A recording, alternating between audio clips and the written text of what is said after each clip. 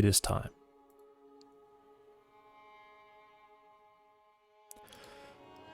I just discovered that I can lock the volume of things. So I'm accidentally clicking volume stuff.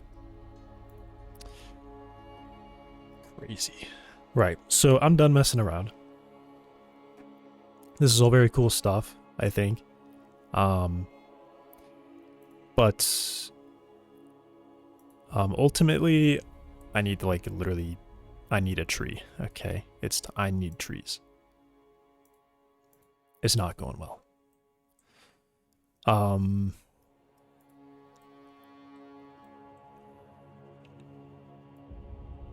Okay. So here's my plan. I'm going to go to object mode, click this, make sure that that is saved, and then I'm going to delete that. I'm going to click this, make sure that is saved, and then I'm going to delete all of this. There we go. Okay. Maybe I should have actually kept the, that's not what I meant to do. What? Duplicate collection. I wanted to click new. So, I'm just making it. I'm just making it. I think I can still use the curve thing though, as like a starting point. So I can say new curve. And then draw that curve. Right. What has it done? Has it just put...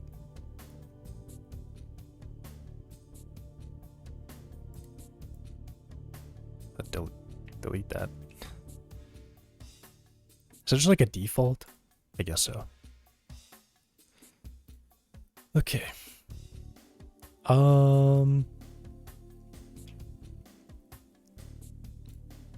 So this is the Douglas fir. 100 to 130 feet.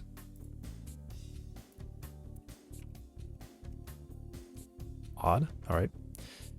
So say 130 meters and then 130, 40 meters. So between 30 and 40 meters. Okay.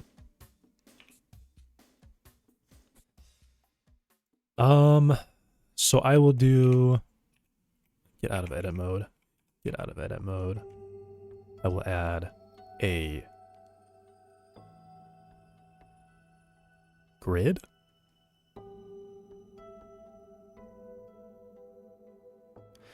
What's a good way? What's like, I don't know. I will get myself a reference as well. Planes, don't I say how to, I don't know. All right, rotate 90 on the Y.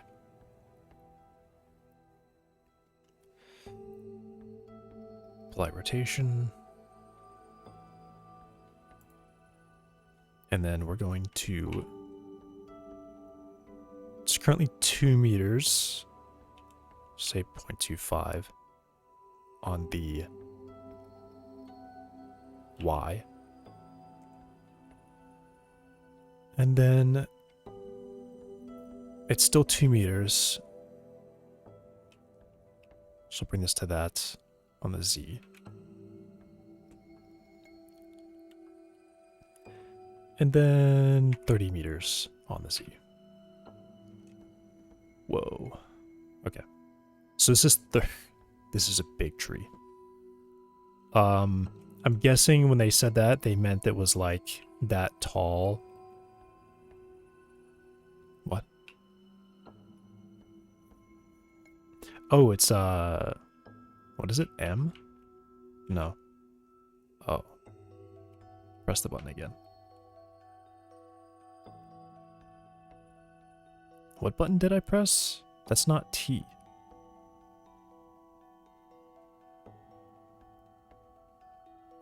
Is that T? I'm confused. Is this T?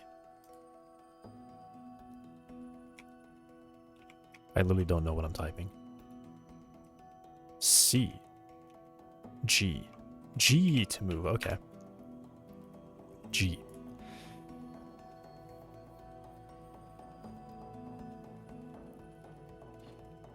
If it's not clear, my keyboard doesn't have letters on it, and it's in a layout that I'm not fully used to still, but getting there. All right, G, Z-axis, if I type in 15, it should be perfect. Okay.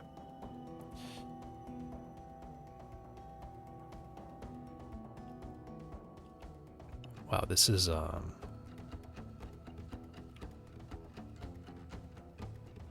Did I hit the wrong? There we go. This is pretty big. Put it over there. All right, now for a reference image. Douglas fir.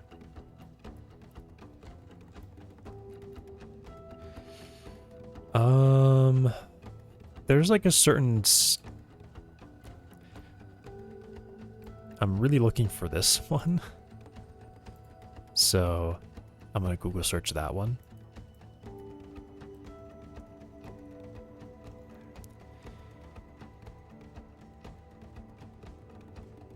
Because I'm definitely looking for trees kind of like this. I mean, I guess it depends on the area, maybe.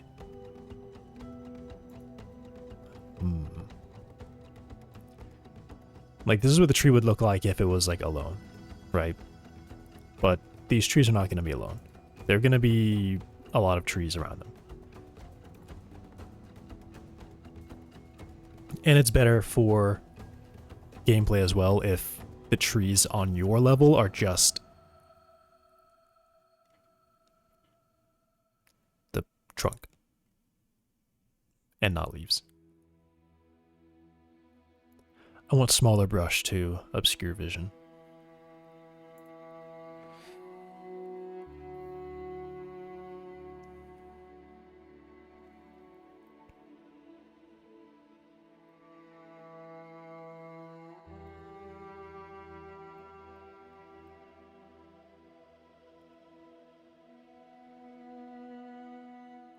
All right, I'm gonna go with this picture. This is a pretty good picture, I think.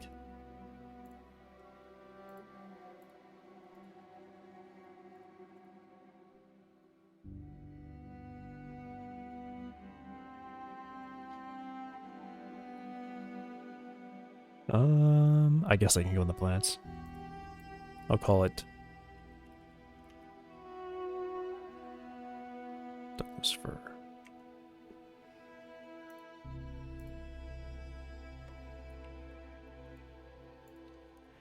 And then there's image. Cool. Game assets, I put it in plants, Douglas fir, add it. Cool, okay. Now, what is the size of this image?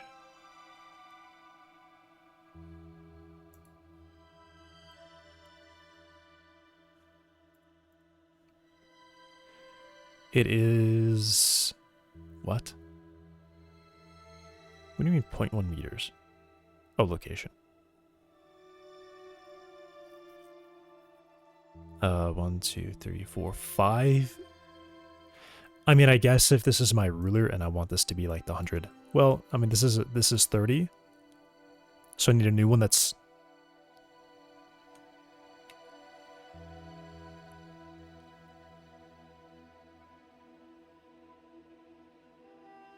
$40.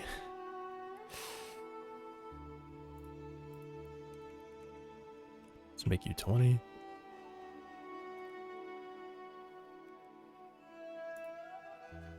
Okay.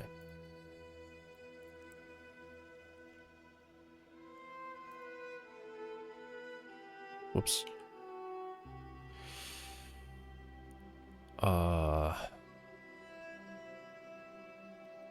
Let's go to 5, I guess. I guess I would be matching these two up.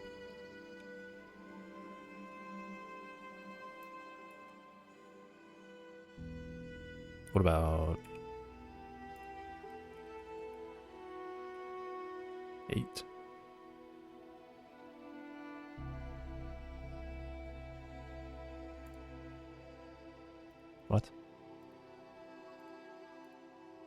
Why did that not scale anything?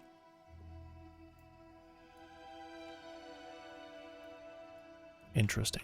Okay.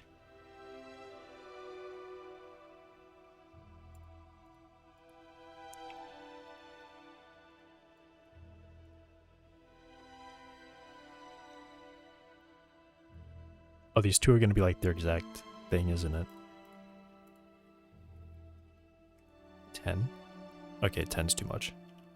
9.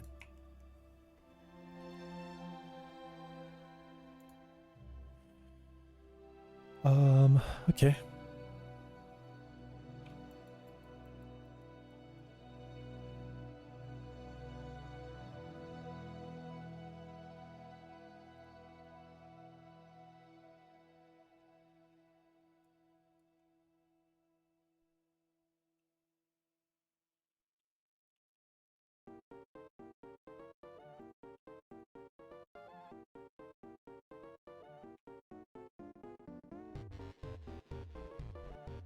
What is happening? Why? There we go.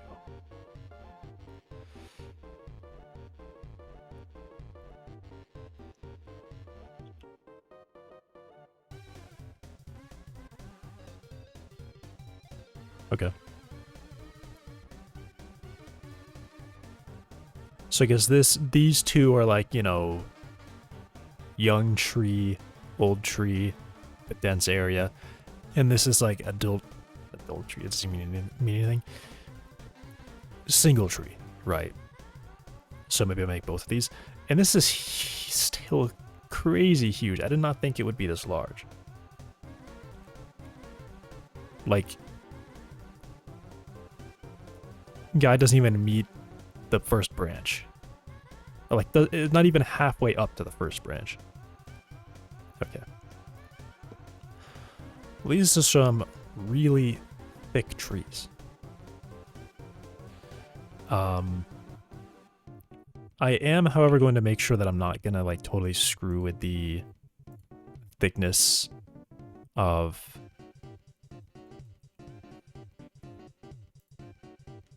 the whatever it is. The radius of the trunk. I want to make sure that's correct.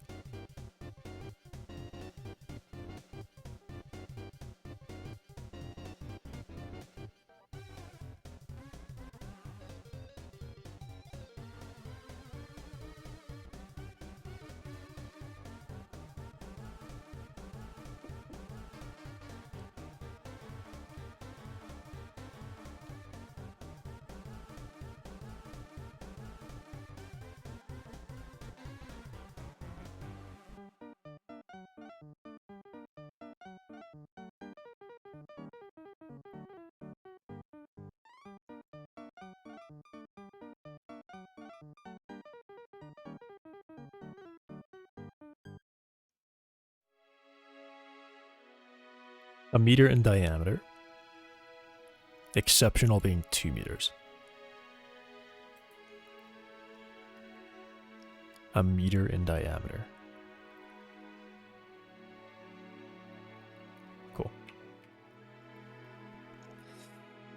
So this is a... Whoops. This is supposed to be about a meter. That's a meter. Yeah, that's like a meter. That's a little bit more than a meter. These lines almost perfectly line up. Okay, cool. All right. So, branches. Right. So what I'm gonna do is I'm going to, I guess, start by. I mean, these guys are really. They don't really have much bend to them. I'm gonna start with a really big one. And that's too many, for sure. So I would like to be in box select. Just gonna delete some of these.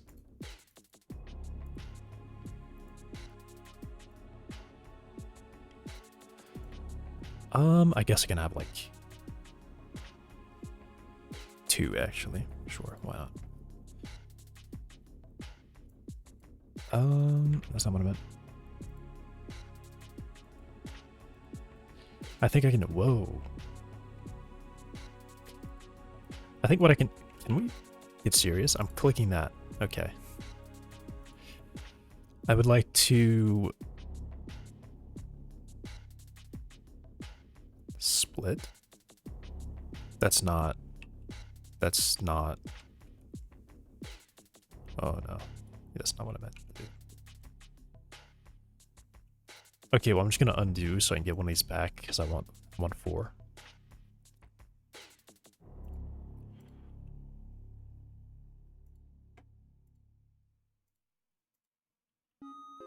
These all on a line. My idea here is I'm basically just going to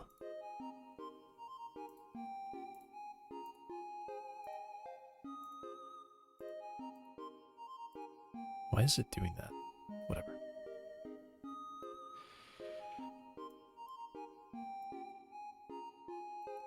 Oh, it's because it's not. That would make sense.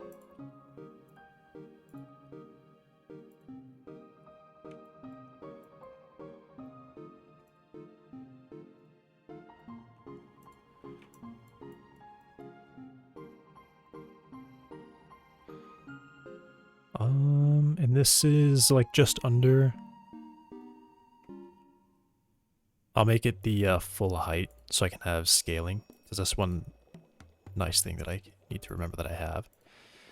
I have random scaling. So, alright.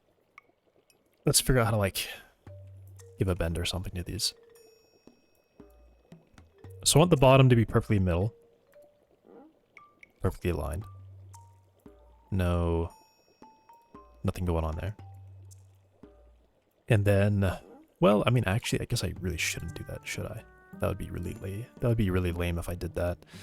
So let's not do that. Let's make it a little off-center.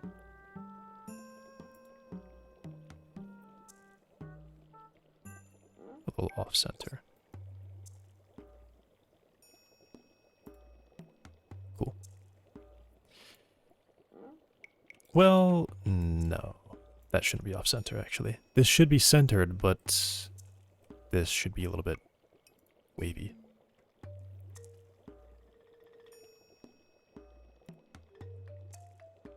Cool. All right. I will have this piece wave the other way.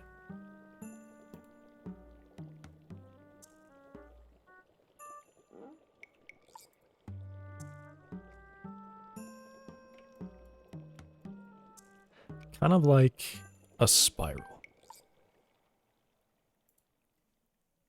That's my thought for this one.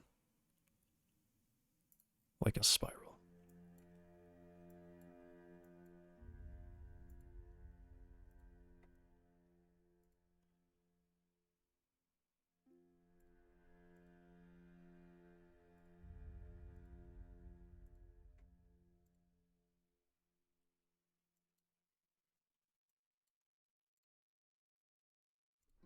Okay. So I've got that. So then what I will do is I use... let me do this. Let me do like an incremental thing.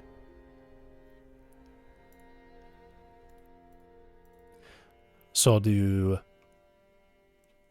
A.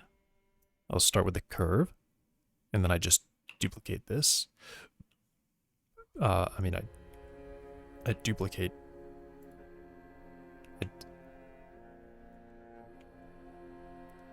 I duplicate.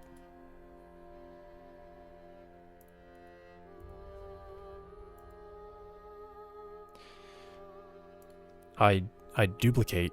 Okay, finally. Oh, this trunk curve.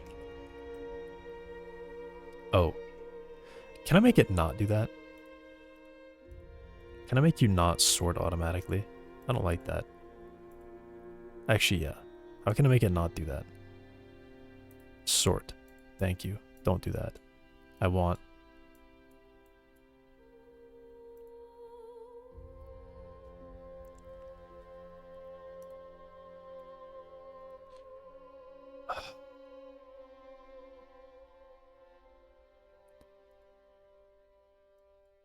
There's no way that's the case, right? Like, I can definitely sort this how I want it. Whatever. Hide that one. When I duplicated this, does it have its own? Yeah, it looks like it does. Okay. So I'll call this trunk mesh. So the plan is, I take the modifier. What is it? It's probably geometry. Okay, generate. Solidify.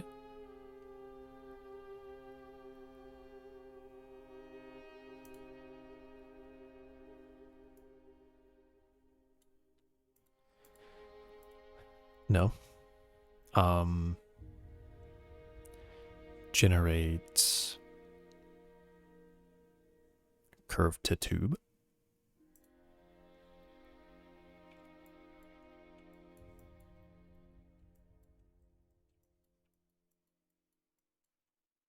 Okay. Now how do I...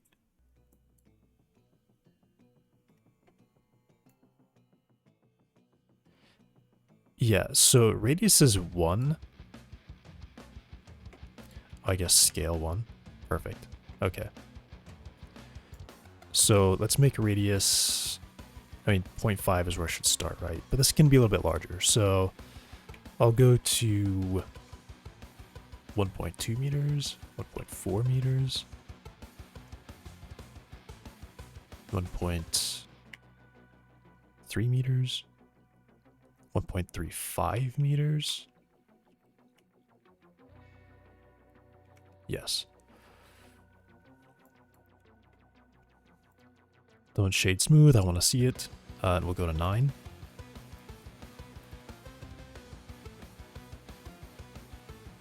So you start at least a bit thinner.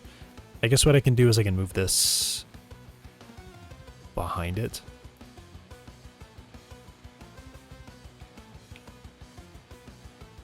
Because I'm basically going for the big tree here. And then I think this makes it slightly transparent. Awesome. Whoops.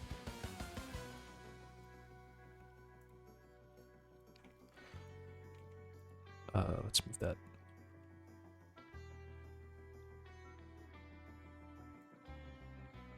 More over there. Okay.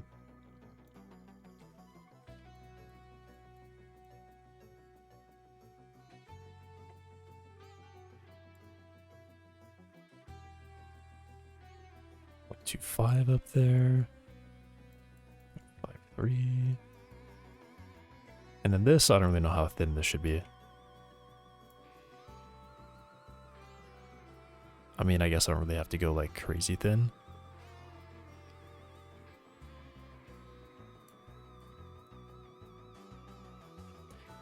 Five, six. I mean, that's definitely too thin. So, and I'm going to move it down as well. Okay, let's do this. So bring this down. So we're down about here. And then I'm going to make you thinner than that. Yeah, really thin. Okay. Okay.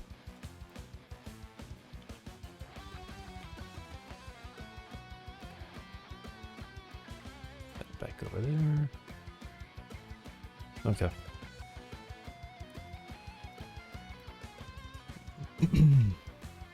So I've now got a trunk. The main piece of the tree. And then, I guess I probably need to bring this into the ground a little bit.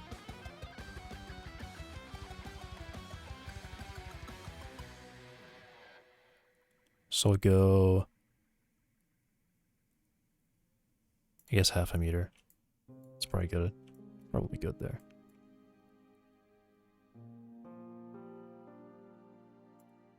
Okay.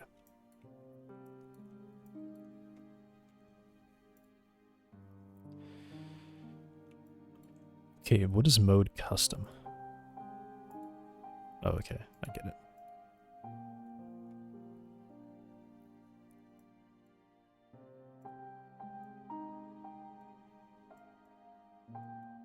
Alright, so resample. Let's not do that.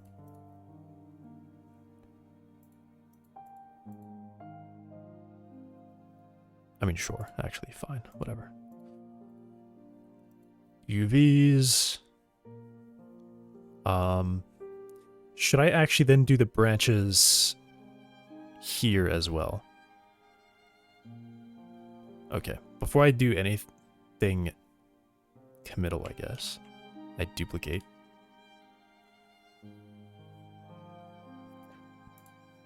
This is really odd that I can't do it from that menu.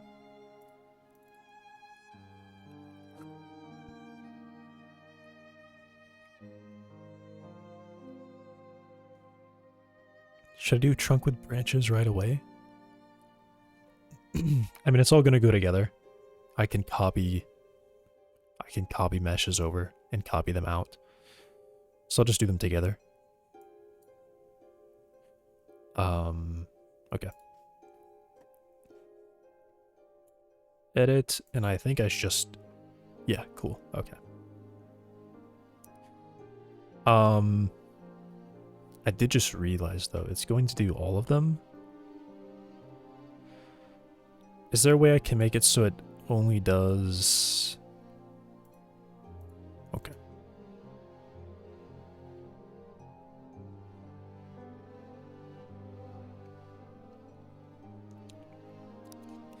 Because the branches, I can drop down to, like, 5 immediately. Or even, like, 4 and 3.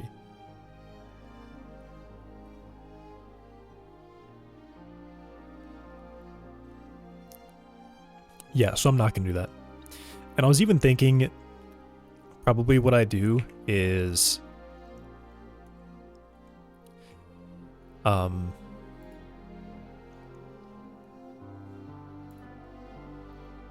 since I modified the curve there, I'm going to leave that, and I'm going to apply this one. Apply that. Cannot apply... Convert curve to mesh? What are you talking about? Literally, what are you talking about?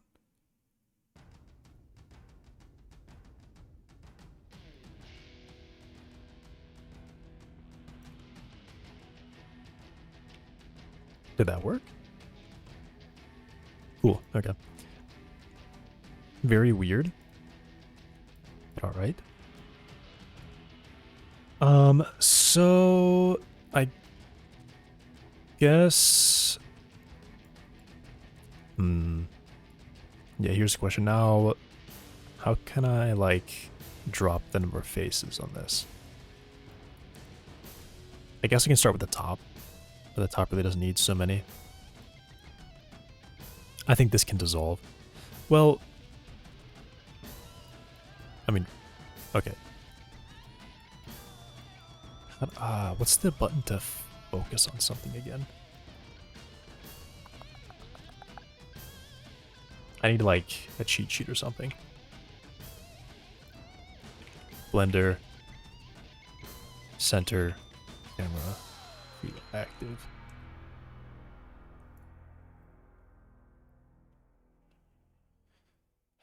Control Alt Numpad 0. No, that's not what I'm...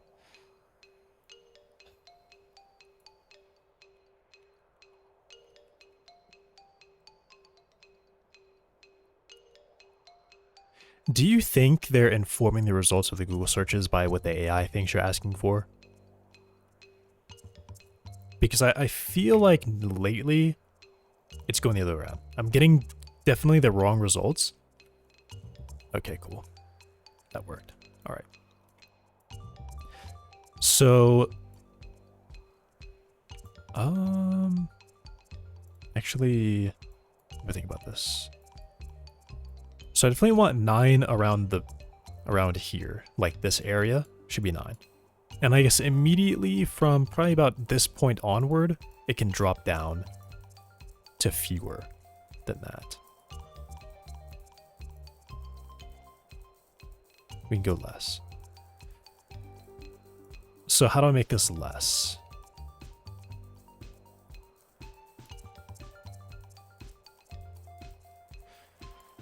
All right, let me try a modifier. Be deform. It would be.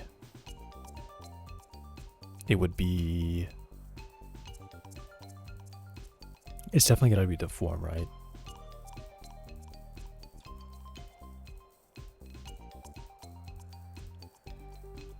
Generate.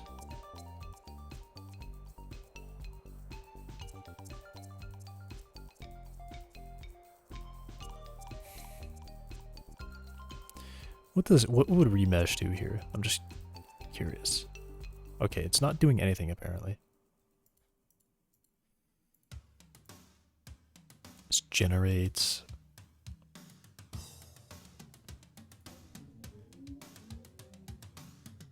I don't want to do that. There's a thing where I don't know, it's like simplify or something. Do I need to triangulate it? Why is nothing happening? Is it because I'm... No, nothing is happening.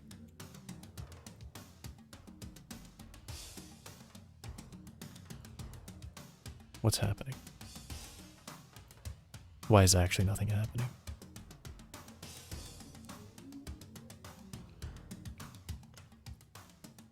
What was it? Triangulate.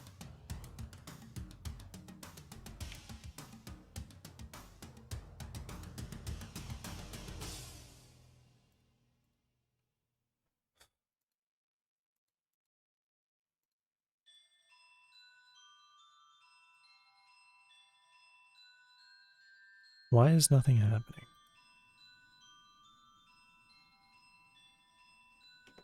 What did I do? Oh. Why?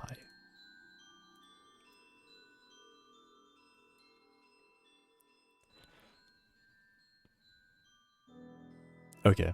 Well, sure. Try decimate again.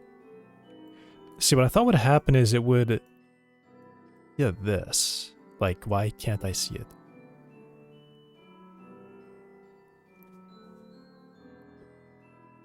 Base count is 0. What are you talking about?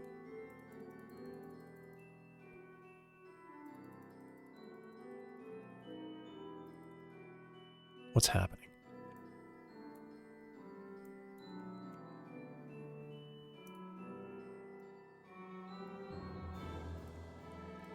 Oh, wait, has it just deleted, like, the whole thing? It's just a spike now? It is just a spike now. Okay, what's going on? Why is it doing this? Why is it being weird? With how it's displaying this to me. Okay, this is just strange. I want a few more, though, than this. I still want some of the shape.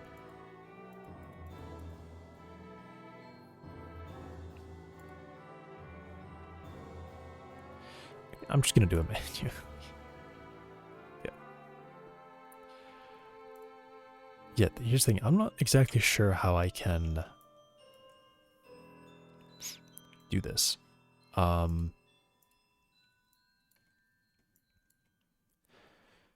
Okay, I'll say this. I think definitely these can be dissolved. Totally dissolved. Okay, that just straight up didn't...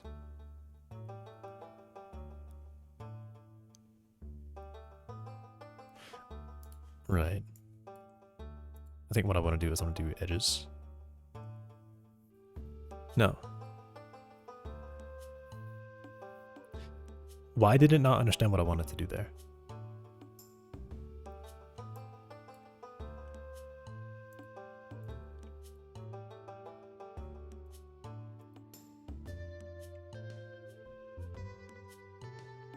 What is it? Control Shift Alt Alt.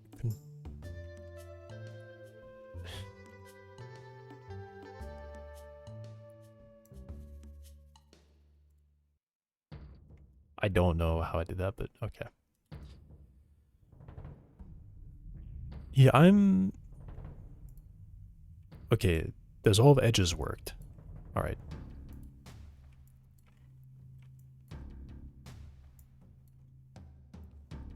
I guess I just start with this.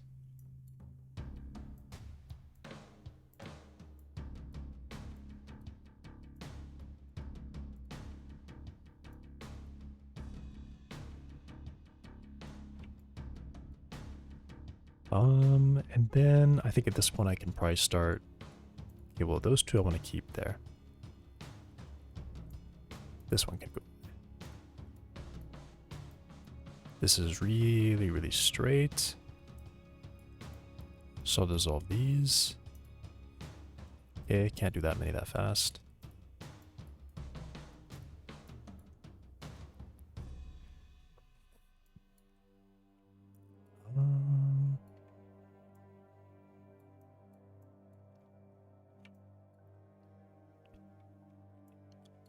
This is difficult to see, like, what's really changing around here. I think I can probably dissolve this one too.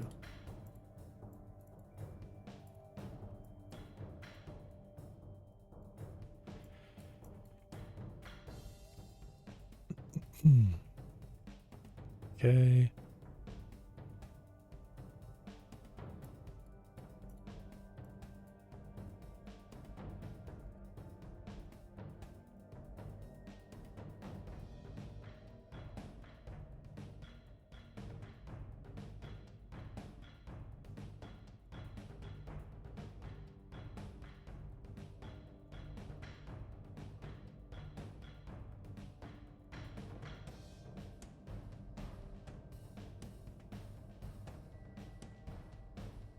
Okay.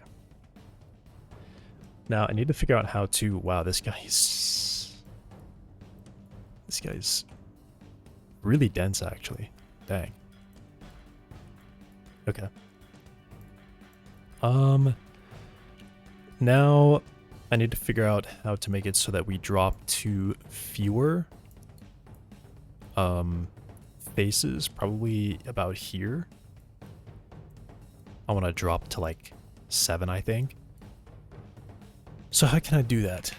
1, 2, 3.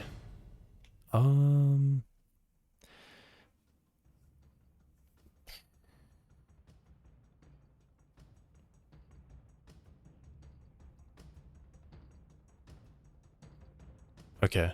I think I might have gotten ahead of myself, but I think I just forgot how I would do it. I guess the best way to go is to generate the whole curve for each number that I want all the way up, and then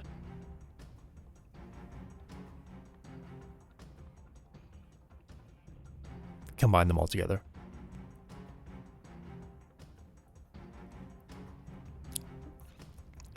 So I am happy that I did not apply this one right away. So I will trunk mesh 9, and then I will duplicate, and I go to 7, then 5, then 3. So yeah, 7, 5, 3. 3.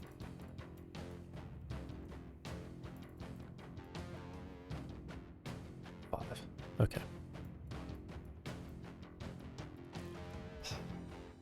Why can I not order these how I want?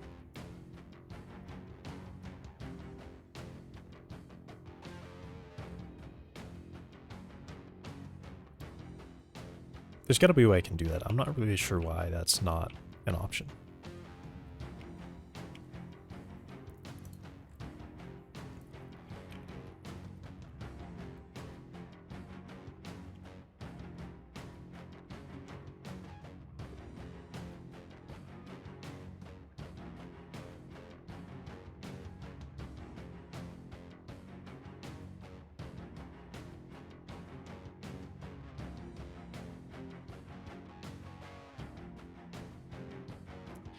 No, no, no, no, no, no. Just, there's no way that's not a thing. I can't believe Blender is in this version and like you can't click and drag them around. That's just, that makes no sense.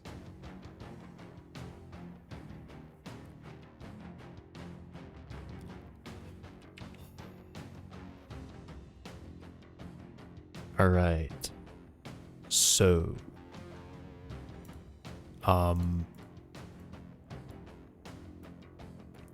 you can order collections, but you can't order this. Like, that's kind of insane. It's kind of insane. A1.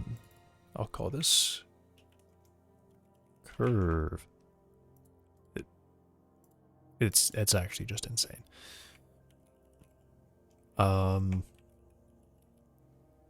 Trunk. Resolutions.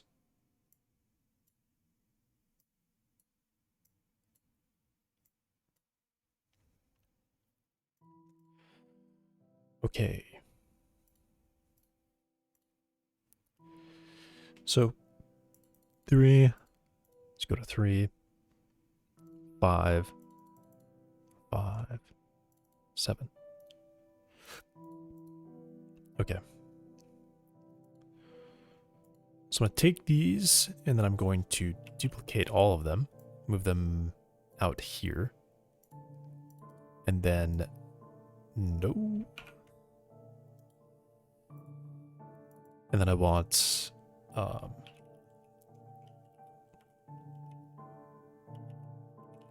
merged. Put all these in here.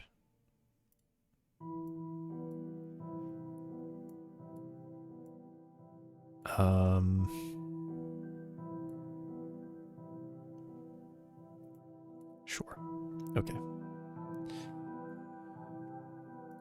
Apply. I really don't understand how that works. It really doesn't make any sense to me. Am I doing it the right way? I don't know. Probably not. You know, somehow I'm probably not. All right.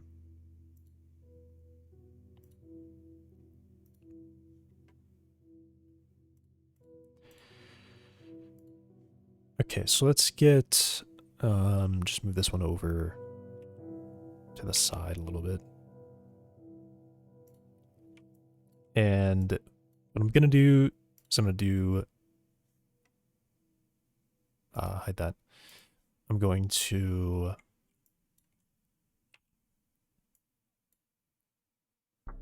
where do I want it to start? I think I want it to start here. Right, so this is the line. Okay. So all of these, just going to delete all of that. And we'll stay in the 7s, I think, up until, I guess I have to stay in 7s until this point. Okay. So delete everything up here. Okay, so there's 7.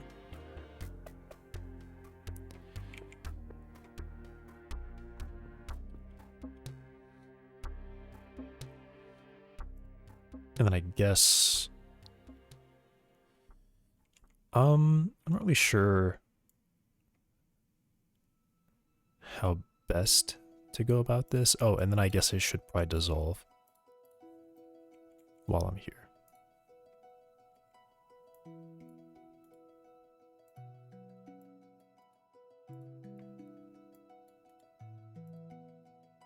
Okay. So that we're matched. All right.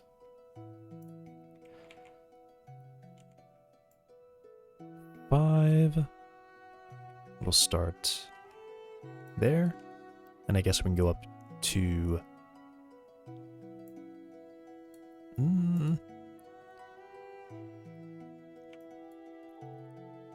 probably here. Let's say here. This is where we go to 3.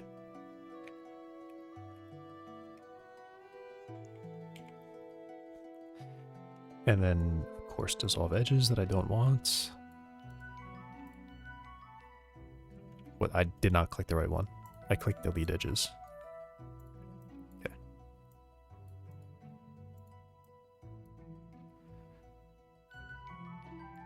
I actually want to keep one more there, in fact.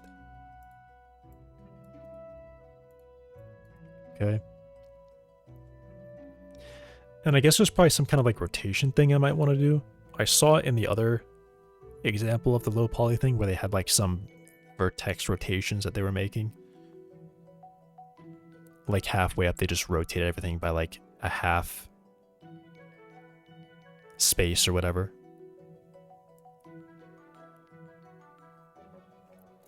Maybe that'll be good. Maybe I'll just copy that. Okay.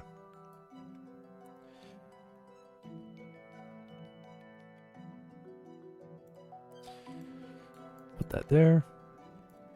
Now we're on 3.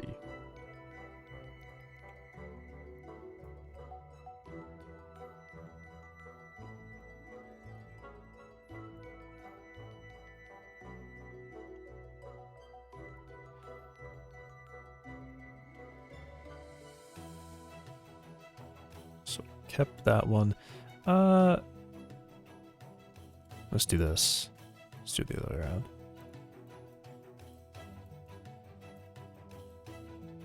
And then this I'm going to, it should be here like collapse or something, merge. Here it is. Probably inverted vertex. I can merge.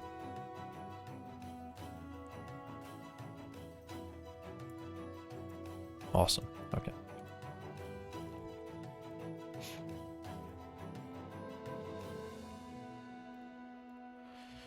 All right, now to connect that all up. So what I'm gonna do is I'm gonna try and copy. I'm gonna try and copy. There's definitely a way to do this, where I can copy the mesh data and paste it over. So I might need to be in edit mode for this. Probably definitely need to be in edit mode. Okay, apparently I have every vertex C selected on all of these. So mesh, vertex, mesh.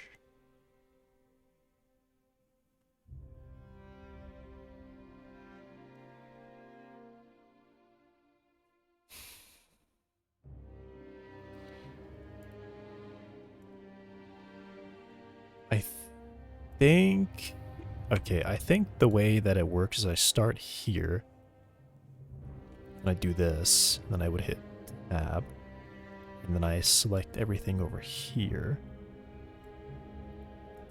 and then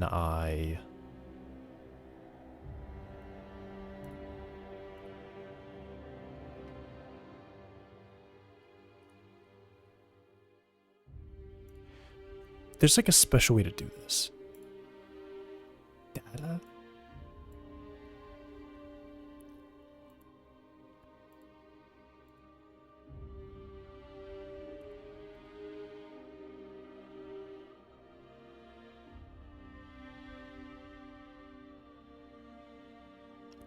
I've done it before, I just don't remember how, and I was thinking I might be able to find it through the menus, but I guess I can't find it through the menus. So I'm just gonna look it up. Because you can definitely do this. I just don't remember how. Okay. It's a little bit, it's definitely a little bit like what's the word? Not intuitive. Copy mesh. Yeah.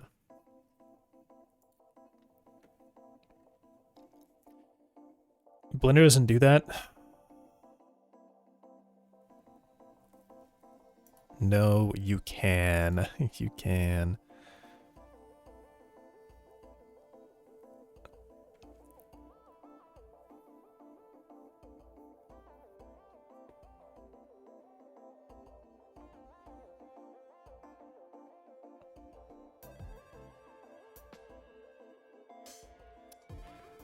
No, no, no, no.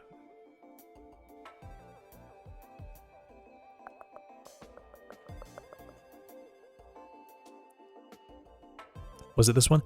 If you want to copy and not cut it, Shift D, P selection from the separate menu. Okay, okay. Okay, I get it. All right. Okay, so I'll just go up the list here. A, said P, selection, and then I click.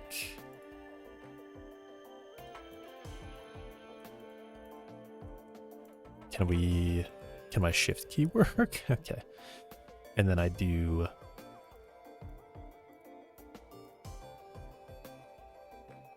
Shift J, Shift J. I'm definitely hitting Shift J.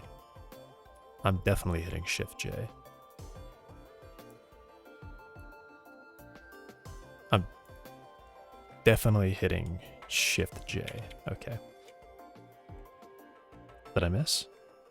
Control.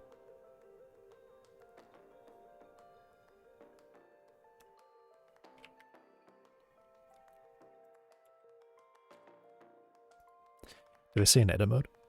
Leave edit mode. Select the separate object. Whoops. Shift click. Control J. Okay, it didn't quite rename it the way that I wanted it to, but fine. Okay. Alrighty, so then I just have to, I guess I just delete these vertices. No, delete them. Thank you. Okay. Let me be more precise about that. So, what I want to do is I want to line this up first.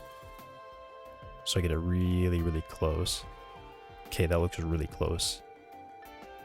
That's like, I don't think I can really get any closer than this. Okay, let me look at it from the top.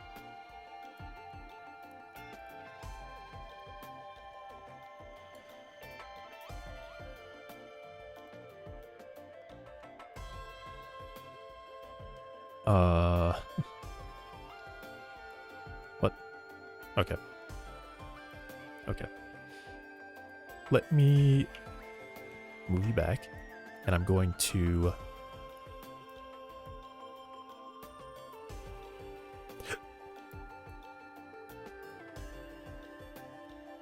hide that.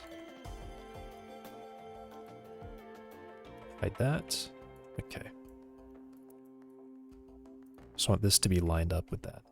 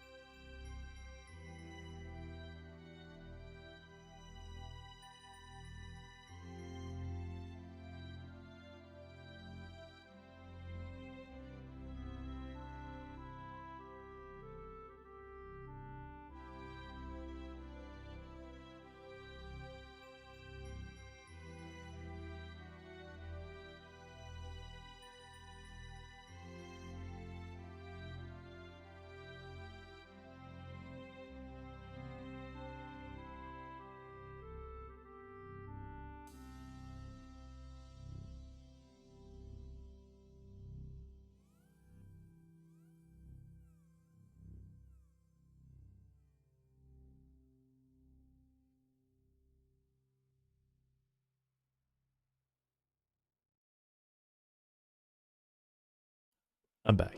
I saw my camera glitch for a second there. That was freaky looking. I wonder if that actually went through stream or not. Is this like, I don't know, is this perfect actually? Is this what it's supposed to be? Because I was thinking some of these vertices, as I say it, I see it. Yeah, I was thinking at least one of these vertices should be lined up perfectly. I guess it's this one. So turn off snapping and try to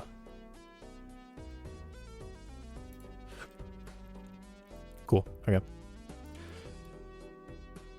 And this is probably where like the slight rotation was probably done. Is it even possible for me to rotate this? It should be, right?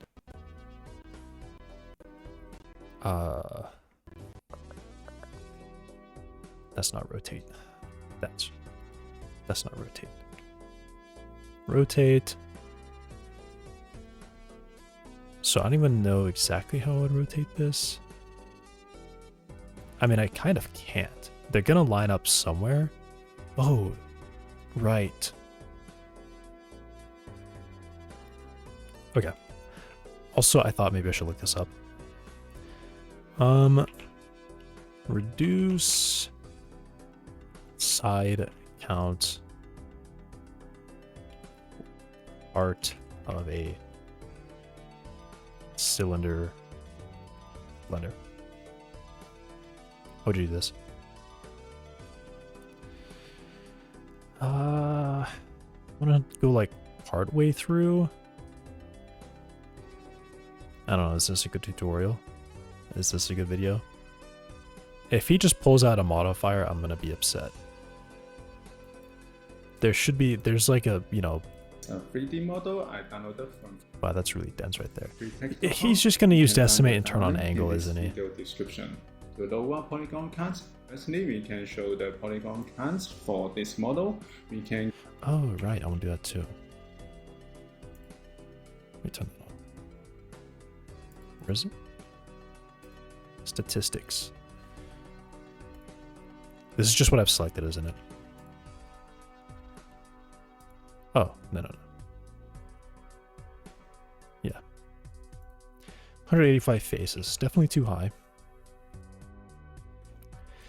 Go to viewport overlays, and then we can check do the not go to... He's going to modifiers and he's going to pick decimate. And then go to generates. We can find decimate. No. Cylinder reduction. This could be a gem. Okay, so in this video I'm going to show you how to reduce the number of sides on a cylinder. This might be for an object you've already created, and you're creating like Don't a decimate. model for a game, so you need to reduce Don't decimate. Do not decimate. them for render, whatever the Reduction case may be. methods. Methods, at least Go two. ahead and jump into Okay. edit mode. I'm going to be using a couple different selection methods here, so check This guy's really quiet. There's going to be one. We're going to be using more. We're going to be doing edge loops, edge rings, and we may be doing boundary loop. I don't know yet. With that in mind, you get started by selecting one edge, selecting edge rings, right? It'll give us this kind of a result here. Edge Quick rings. favorites, check or deselect. And you can see it selects every other one, right? Well, it's selecting my seam right now. I don't want that, so I'm going to offset it by 1. Switch it over. Now I can select edge loops, and it's going to do this. I So mean, every other one is I selected. Now guess. press X and dissolve edges. You'll notice it doesn't mess the UV map up or anything, so it works out quite well. And this can become pretty fast if you get used to doing it. And it's That's not like cutting it in simple, half. right? I want to cut it in half. So you can reduce Maybe I it. can go like every other or something, or Right? It's a lot better I than don't know. going around and clicking each one, right? Now you can also reduce these, but these are a little bit more problematic. For starters, I don't want to accidentally select this seam here. And for this object, it's fairly simple. I could just select the faces, grow the selection by 1. You don't know what grow selection does, is it does that number, right? And I'm going to press H and just hide it, okay? That's going to work for this situation, but it won't always work. So if you try to hide things in here in the middle, sometimes they'll pop back into existence, and that hide feature kind of gets messed up, but for the most part, we'll be all right. So we're gonna select one of these. Do a It's ring gonna do ring. selection. Whoa. And we can select loops. I wish I knew Sorry. what he was doing. We're gonna do a checker deselect first. Fortunately, I don't know what he's Now doing. select loops. He's doing check deselect again, so I Every can't other one selected. use that. Just like that. Keep us right. I need to go from like 9 to 7. Is there a way to do that? Double. It's good. Oh, press Alt 8. Better. You're gonna add the guy. A sec. The loop right. Oh. The loop. What is he doing?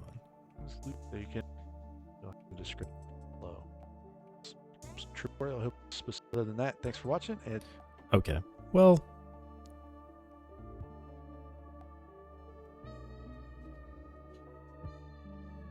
Um.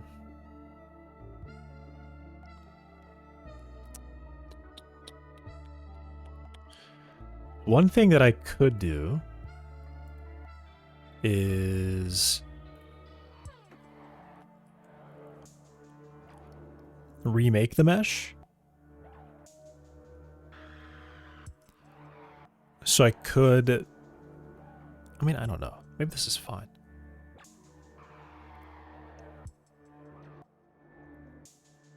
Okay, I'll just go with it.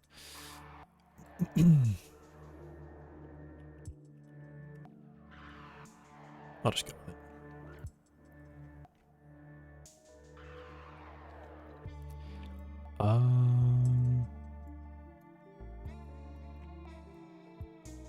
So I think I've got it lined up. So let's do, would it just be Shift,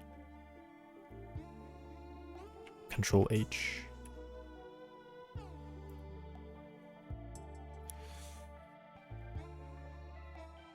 No, I've hit anything and I don't know how to unhide it. Mesh, show hide, reveal hidden, Alt H. That was the wrong one. Alt H. Okay.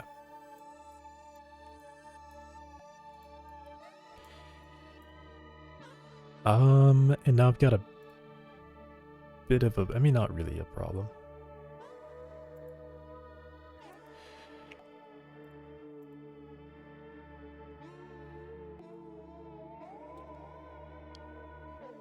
How do you do this? Like Alt?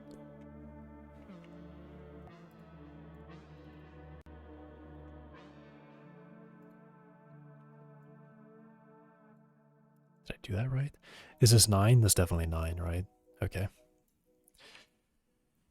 So then I want to, I guess I will delete. No. 1, and I want to delete the vertices. Okay.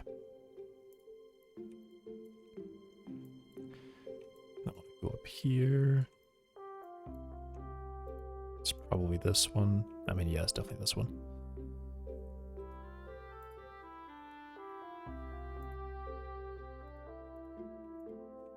What?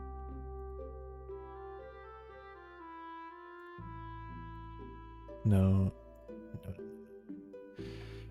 Select. Select loop. That's definitely 9. Delete vertices. Okay. Okay. Now I want to select connected.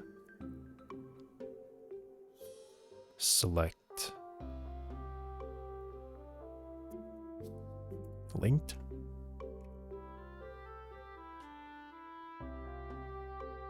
I guess just delete them all. Why does it keep some of them? Delete them. There we go. All right, now these need to be connected somehow. So I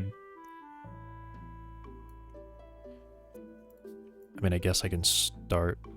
Maybe I should probably keep it straight, right? So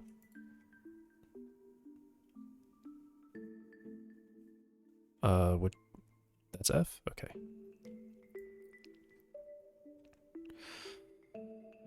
Hmm.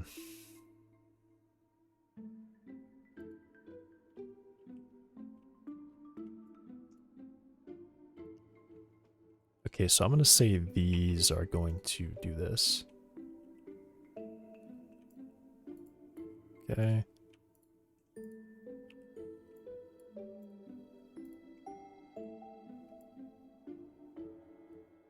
And then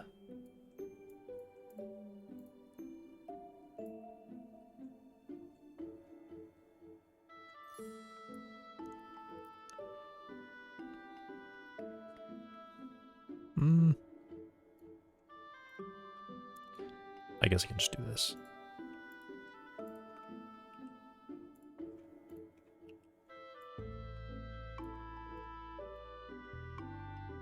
Not really sure about the best way to go about that connection. Maybe I should try to split them a bit differently. I don't know. Yeah, that's fine. That's fine. Because these quads will become triangles as well. That's fine. I just can't decide which one of these two is further apart. So. Alright.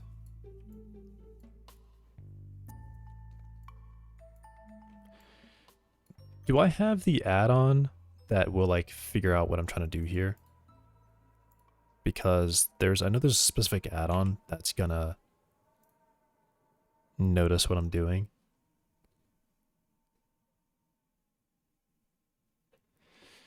I don't think I have it anymore.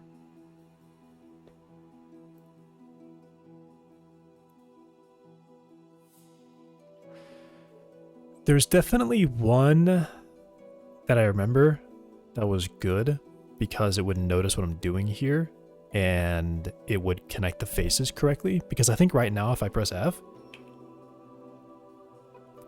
Ah. Okay, well, did it make a new edge? Is the question. I have one edge selected. Okay. How does that work?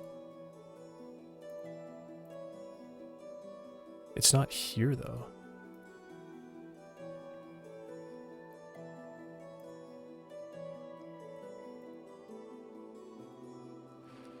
How did that work? I don't understand. I literally don't understand why that worked. Okay. Because I could just select 2 and like press F and it's like, oh yeah, I know what you wanted to do. Maybe that was like an old version of Blender and a new version of Blender has figured it out. Because I could just do this and press F and it's like, yeah, I know what you mean. Yeah, cool.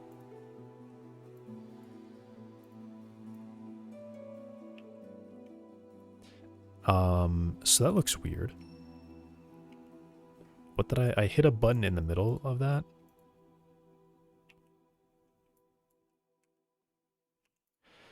I mean, at the end of the day, I can also always do like merge.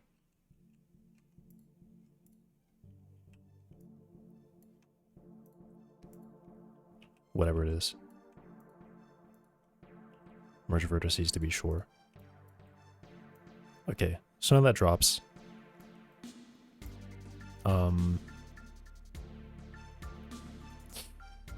Not quite happy with that one though.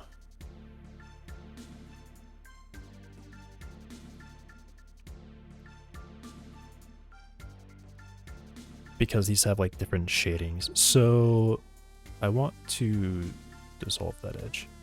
Okay. Yeah, okay. Okay, that's good. Or should I have done the other one? Maybe I should do the other one.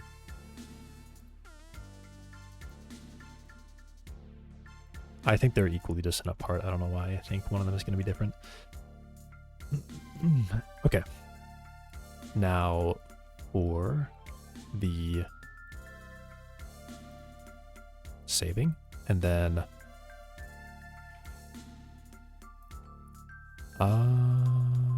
so that's that one. Okay. So this is empty now. I guess I can just delete that. So this is all going to be the 5. So I've kind of messed up a little bit, maybe.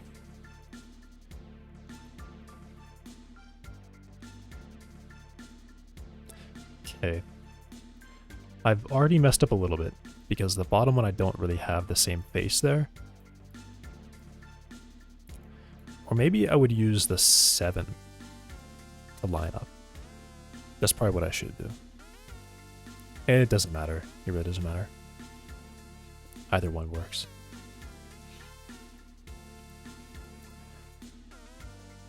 Okay, so I guess what I'm going to do is I'm going to go here, go to edit mode. I'm going to hide.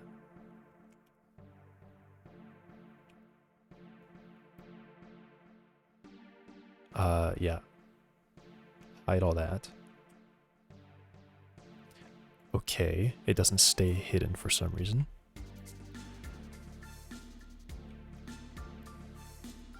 It's not what I thought would happen.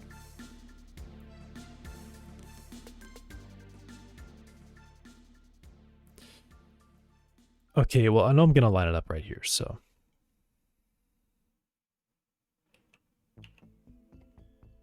And turn on snapping.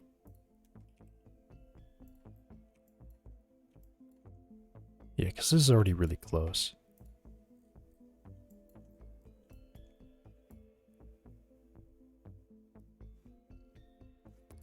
So the one that aligns here is this one. And those already look perfect, so I'm fine with that. Okay, so what I do is I do not that. Edit mode. Can we not do that?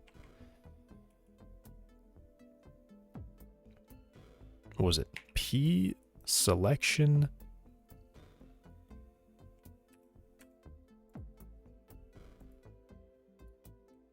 Just delete that one. And then what I want to do is I want to click this one first and then shift click here and then do Control J. Okay.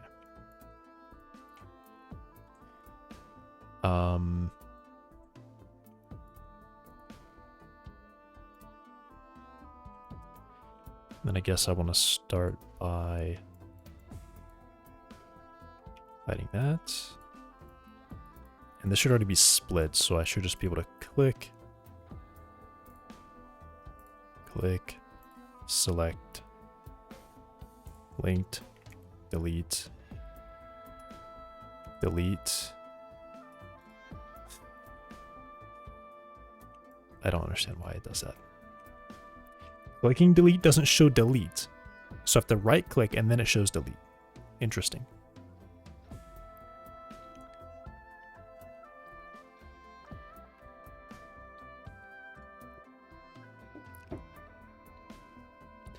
I guess I should be hitting X. X is like the hard delete button, right? It's hard to find those letters. Like K, X, and B are in like weird spots. They're like just right in the bottom middle of the keyboard, and I rarely use them. And I don't have a good... I mean, okay, I know where they are. They're hard to reach. I can't do it without looking. I have to look. Even though there's no letters, I just have to see where they physically are on the board. All right, so I guess this is the spot.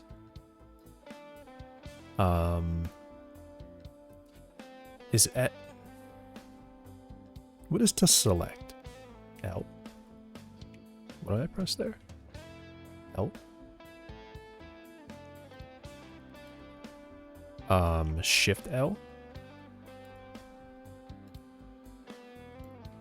No.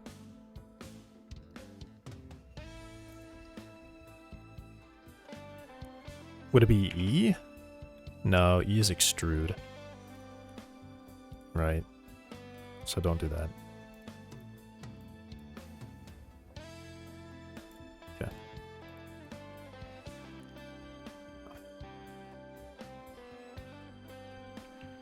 There's like a certain way to do this.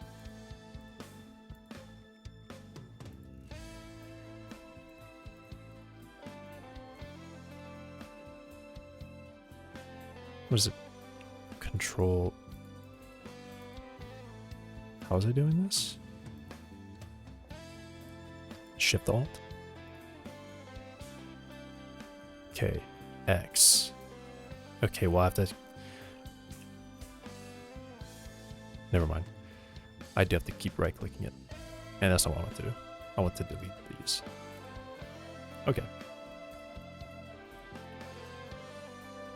Alrighty. So these two should just connect right there. These two connect like that. This is gonna connect to both of these. That was a weird selection thing. Okay.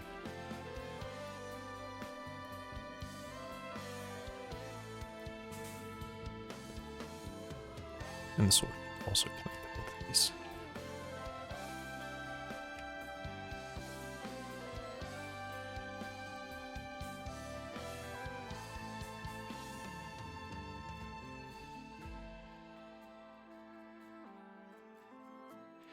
I wonder if I should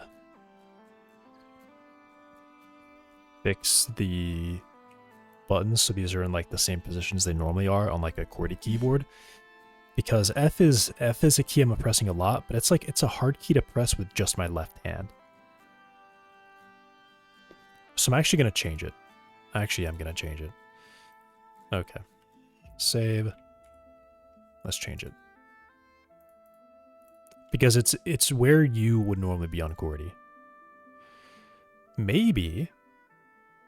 Actually, there's like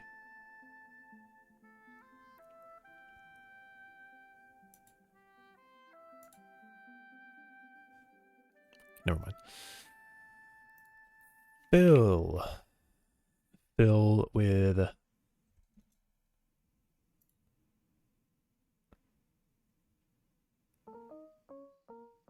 mesh Alt F. No. What if I just search F? It's fill, right? Search by key binding. F.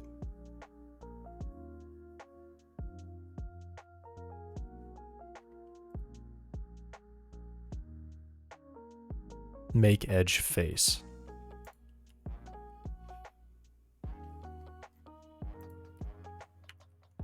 All right, now search for U. What's U been bound to? Mesh UV mapping. So it would normally be QWERTYU. That would normally be here. Okay, so what's on this key now? Hey, Danilin. G for mesh. Move. Where's G? I think G is normally there. Okay, wait a second. I actually have to look this up. I don't remember where G is on the QWERTY keyboard. QWERTY. I don't know why I'm searching G. That's where I thought it was. Okay, this is gonna get really crazy. So I'm now on here for I.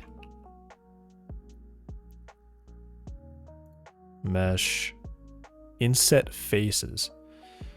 Okay, so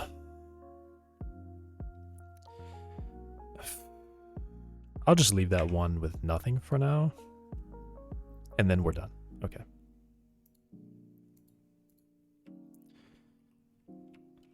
All right. So let's hope that things are still... Is there a face there? There's definitely not. Nice. No, I'm not stretching my finger across the board to press that. Okay. So we're on a 5, and 5 might be too many up here, to be honest. I can probably go to 3 even earlier than that. Well, no, I don't think so.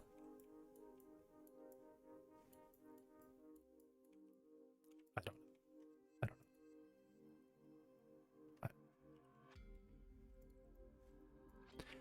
And then I think I have stuff hidden.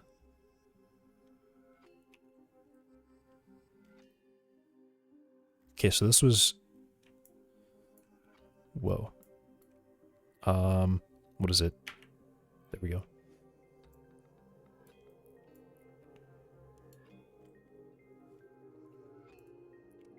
Okay, I can probably just bring it in.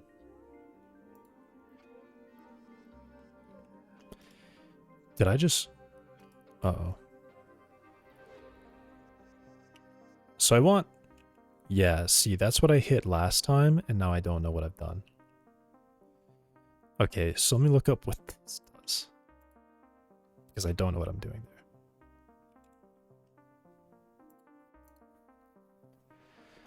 Key map, key binding, this one. I, in object mode, is to insert a keyframe. Okay, so I think I know where I is. Yeah, that's I. No? No, that's not. This is I. What is wrong with this keyboard? That keyboard is wrong. That's really weird looking. Okay. This one. They don't have them aligned correctly. The keys are not aligned right on that one. It's really throwing me off. Yeah, so that's I. That's not I. What? Oh, this is... That's I. Okay. Okay. Maybe what I should do is I should look up...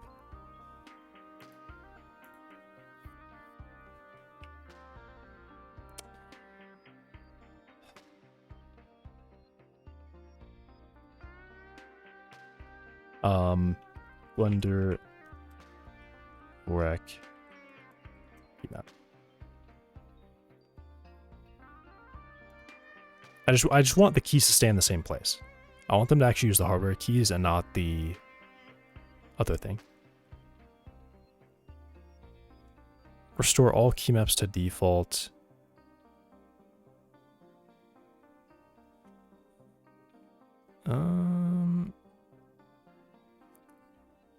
What is it called?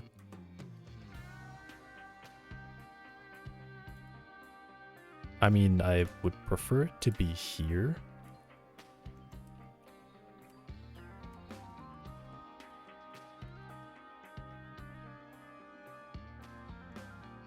Do I know how to type? Oh my gosh. Okay, well, it's not there.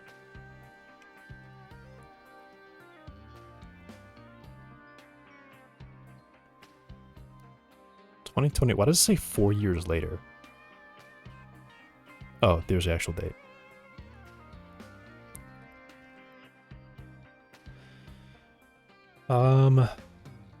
Does this work?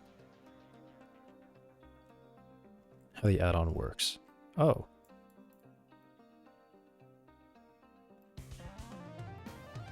Well, that looks great.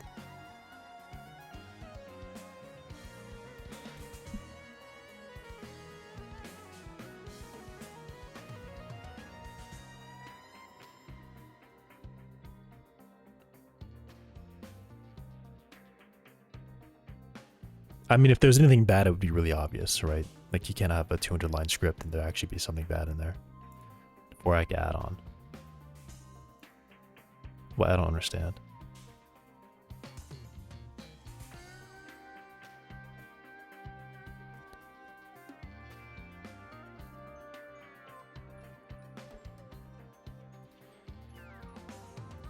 Download the Pi file and install it like a regular add-on. There, you have two though, man. Oh, this is the same file. I don't understand. BPS.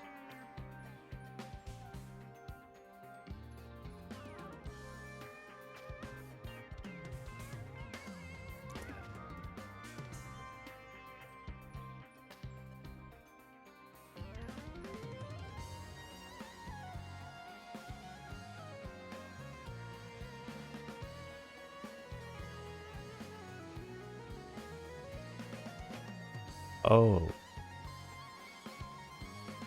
Okay.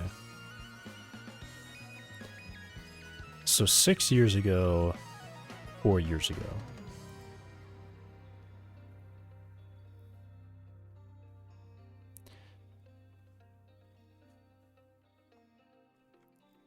Maybe this works? I don't know.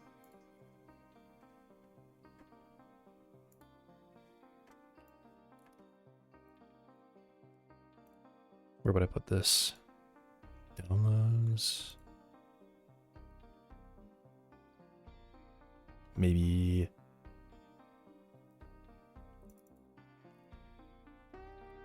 I guess I'll do documents.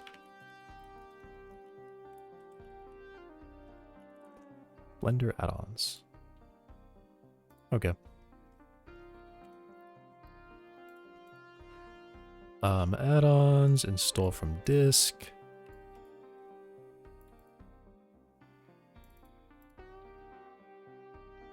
Legacy add-ons. I'm gonna hope that it works. Okay, maybe it works. So, okay. I don't know how to open this menu. I don't know how to F3 key. Okay.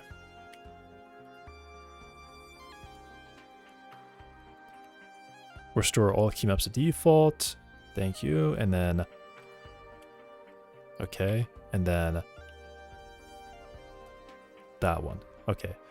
So now first of all, I have a keyframe apparently. This be like timeline. Cool. Okay. And then G. Oh. And then S. Nice. And then R. Okay.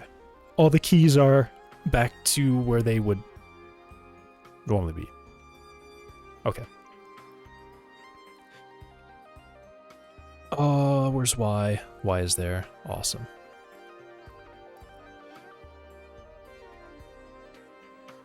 So I should be aligning the point, which I think I've just done. Cool. Okay. Now, that is also aligned, which is good. Okay. So I go to edit. I think I do A. I hit. They said P. P is way over there. That's not P. That's not P.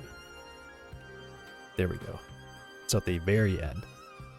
So now it's separated, and then I select the one I want, and then I select this one, and then I do Control J. Control J.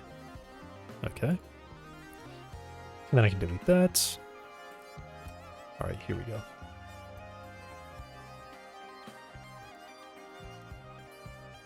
Select. It's L. Cool. And then X. Cannot rip. X. That's not X.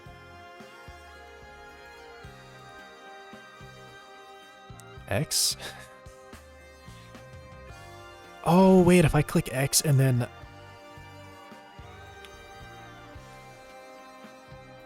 V is definitely right here, right?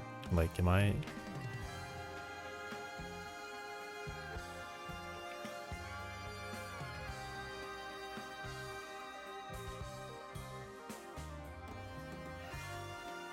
Where's V?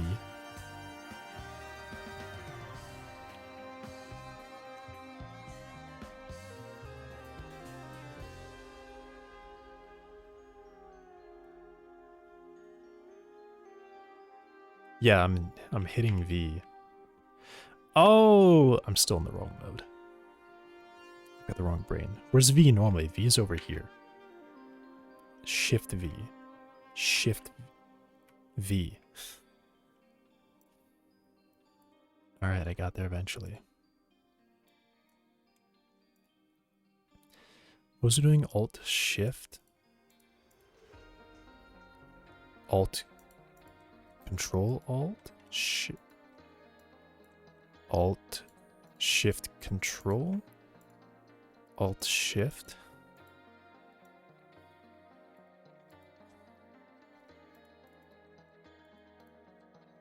Control, Shift, Alt.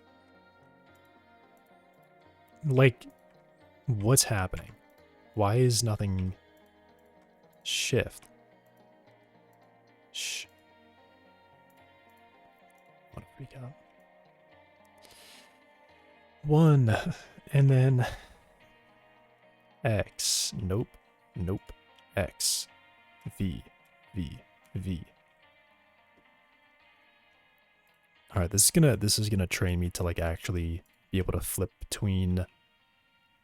Whoa, this is actually gonna train me to flip between all of the things. All of them, whatever that means.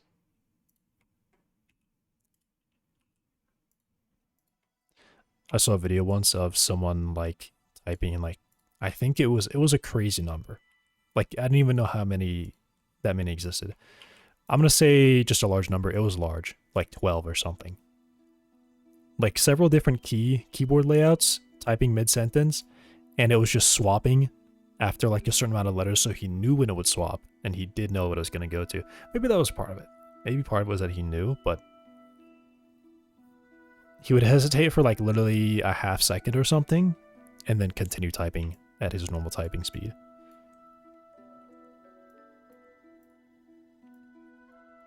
I would like to be able to do that with QWERTY and the current one, because everyone is using that one. So if I ever go to a different computer and I have to type something, I don't want to sit there and look like I've never used a computer before.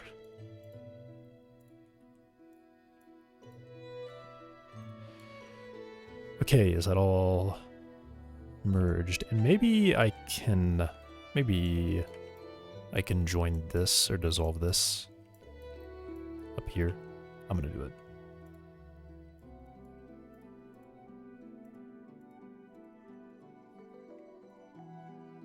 Okay.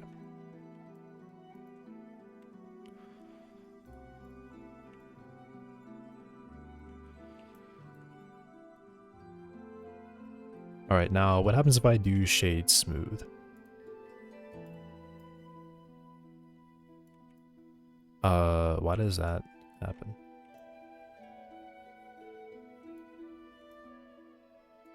What? Why does that happen? Is that really that bad? Does it need to be triangulated for the shade smooth to work? Maybe it does.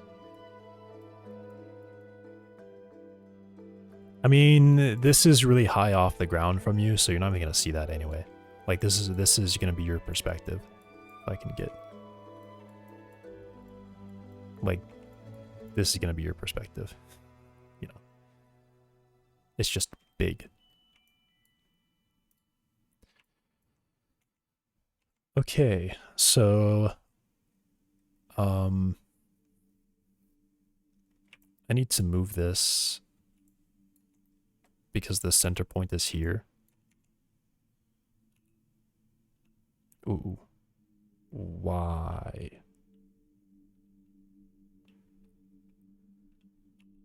Why? Is that it? 2, 3, 4, 6.5. 6.5, and yeah, okay, that's basically centered. All right. GY. Okay. Uh-oh. Okay. Saving is now not there. Okay. The save button is there now. Okay. All right. Maybe part of it is the UVs. Maybe I need to UV unwrap this or something. I don't think so. Maybe?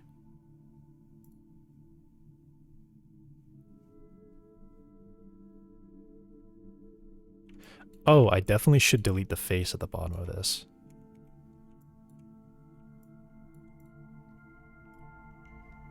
Just delete face.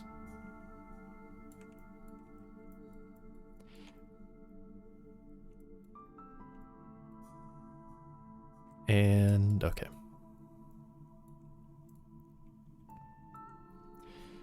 So a seam, I need to find a straight line that basically stays the whole way up. That's not there.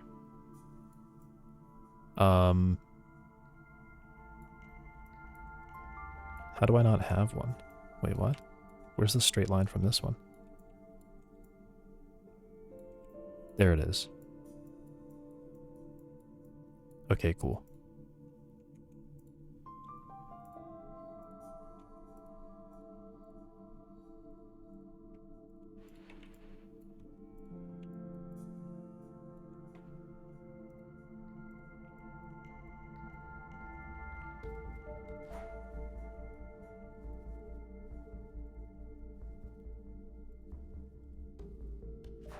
Mark seam. Whoa.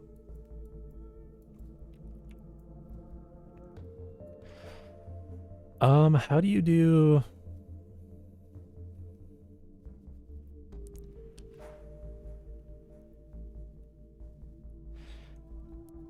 I guess this is what, oh.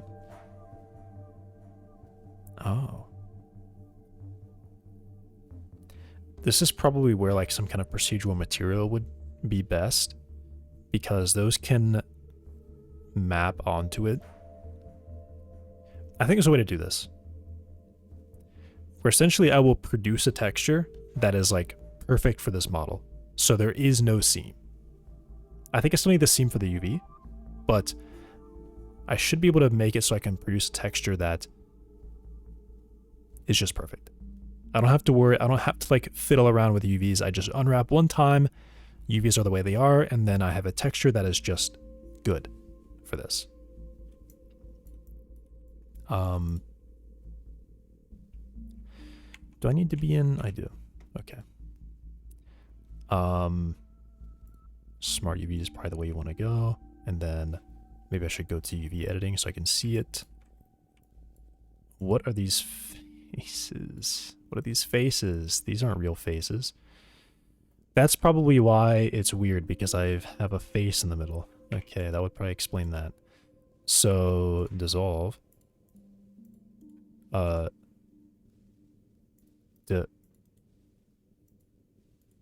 Delete.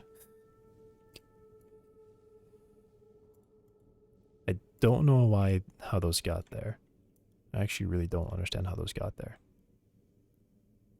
It's right here. There it is. Okay, so that's probably why it looked odd. The shade smooth. Yeah, okay. That pretty much was it. And then I guess I need to do this, so I need to do merge by distance, removed 0. Okay, it's already good. All right. And let's try this again.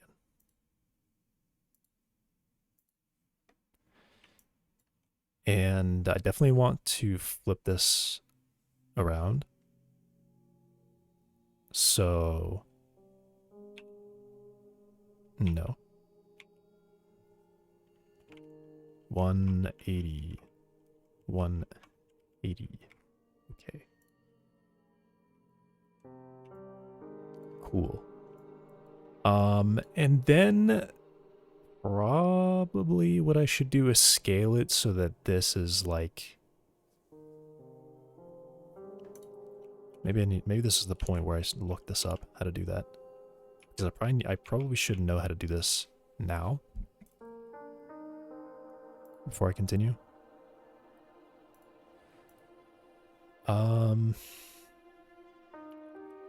Texture tree bark blender.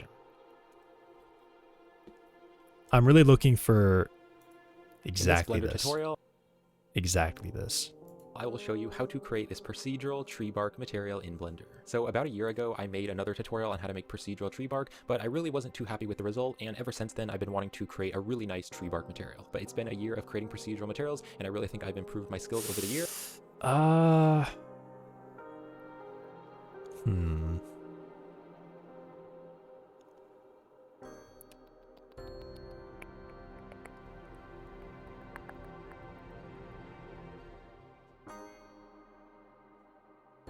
This looks better. This just looks better. Click the caption button. Funny.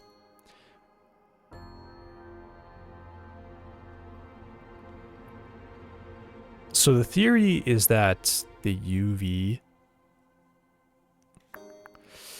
In this Blender tutorial, I will show you how to create this Maybe I'll watch this a procedural little tree bit bark and see if he material in mentions Blender. it. So about a year ago, I made another tutorial on how to make procedural tree bark. Because the thing about this is that I don't want the seams. Okay, I'm just going to search this up. Seamless tree bark Blender.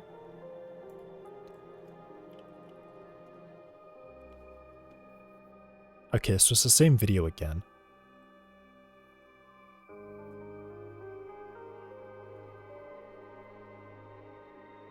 What is this? Photorealistic? I thought that was realistic.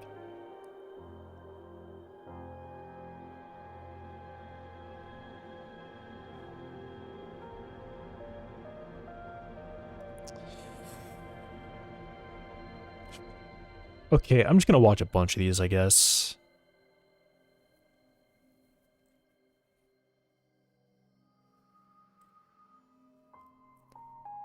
They all have perfect cylinders, but I mean, I guess.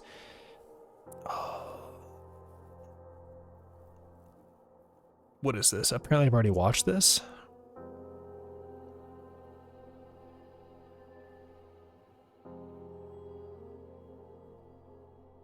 Okay. That is crazy blown out. That audio is so blown out. I could convince people to give me money, and I came up with the forest generator. So I needed some realistic trees. Most 3D trees suck, at least for close-ups. That is because most 3D artists have never seen one up close. So here's how to make some realistic trees. So the first thing I tried was I do remember watching this, and he spends a lot of time on this, and then how do we get this how do you do this? arc in the close-ups? And the answer is with displacement and geometry node stuff. But first we're going to Oh, the tree thing does it for you automatically. Never mind. Where's that one? YouTube, like, here's the thing. I can't tell them, I can't say not interested on this. I can't say it. They are force feeding me slop. I hate it so much. Stop doing this. Okay, I'm just gonna watch the long one. Whatever. I'm just gonna watch the long one. It keeps showing up. I will show you how to create this procedural tree bark material in Blender. So about a year ago, I made another tutorial on how to make procedural tree bark, but I really wasn't too happy with the result, and ever since then, I've been... It's nuts that this is at 1.5 speed, and he sounds like he's talking at normal speed. wanting to create a really nice tree bark material, but it's been a year of creating procedural materials, and I really think I've improved my skills over the year. And so just recently I created this really cool procedural tree bark, and I really like this result, so that's what I'm going to show you how to create in this video. Okay. If you'd like to purchase this procedural material and help to support this channel, then you can do that over on my Gumroad store and my Patreon page. I'll have the links in the description, and you can also check out my Blender procedural material packs if you'd like to purchase more of my materials. And if you'd like to learn how to create all of my procedural materials, you can also check out my Blender procedural material tutorial playlist on YouTube. All the links are in the description. So real quick, I'm just going to show you what I have set up in the 3D space. So I like to preview my procedural materials on spheres. So I just added this icosphere and I subdivided the icosphere so it's nice and round. But then I also wanted to preview this material on a cylinder because it is a tree bark material. So it's going to be added on a tree stump or a tree trunk. So I just added this cylinder here, and then I just kind of extruded and insetted the faces here. And I also gave it a lot of loop cuts, and that is because we are going to be using the displacements in the node. You know editor what? To actually displace the Maybe. mesh. So I do want it to be somewhat subdivided. So I'm going to keep that's what I watching it. did Okay. in the 3D scene with these two Full screen. objects.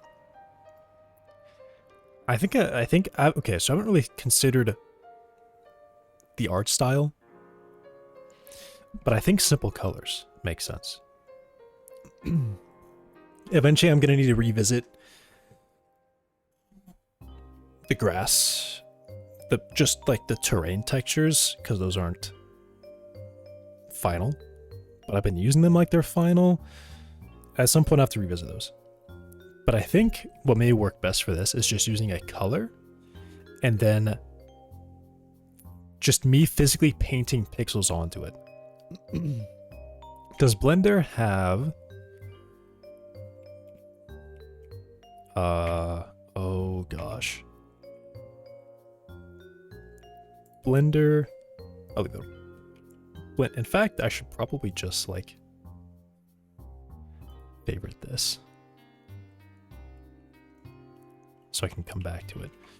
Hue is right here. I know it is. Okay. Well, QWERTY.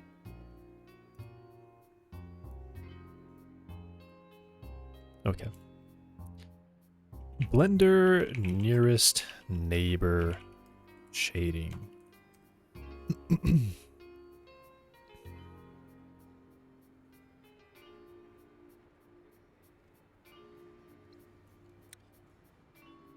Image texture node.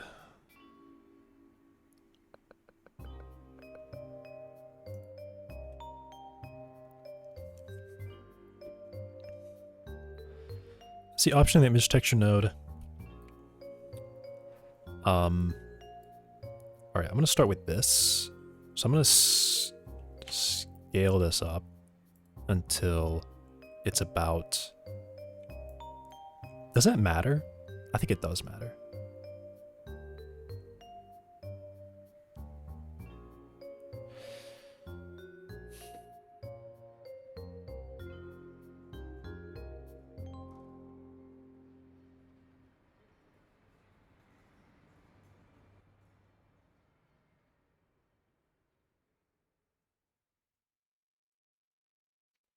Okay, another thing about this might be a thing where I may need to do this in Godot and actually write the shader. That could get too expensive. No, well, it really depends. I think a generated pixel value on the GPU would be faster than a texture lookup. Maybe. But only if what I'm doing is really, really simple. Like Borderline, what was it? Someone had a project where it's probably on Shader. I think that's where I saw it. They had like stone, wood, and grass, and cobblestone maybe, generated from some kind of math function in a shader, and it was like pixel perfect.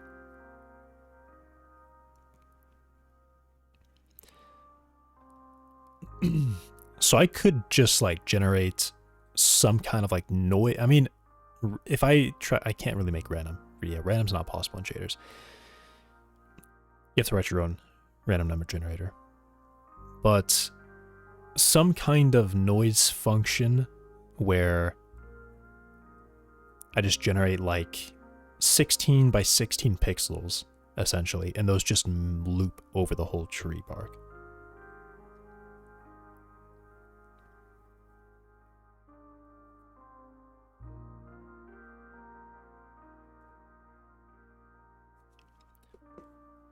You know what, maybe I need to look at stuff. Let's do tree.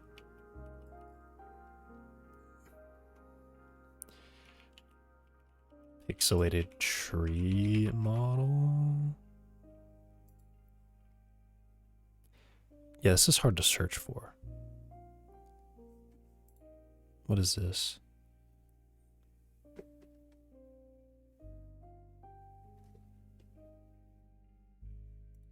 This looks good. Can I download it?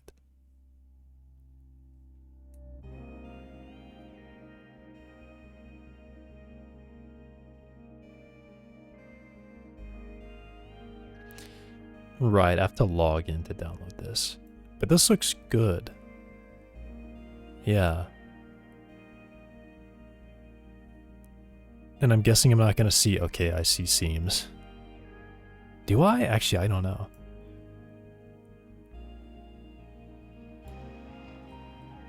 Oh, I didn't even realize this is... Also, this tree right here is like actually... Okay, not exactly, but... Dang. This is really good. I would love to download this. Look at the texture. Model inspector? Wireframe? Uh-oh. Please tell me. No. Alright, there's a seam here. That's actually just a branch. Is there actually just a... I mean, there can definitely be a gap in the top. That's literally... It's literally... Yeah, you're not seeing it from up here. You're seeing it from the ground. Well, I don't like that. Because this looks like it's an octagon. Is it an octagon? 1, 2, 3, 4, 5, 6, 7, 8, yeah. Dang it.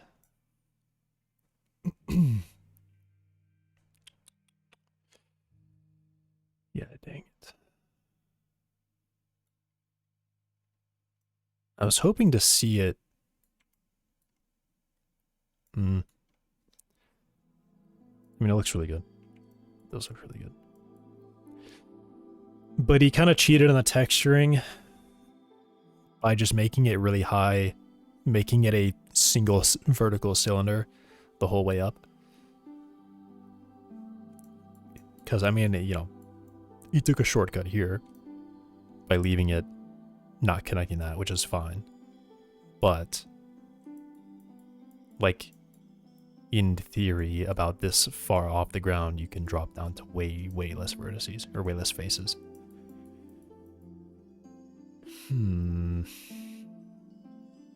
It's really cool, though. It's really cool.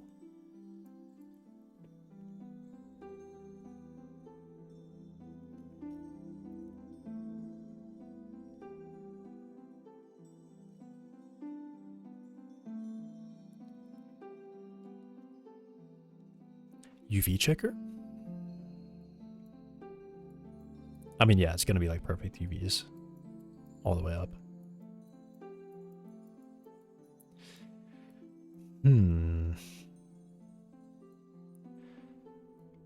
If I were to use... Is this wired? Yeah, okay. I was gonna say, if I were to use...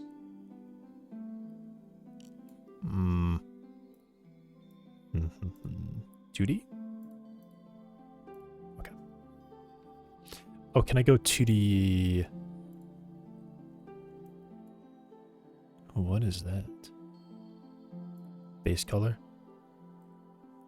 Oh, I guess I'm looking at... Nice, here we go.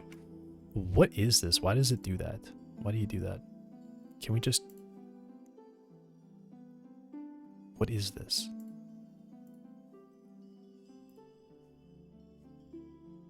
Why are we doing this?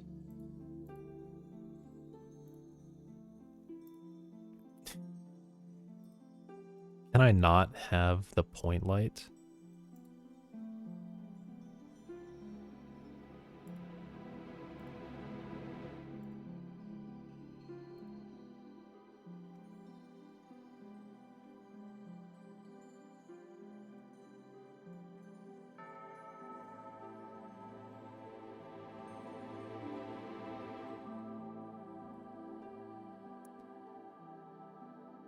Oh, wait, I get it. No, okay, I understand what's happening now. This is like copyright protection, or like, you know, so I can't just like copy this. Okay. Interesting. And they have... Is it moving? Oh, it is moving. It's moving when I move my mouse. Interesting. Is that correct? I feel like that might be a mistake that that moves, because when I don't move the mouse, it stops. And then it teleports. I feel like that might be a mistake. Or it's supposed to always be moving, probably? I don't know. I mean, this is like 32 pixels. This is actually really large.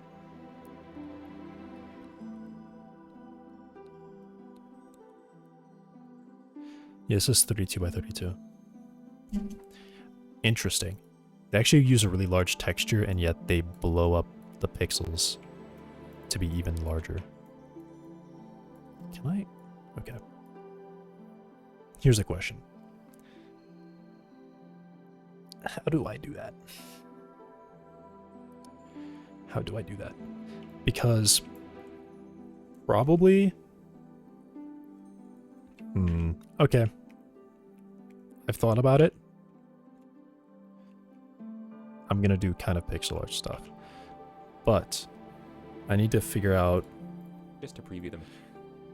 Procedural's probably still gonna help me. And then I also added a camera and Because I'm pointed not the very camera at the objects. Now for the experienced. lighting, I added in these 2 plane lights. So I added a big plane light right here on the side, and this object has an emission material with a strength of 30, and also it just has a very light blue color, just to give some natural light blue lighting. And then also I added in this plane right here, and this plane just has a subsurf modifier so that it is round, and then I also gave this an emission material with a strength of 30, and it's shining down on the objects to just get some nice bright lighting. And then also to get some really nice realistic lighting and reflections, I added in Why HDRI. is the So light... this is the Loppenheim 04 1K HDRI. This is a free HDRI from polyhaven.com. Link is in the description if you'd like to download it. So I downloaded the 1K version and the HDR version, and then right here in the world settings you can click on the new button to add a new world, and then right here on the color you can click on the yellow dot and you can choose environment texture, and then just click on... Does that really do anything? I mean, I guess it does because the light source is not infinite in size. the open button, Sure. and you can just add in the downloaded HDRI. And then to make it a little bit brighter, I just turned the strength up to like a 1.5, so this will give some nice realistic lighting and reflections on the object. Now I am going to be using the displacements in the node editor to actually make the bark bump out, and I would highly recommend that because it is really going to make the tree bark look much more realistic. So right up here on the render properties, you need to make sure this is set to cycles. Okay, because good. the I was hoping you would displacements in mention the node that. editor only work in the cycles rendering engine, so make sure you're using cycles. And then I am also going to be using the adaptive displacements. So if you want to use the adaptive displacements, you're going to need to change the feature set here to experimental, and this is again right over here in the render properties. So I'm going to change that to experimental. So then right over here on the I will modifier not be using properties, I displacement. just added the subdivision surface modifier, so you can click on add modifier and just add the subdivision surface, and I added the subdivision surface modifier onto both of these objects. And then because we set the feature set... What should my pixel density be? Because I really... There's a really big thing that a lot of... Pretty much everyone does it wrong. They don't get the pixel density to be uniform when they make low-res games. They treat it like it's an art style. They treat... Yeah, first of all, they treat it like it's an art style. It's not an art style. And then they treat it as if you can see the pixel equals art style. Or if you can see pixels, it must fit. Because then you have assets with like really high pixel density next to assets with really low pixel density. Like 1 pixel is worth like 5 on... Minecraft actually does this as well. They are not... I think they try pretty hard to make it match, but there's a lot of places where they don't match. And I guess in their case, also consider the scale of them. Like, it's mostly on entities. I mean, it's literally only on entities. They do consider the scale of the object, or the mob. Like a ghast has a really... I think a ghast has a really small texture for its size, but you typically see it from a distance such that it kind of fits. So I guess they do that part right, at least. But everything that I'm doing is going to be... I'm not going to have a giant zombie, I guess. At least I don't think I am. At least for like all the terrain and plants, I want the pixel density to be precise. So for every meter of surface area, I have, I don't know, 32 pixels across, 64 pixels, whatever, something like that. Maybe 48, or just like 40 pixels across for every meter, somewhere in there.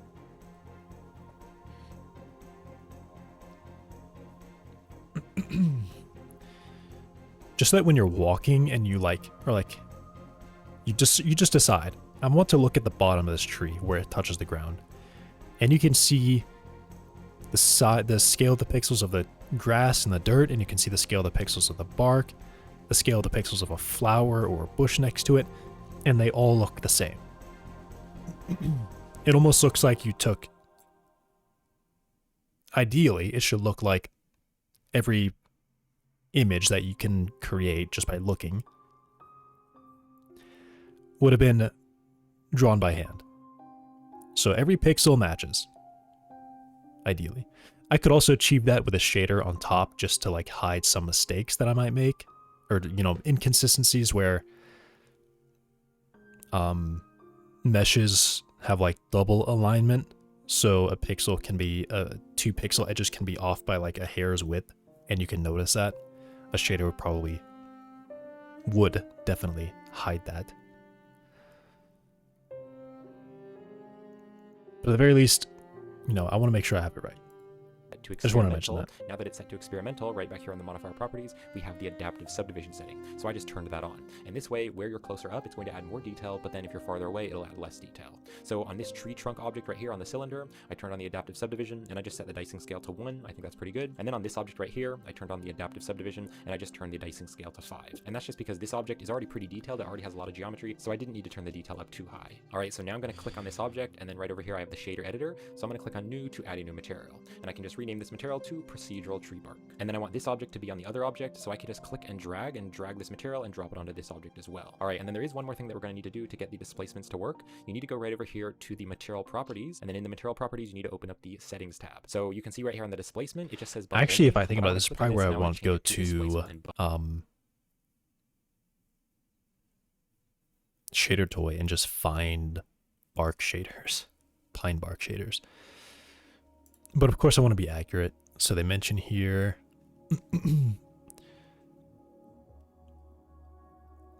reddish brown or gray color. The bark is very thick and deeply furrowed with broad, corky ridges. So I guess I'd probably need to find an image of this one. Why do I have this open twice? That's funny.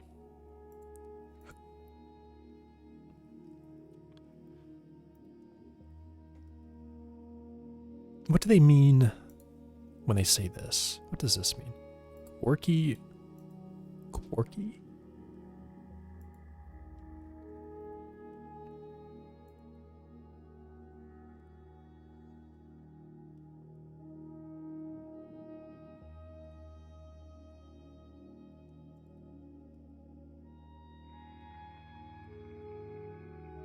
Dude. This tree is... Well, this bark is very different from this one.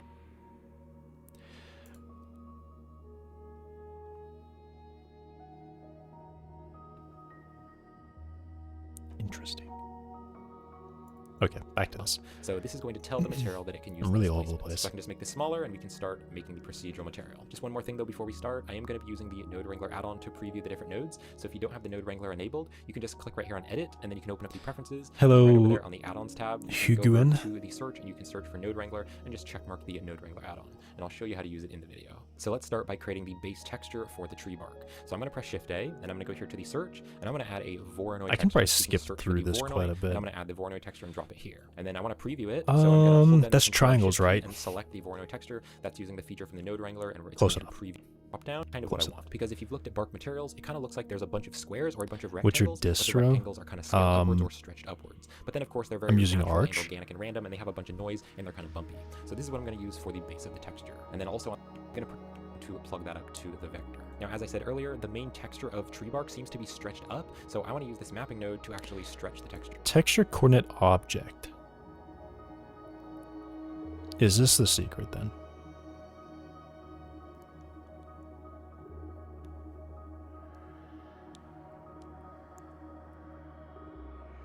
I'm still mostly concerned with how, I mean, this is why I looked it up.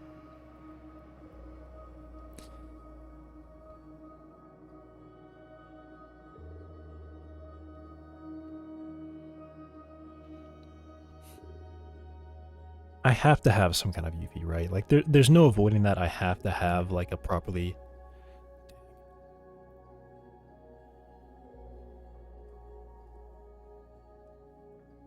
Also, what's like, why is it so detached here?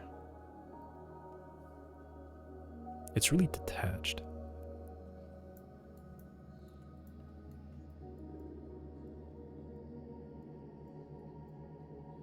Which is not very cool that this is so detached.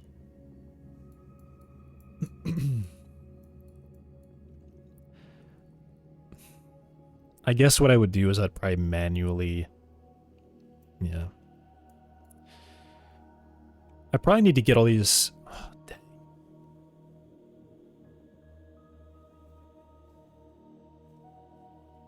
Is that Hyperland? Yes.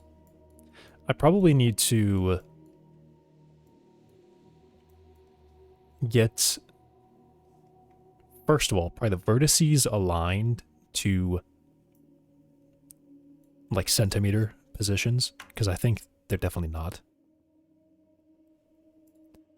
How could I do that?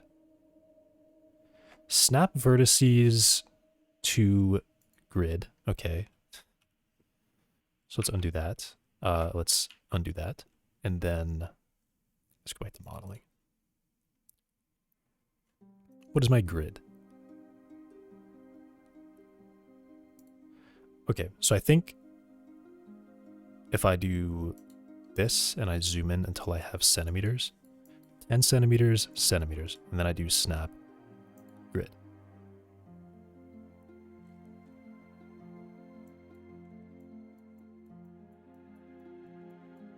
Okay, supposedly these are all aligned to centimeters now.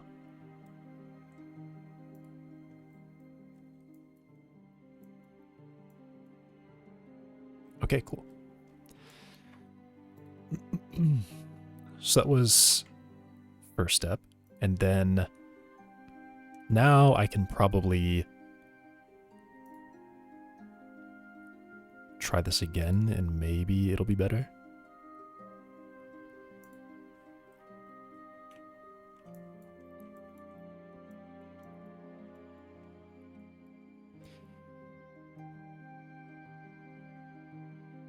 Yeah.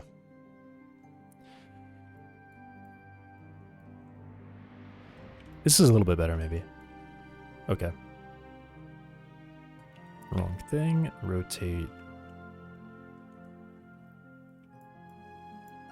And then...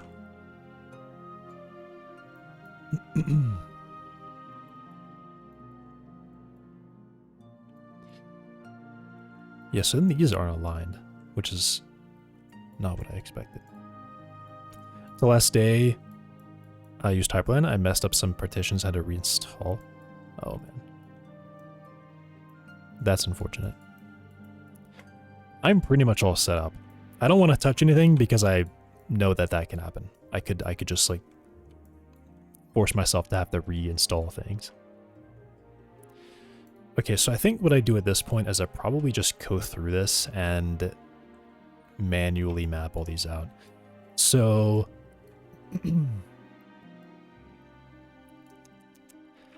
yeah.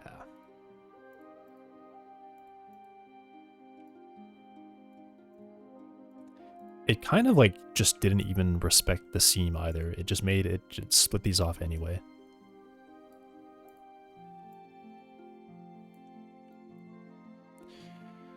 I should be, yeah, that's what I thought. So if I do this, okay, that's pin. It's not what I want to do. S? No.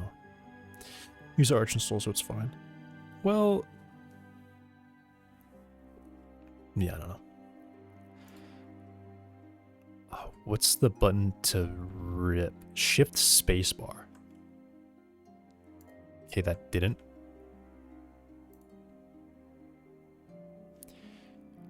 K. K is going to be that one. Nope. This is definitely... This is... JKL. I don't understand. This is definitely... Is it already detached? No, it's not. What is going on? I'm definitely hitting K. 100% I'm pressing K. F, J, I'm definitely hitting K. So what's...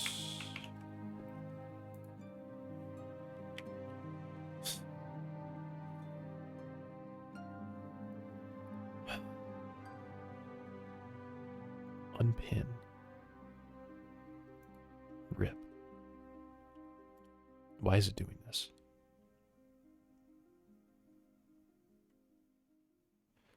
I go to this and then I hit K.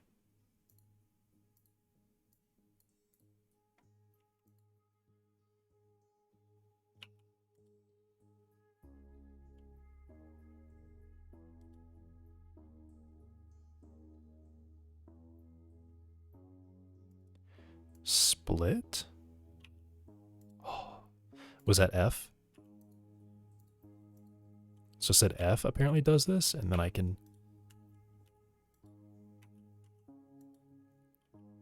What if I hit K while I'm going?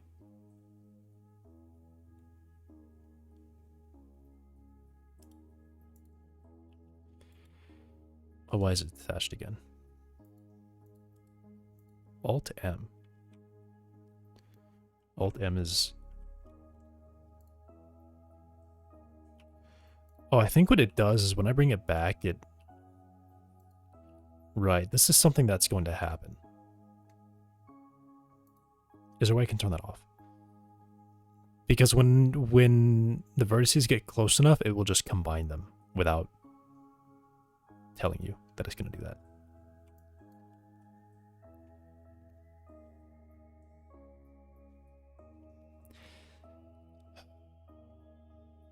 There's got to be a way to do this, like, well, right?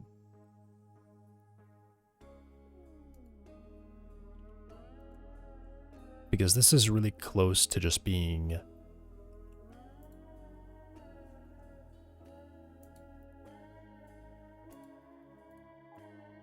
like this.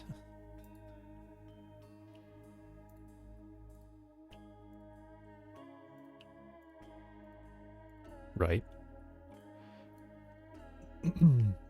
But this is like way too much. I can't do that for like 130 faces.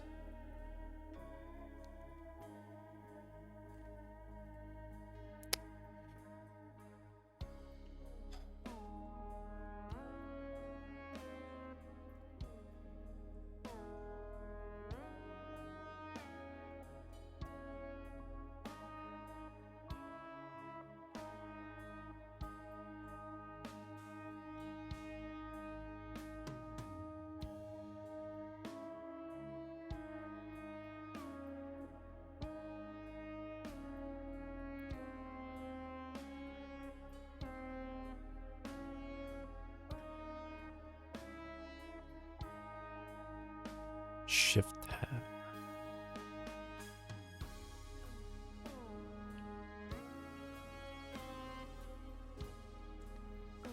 I mean, these should all be roughly the same area. Which is actually what's a bit odd to me about this. How is this like a full width smaller when it definitely should not be? Okay, I keep pressing that by accident. Yeah, this doesn't make sense. These are just straight up the same. If anything, this one might be smaller than this one. So why is this one definitely...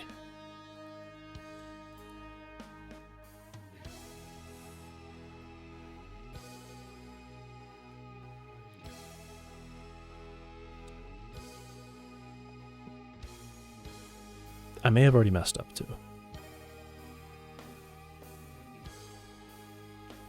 Because what I've done is set it, because if I want pixel densities to be, I mean they just have to be really close, right?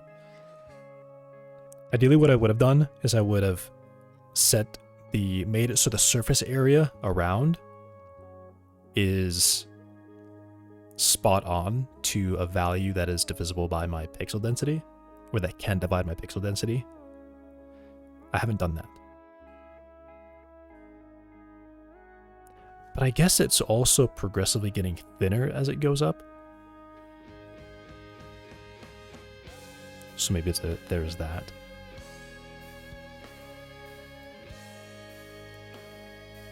Also, I have a lot of room to work with too.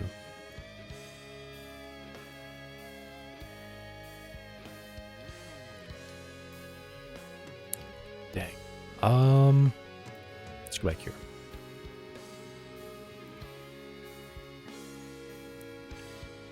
So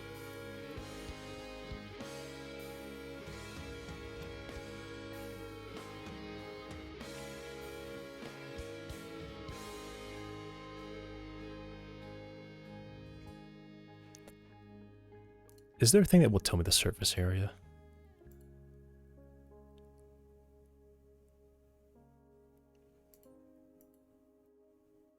Because now I can't really remember the radius I said this to. I guess it's just here. Hide that. Hide this. Okay. Select. Nope. Nope.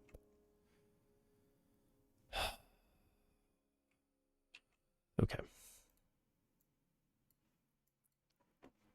Radius 675.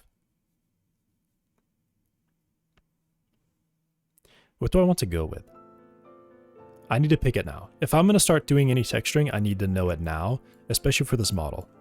I need to know what my pixel density is.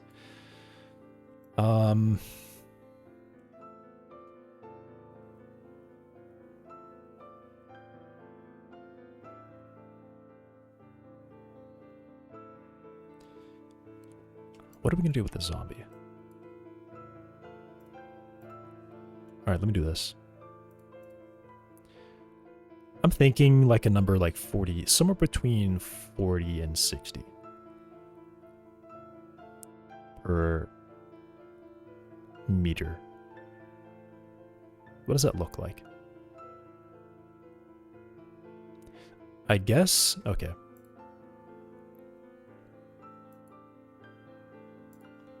Here's what I'm gonna do. I'm gonna jump to Godot, and I'm gonna set up a shader, I guess, so I can visualize the pixel density on objects. Not even really on objects. I'm just gonna put the zombie down. I'm gonna have him T-pose next to a plane, and then I'm gonna go stand in front of that plane, or have like 4 planes around him with different pixel densities, and look at that. I should have a checker. Oh, I've like already made it. Okay, cool.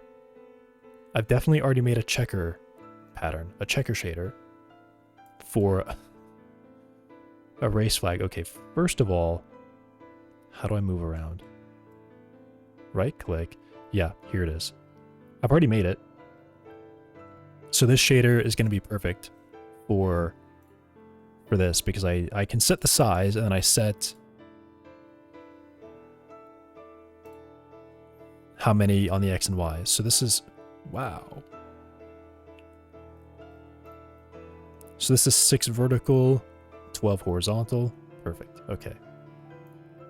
Awesome. Let's go to the player. Oh, cool. I'm already standing next to the guy. Okay, bring me to the ground. I probably should have done this a long time ago. Add mesh instance. So let's start with the node. I'm going to call this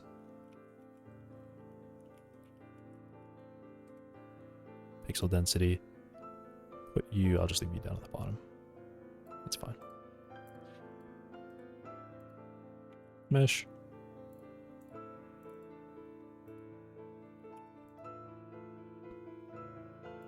Quad.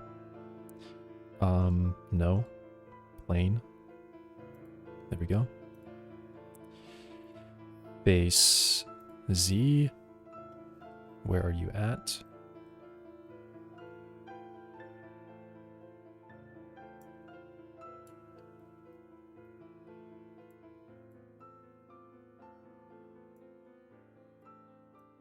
All right, cool.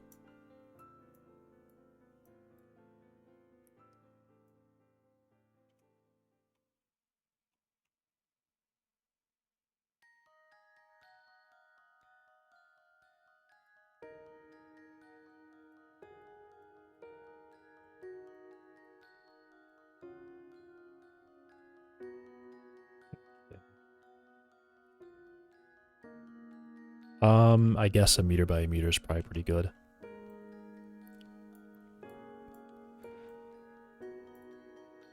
want these to be the same angle.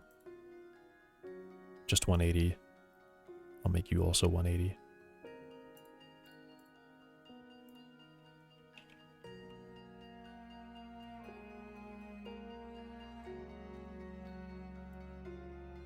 So I'll put it behind him.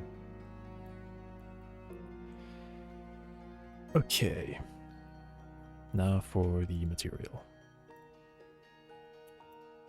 Shader material. Shader. Checker. Okay. So I guess I'll start with, I think I want it to be 40, somewhere between 40 and 60, so I'll just start at 40. Alright, those I feel like are pretty big, honestly. Those are too big.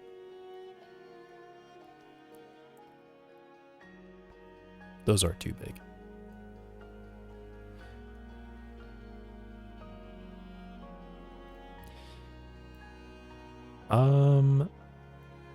And I guess what I'll do is I'll actually make a color. So uniform Vec 3 color A. I think I do like hint.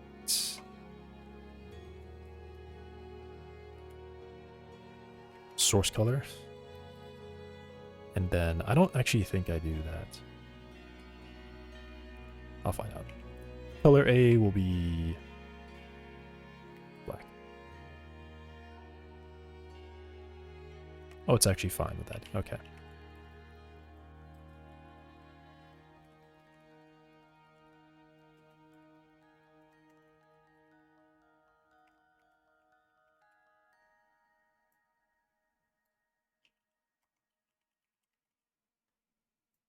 Color A.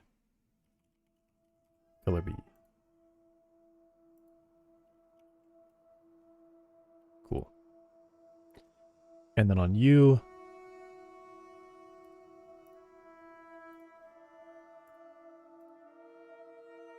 the reason I do that is so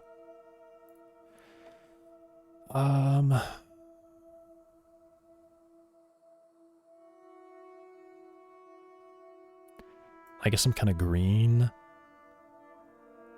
And then I don't know what. Maybe like just a green and a dark green.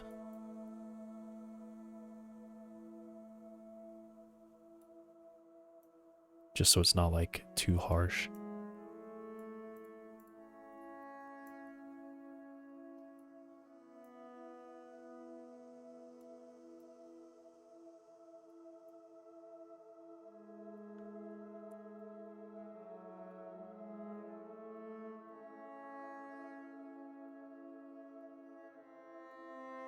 Okay. So that's 40.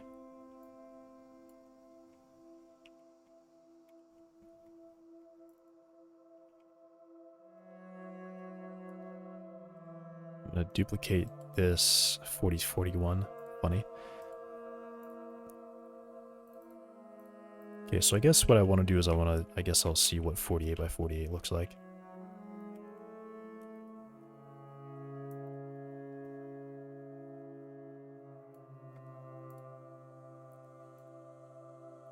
Make unique recursive.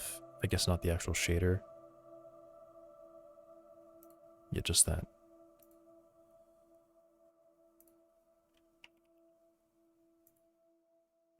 We serious? I just said make.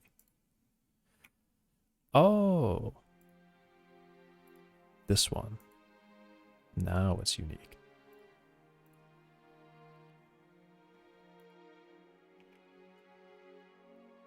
Okay. We get 8 more pixels there. I'll say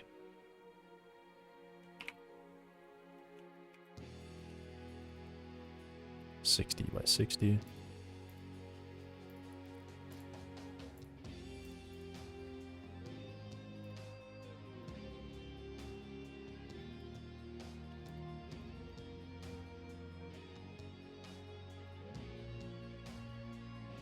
I mean, I guess if I'm going to be this close, I probably should just use powers of 2, right?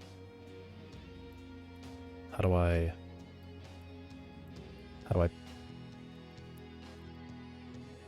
It's shift, middle click, okay.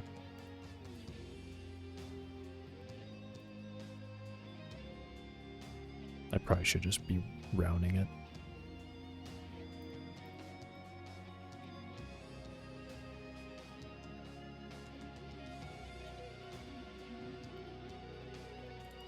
And then there's no power of 2. I mean, the next one would be like 32.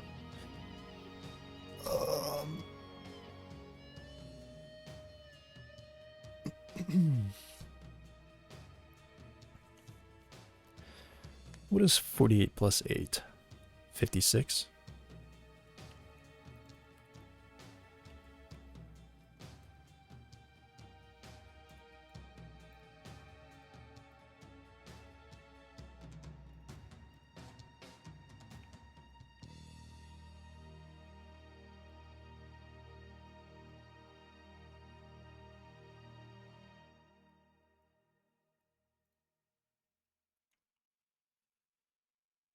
All right, what do I think?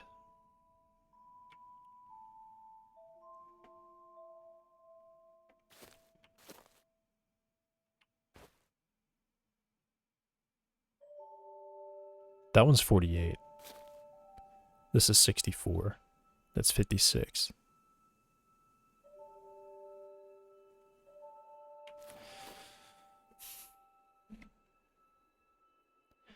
I mean, I guess I don't really save space by picking anything other than like 48 and 64. But I guess this is for like pixel density. I'm this far away, I can still see pixels here. Everything else patterns. I can still see pixels on 32 or the 40. I actually really like 40. Is this 40? Yeah, this is 48. This is 40.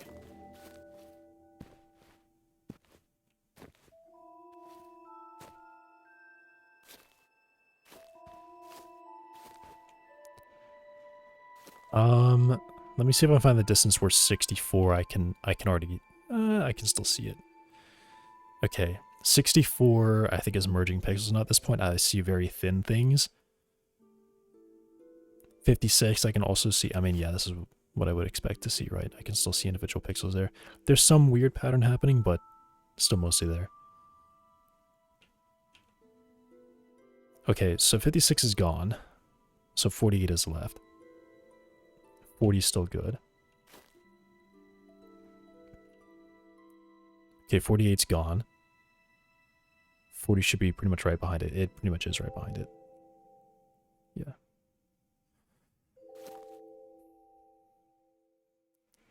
For the model, though. I don't even know what I'm thinking of. I'm just looking at it. I think I like 40, though. But it's definitely too small for him. Because he's going to have like one... Yeah, because he's going to have like 2 pixels for his whole arm. Right? His finger is basically going to be a full pixel. So you won't even see his fingernail. I feel like I want to be able to see that. And I probably don't even get that with 64. Yeah, it's still like 1 pixel for the whole finger. Or like the end of the finger.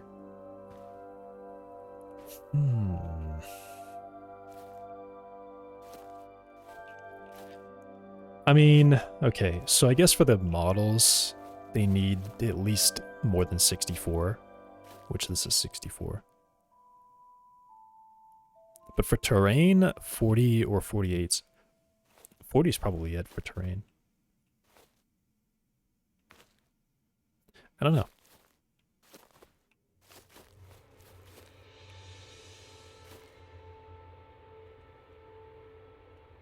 This is what like 40 would look like, point blank.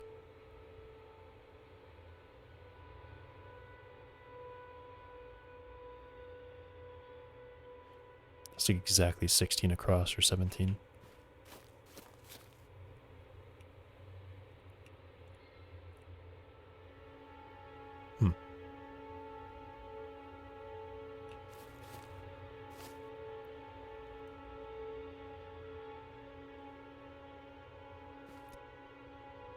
I guess I go for 48. Okay. There is a math thing with the visibility.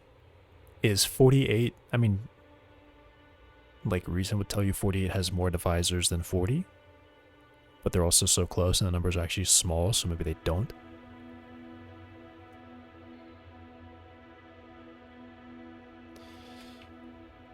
I'm actually curious about that.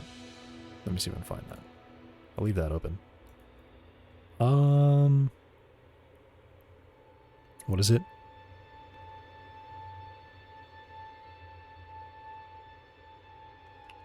Divisors calculator.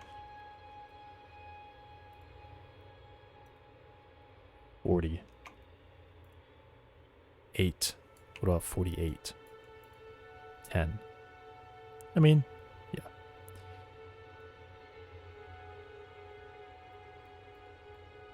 But 40 does get 5, though. That's kind of a big one to have, to be honest. 5 is a big divisor. A nice one to have. 1, 2, 4, 5, 8. 5 is actually a nice one to have. Because that means it's divisible by 10, too. 48, you can't divide it by 10.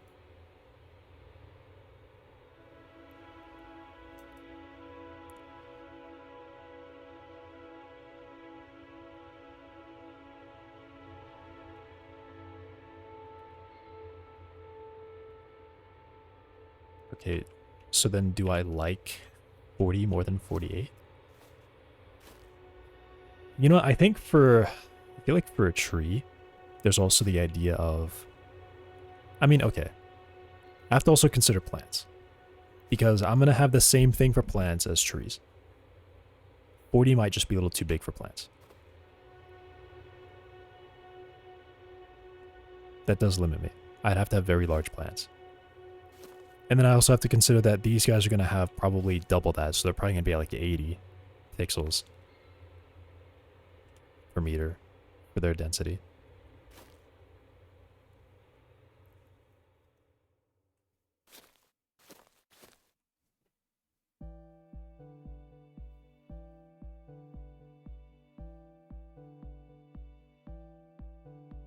Alright, what does 80 look like? Let's make this one 80.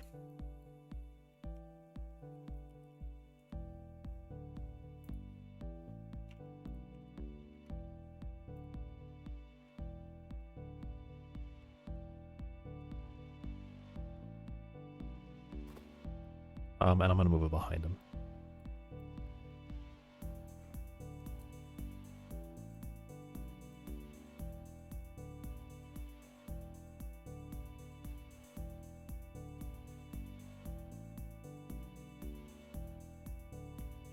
Okay, about there.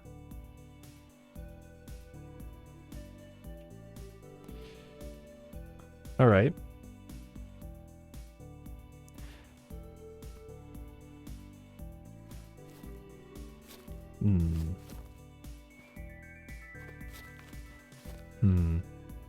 What do I think he's at right now?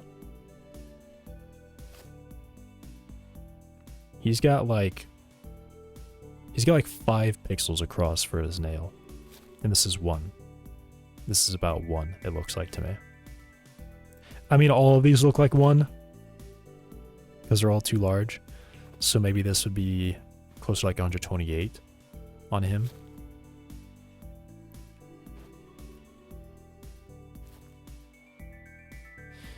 I don't know. Because I do kind of like how it already looks. You can already tell it's pixel. When they're really close, you can tell the pixels. But they're far. But when far away, you can't. Like this, I mean, it's already all blending together. You look at his back. Like you almost can't tell that it's pixelated. It just looks pretty nice and sharp.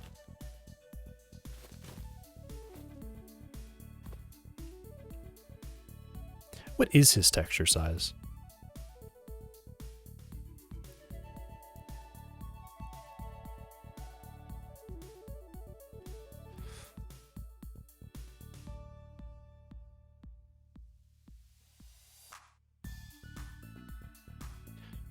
It's not quite like that. 512 for the skin. But that's basically just his head and his arms. That's actually all it is. Because then his pants are separate. So he's more like 1024. But I guess it also matters his like surface area.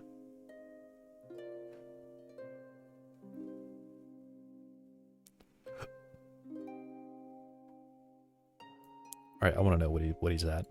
I think I can figure it out just by putting a plane in front of him and sizing it to like 10 centimeters across.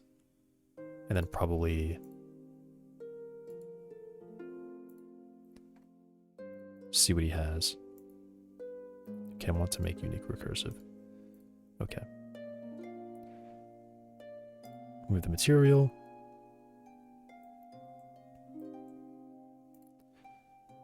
And I'm gonna just put it like right in front of his chest.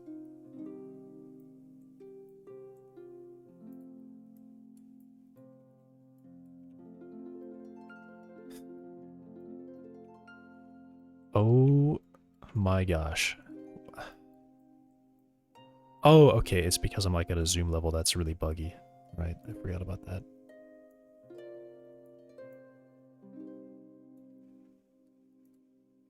Right on his chest here.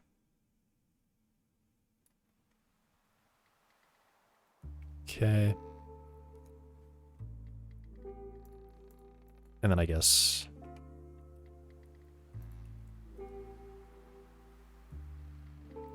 10 centimeters, and then I would try to count the number of pixels here roughly.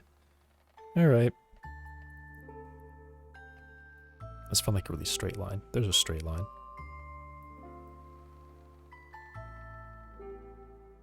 Yeah, that's really straight.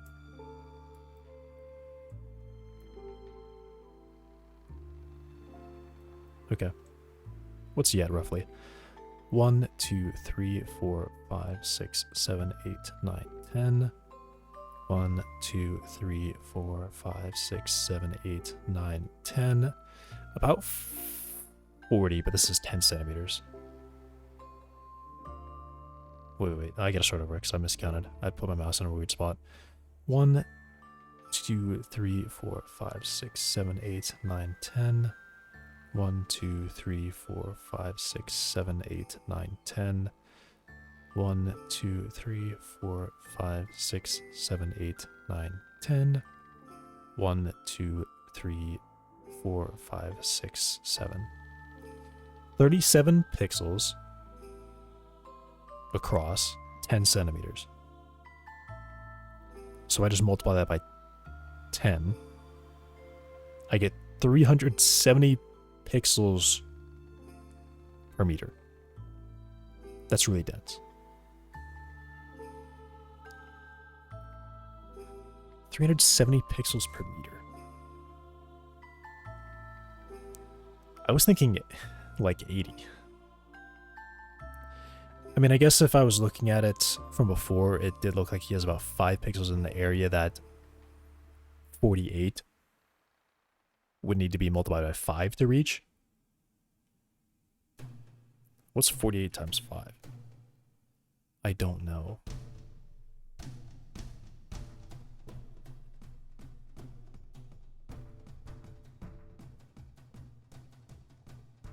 Oh, please.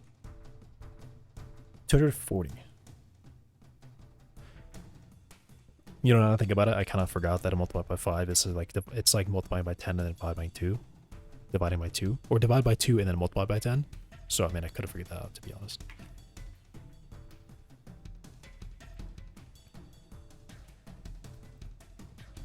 That's really, really, really high. And is a big texture. 512 is a very big texture.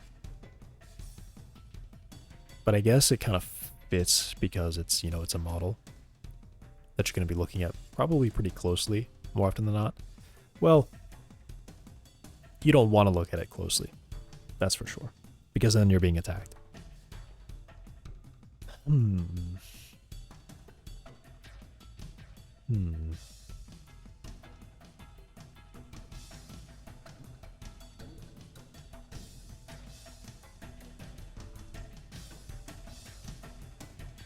240 is really close to 256.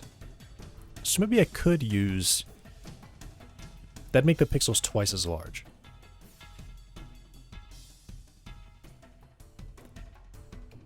Yeah. What would be... Is that 64?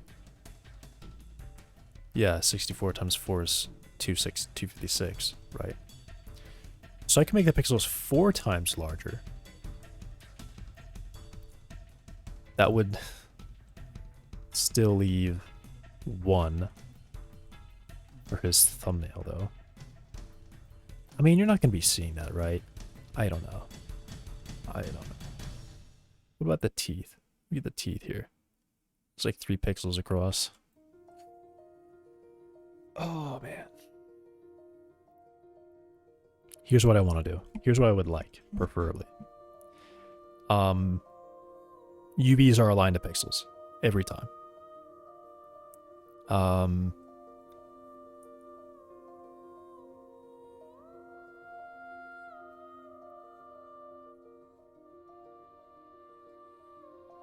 That'd be preferred. UVs are aligned to pixels.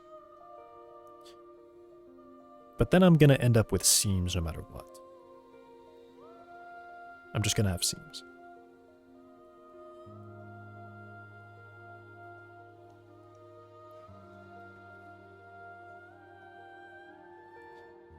I guess one way to avoid that would be to... I'm thinking about it for the tree. Wherever, like, the model... Everything is essentially going to be a cylinder, if you really think about it. Really think about it. Every model is a combination of cylinders. Organic stuff, at least. So... Whenever I jump down in face count, that's where a seam would be. So when I go from 9 to 7, that intermediate area, the area between there, is where I have a seam happen. So at the top, they're pixel lined, at the bottom they're pixel lined, but in the middle, there's like half pixels, right?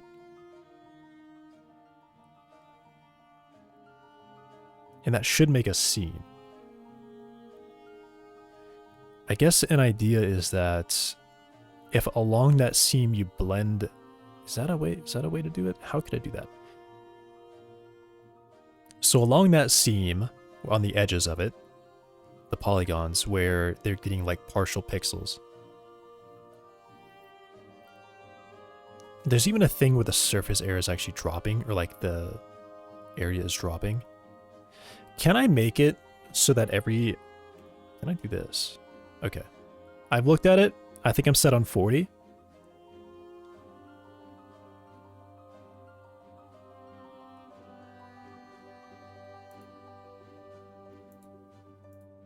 Am I?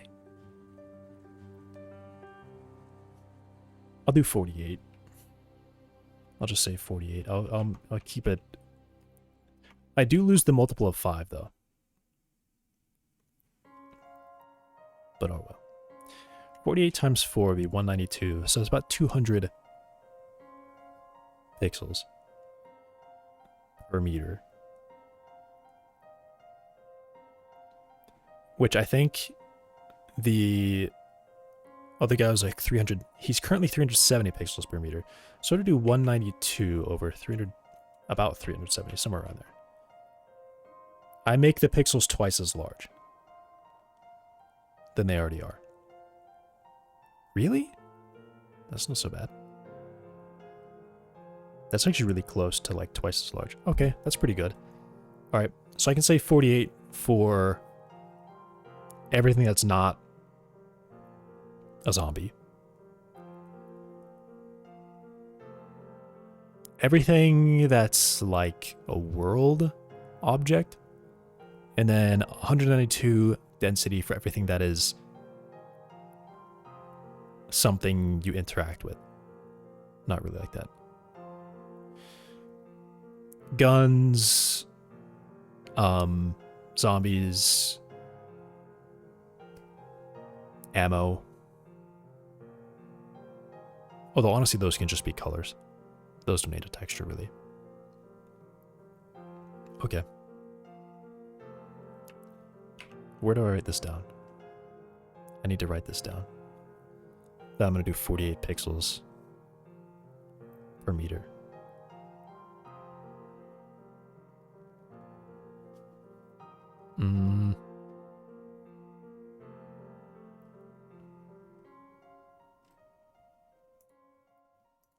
I guess I need a whole new section.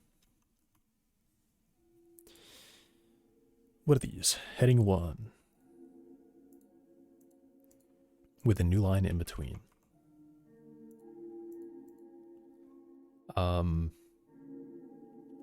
Graphics. World models should be 48 pixels per meter.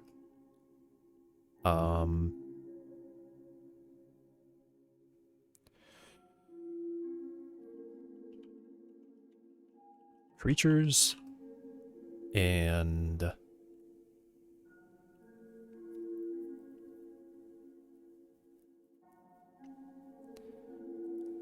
I could say, like, let me do this. Here's an idea. Terrain and large models should be 48 pixels per meter.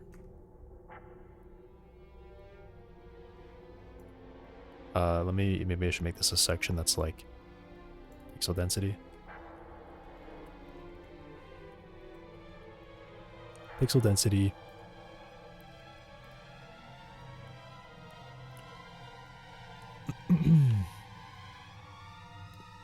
Small models should be flat colors, or should I say like 64, or should I double it? Maybe I should double it. 96 pixels per meter. And then creatures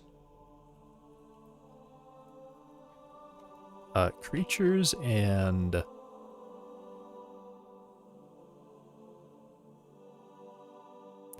personal items should be 192 pixels per meter. And I'll have examples. So examples of this would be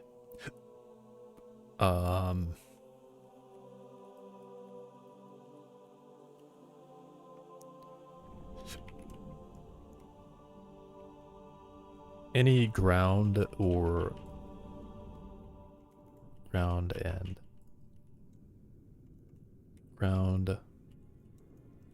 wall floor textures,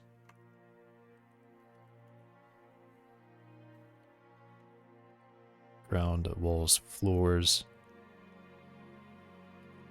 trees, buildings. That already kind of fits. Trees, buildings, what else? Like, it's like cars. Cars and boats. I don't think there's going to be a boat. I'll write it anyway. Small models. Plants.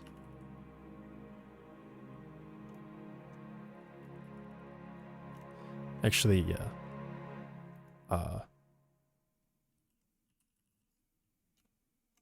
I'll say flowers. Grass.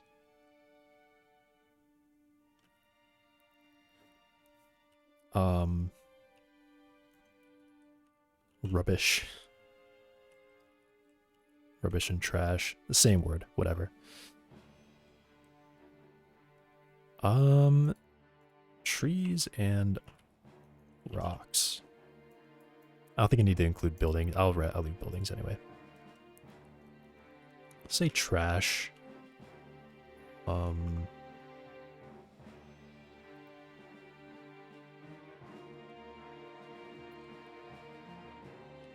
Ammo. Flat color. What else? Like food. This one, zombies, characters, weapons.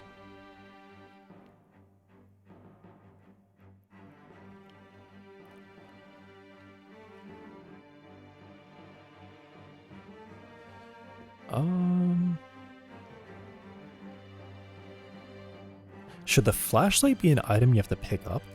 It probably should be, right? You're not just gonna like walk. You're not just carrying a flashlight with you. Yeah. Flashlight. Is that one word? That's one word. Flashlight.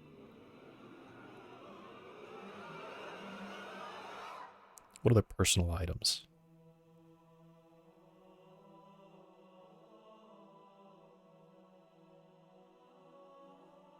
What about UI?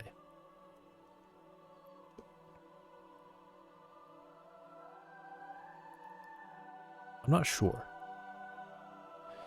Maybe UI should match. Maybe UI should be 128. Doesn't really fit the multiples though. That does break off from the multiples. Maybe UI should be 3 times. What's 3 times 48? Can I do that in my head? 12 plus 24, 144.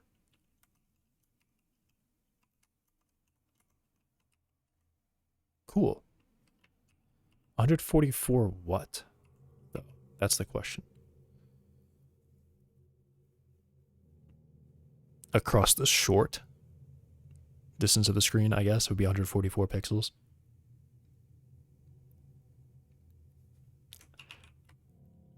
I should really look at that before I say it, but I'm just going to write it. I'll say, theory. Must observe. UI elements should fit to 144 pixels along the short axis. Actually, monitors are, what are they, 9 by 16? 9 is the short. I mean, they're also 1080 divided by 144. I mean, I actually would expect it to be divisible by this. Yes, not quite.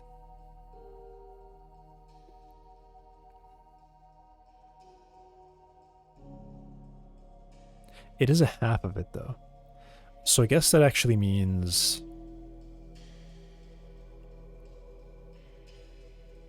I mean, I don't know why I thought that it wouldn't. It of course does. That means 144 pixels down.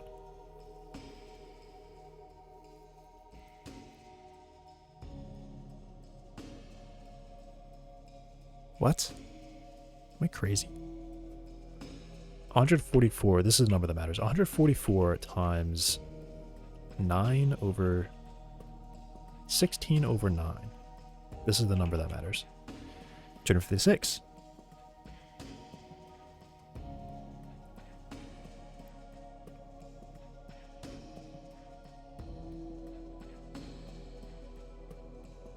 Okay. 256 may not be enough. Now that I think about it, that's probably not enough.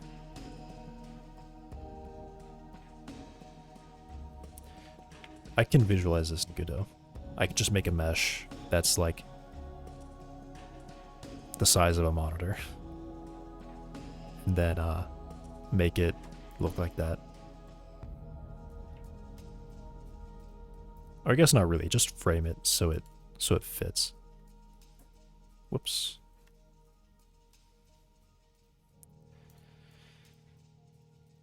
What was this one?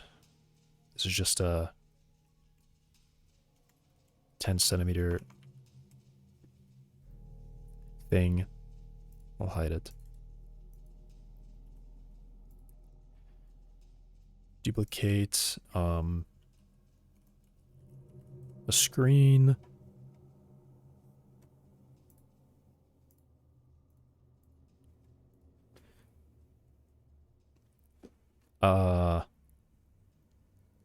I mean, I guess I can just make this.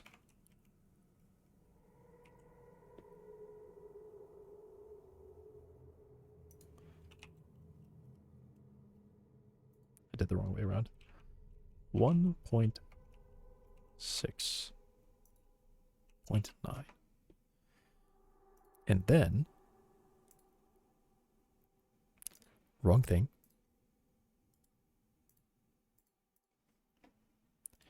And then the X should be 256.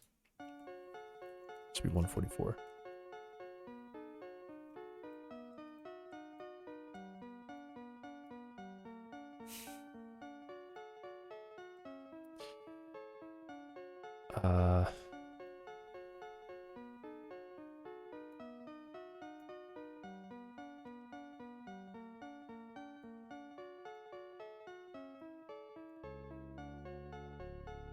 This might be enough, actually.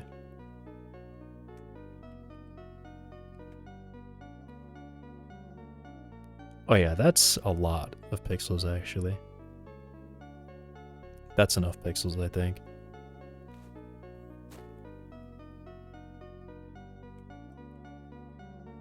Can I lower this? Maybe, I wonder if there's a way that I could just make it fill the whole screen. There definitely is. I could put it in like as a compositor thing. Is that enough pixels? You know what, for the text, that's not. The text is gonna have to be really, really large.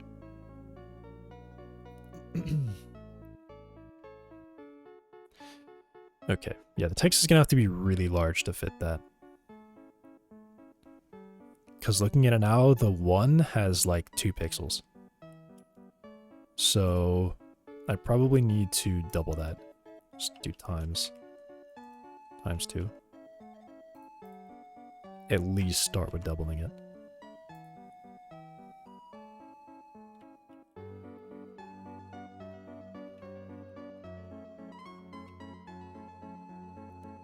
Still quite pixelated, and now the 1 has a few more pixels.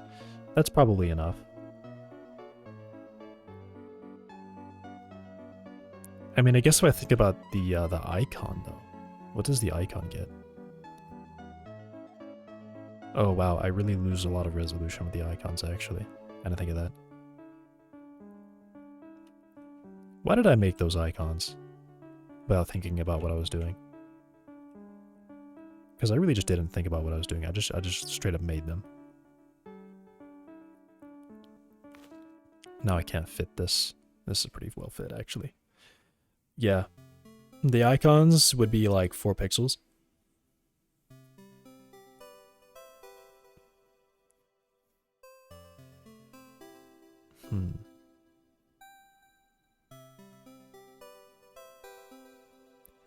Maybe I need to flip this around. So instead I have 128 on the vertical. Or 256 on the vertical. That's not enough then. Oh man.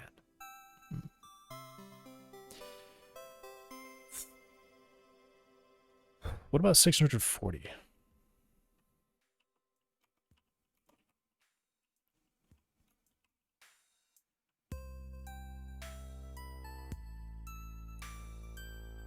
$360, $640.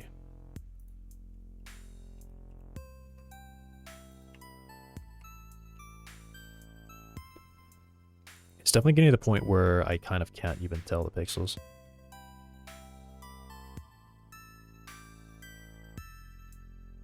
Yeah, they're patterning already. Or they are patterning now.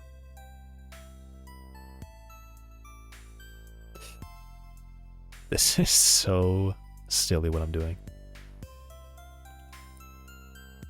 Literally, it is silly what I'm doing. Delete that. It is so silly what I'm doing. Let's go to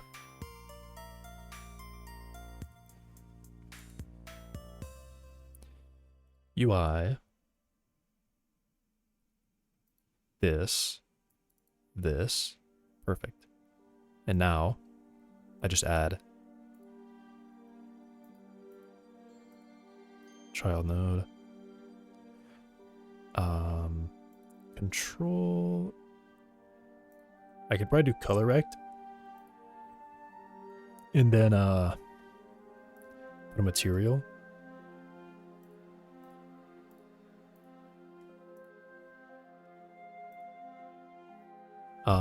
And then it does nothing.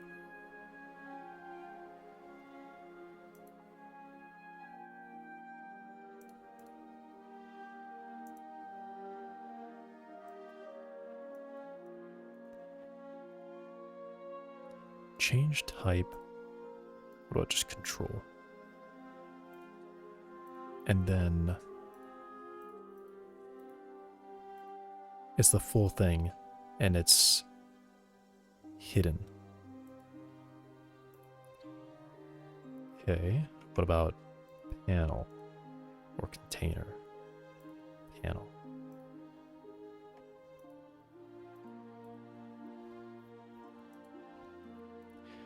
When does it use the material?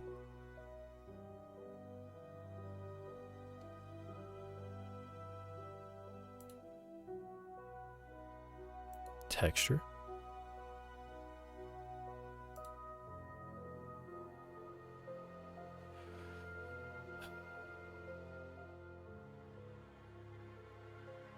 Canvas texture.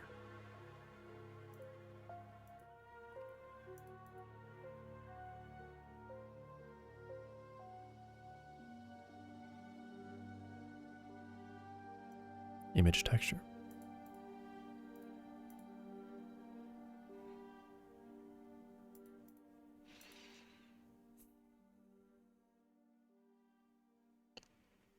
Viewport texture.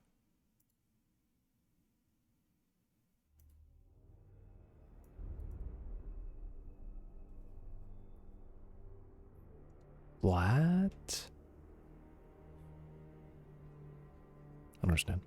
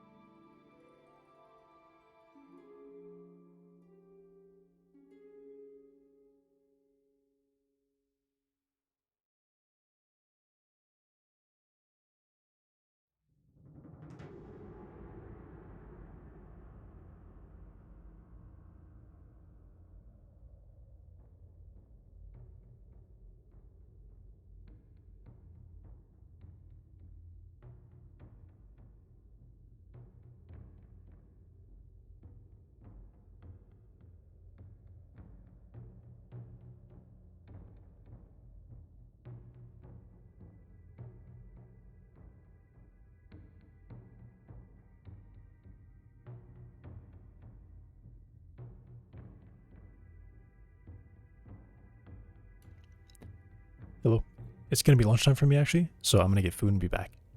So it'll just be gone a bit longer.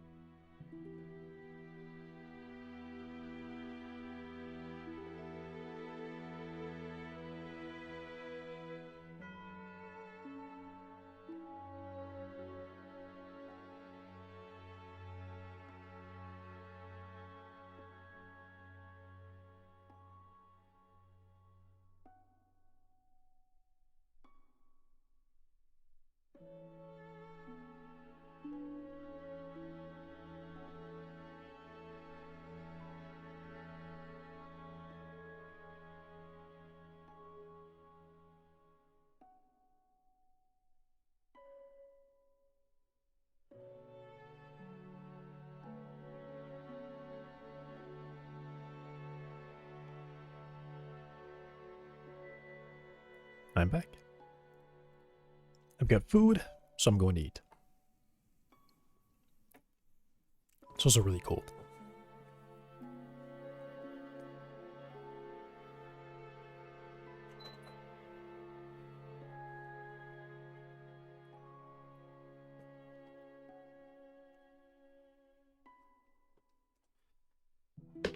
How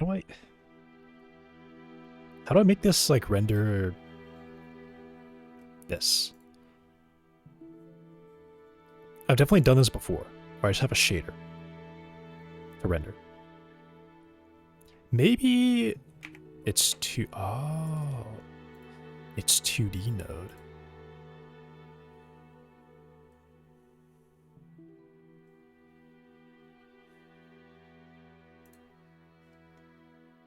And this is where I can give it a material.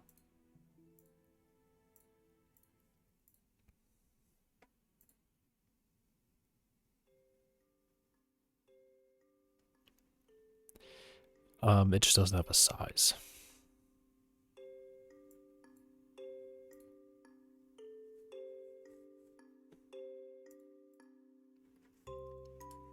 Okay.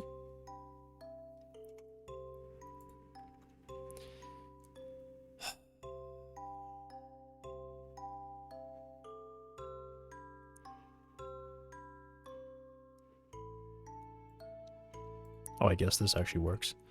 Mesh. Plain mesh. Z. Material. Awesome. Awesome, awesome, awesome. 2 pixels, so I guess this is supposed to be 192, 110, 9, what? Yeah. Cool. Okay. And the material is not working.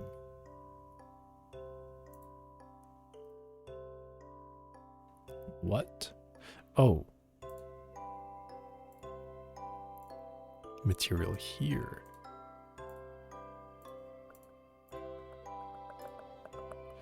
No. You serious?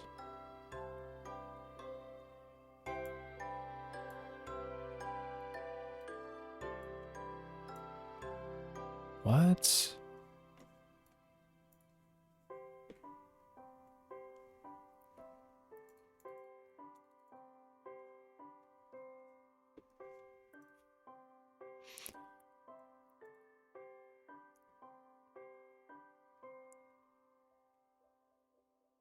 Literally what?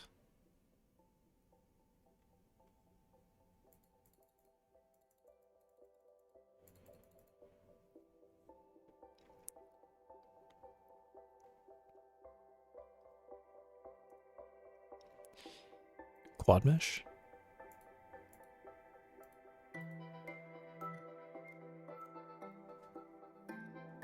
Is it like...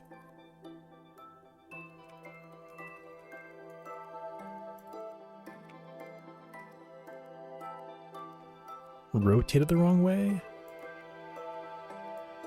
No, it only has one rotation.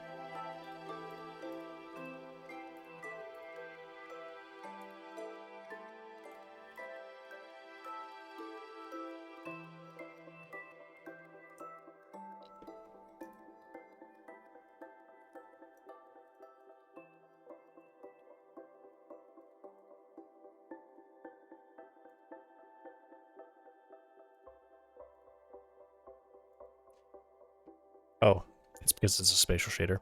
Alright, I figured it out. And I'm in E now. Should I watch any of this?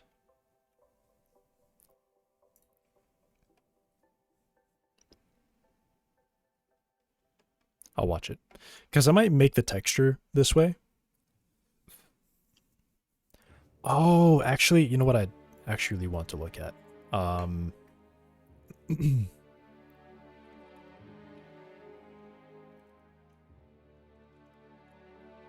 I'll have to find it. Because there's an application that does this, and I believe it's free. And it's just giving me all Blender. Okay, I didn't type Blender. And it's like, oh, you mean Blender? No, I don't want Blender. It's lying. This is not true. This is not true. It's giving me only Blender. God, I hate YouTube. It's so stupid. There's an application that does this. And it totally has like a ton of... It definitely has a ton of videos on YouTube. It must. Okay. Procedural texture. I don't know what it's called.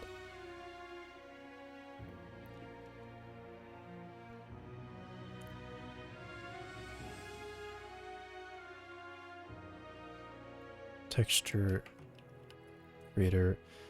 There's it's not Material Maker. It's not Material Maker. It's not. It's just not that.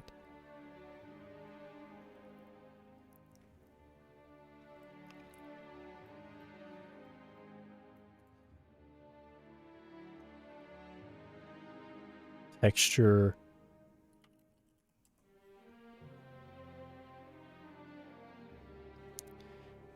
There's no way it's that. It's like, what is it? Is it this? It's not this. Is it this? I don't think it's this.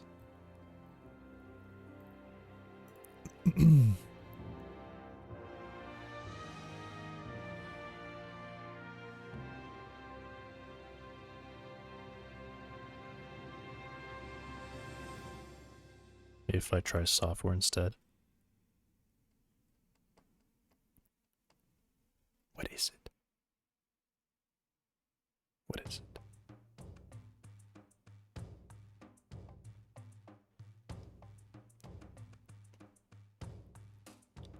Man.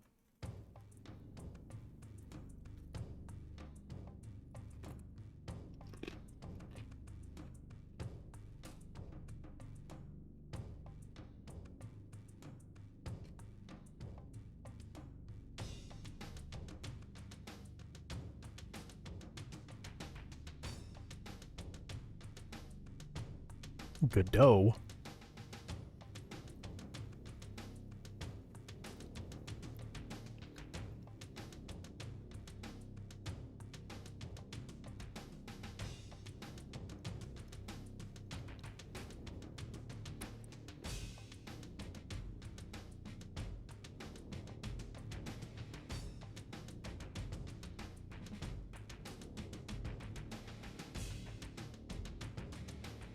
It was something really simple. It's like a simple application. It's not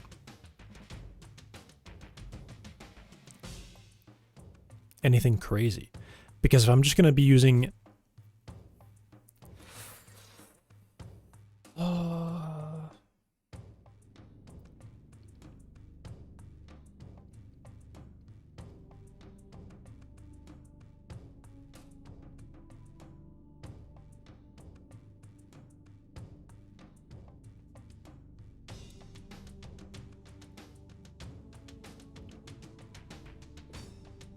Let's go back.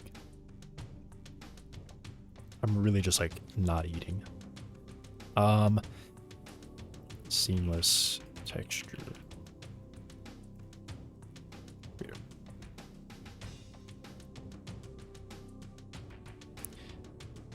Materialize?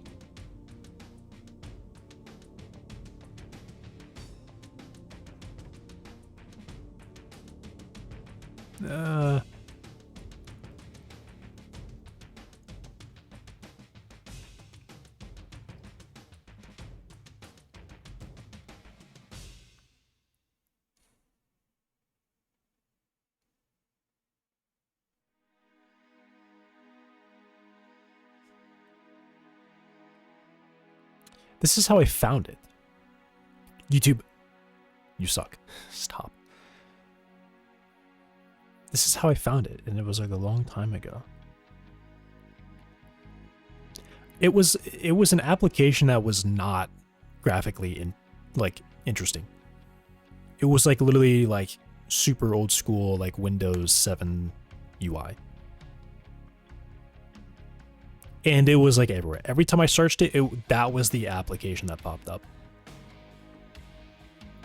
Every time I searched procedural texture, seamless texture, it's like, oh, I made this texture using this application, and it was always the same one.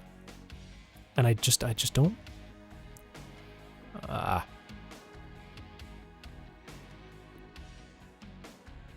Because it's not this, right? There's no way it's this.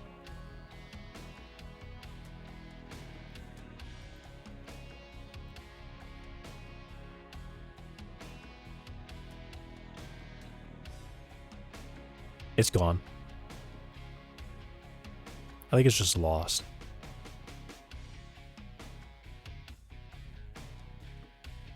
Maybe it was Material Maker.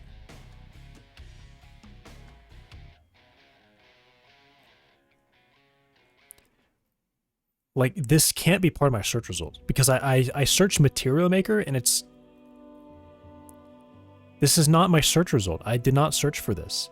I did not search for this. This is not even close. What is it? YouTube is ass.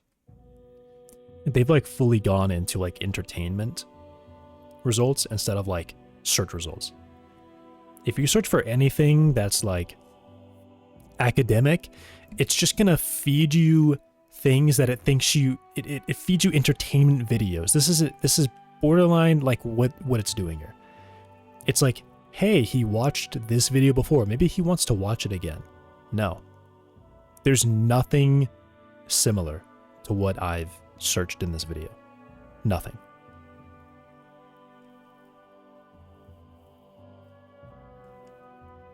What is this?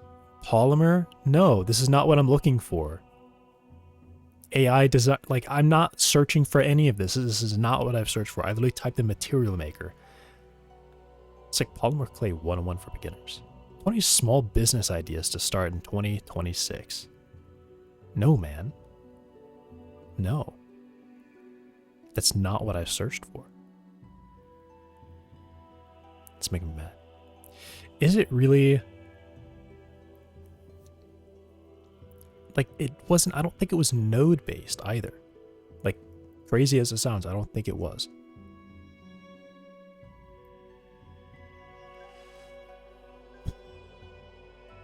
It was like I was searching for wood textures and I would click it and it'd be like just the texture, and then they would say, I made this texture using this application. And I'm like, oh, what is that? And then I look it up and it's like, oh wow, this is really, you know, like rudimentary. And really simple looking. And I'm like scrolling and I'm literally getting the same video. I think it just keeps repeating results as well. Throwing in shorts in there. Oh, you want to look at Mario? No. I want to watch a short on Mario.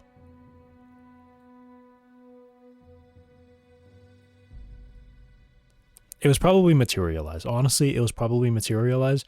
Your normals are backwards. Just straight up. The normals are like, or the whatever they are, they're like backwards. The bricks are like indented and the stuff in between, whatever the name of it is bumping out.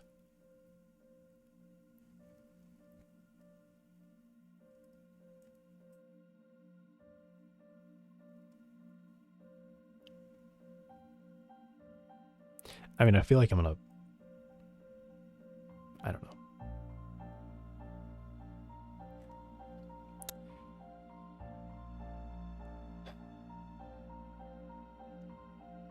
What is this? This is simply just not it. Material, okay.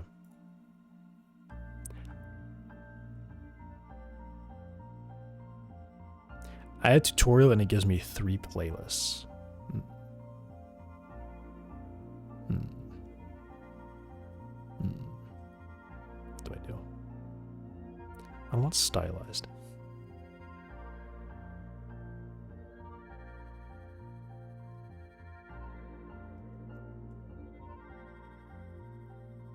This is the other thing. People don't...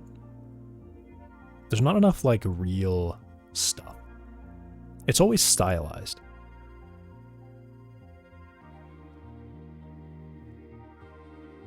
How do I make something that looks real?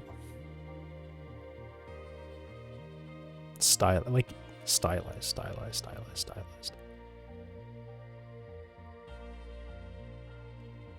Or it's just like totally ignoring that I've searched for Material Maker tutorial and it's like, oh, you want Blender.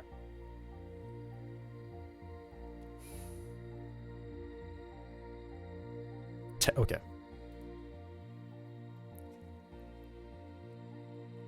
Create textures.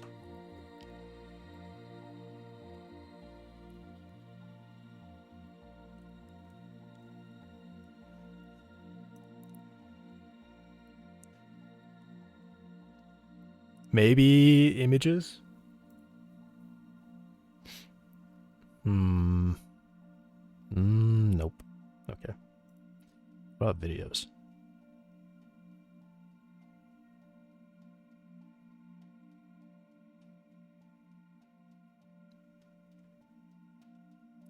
It might be materialize.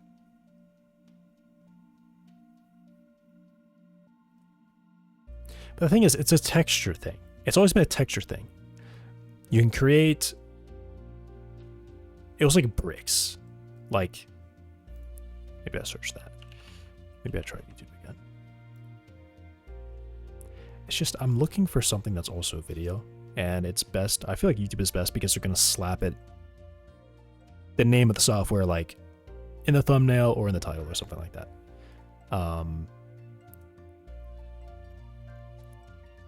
Brick, texture, maybe this. Blender, no. This problem, I'm gonna get Blender. Because YouTube just knows that I watch Blender right now. So it's gonna alter its results for Blender. Like really, really hard.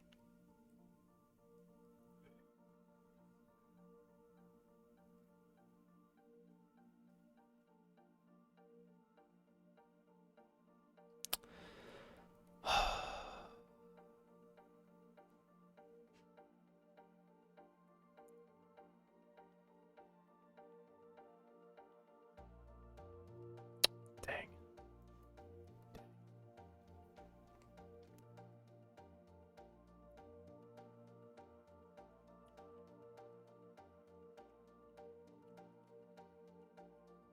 Materialize. Maybe it's materialize, I don't know. Like, these are the only ones that are really old.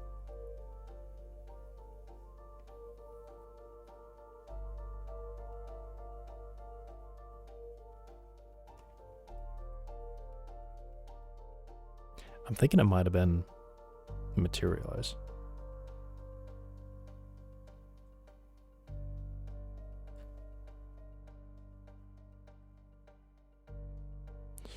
Maybe it's this. I don't know. Maybe it was GIMP. Something with a GIMP.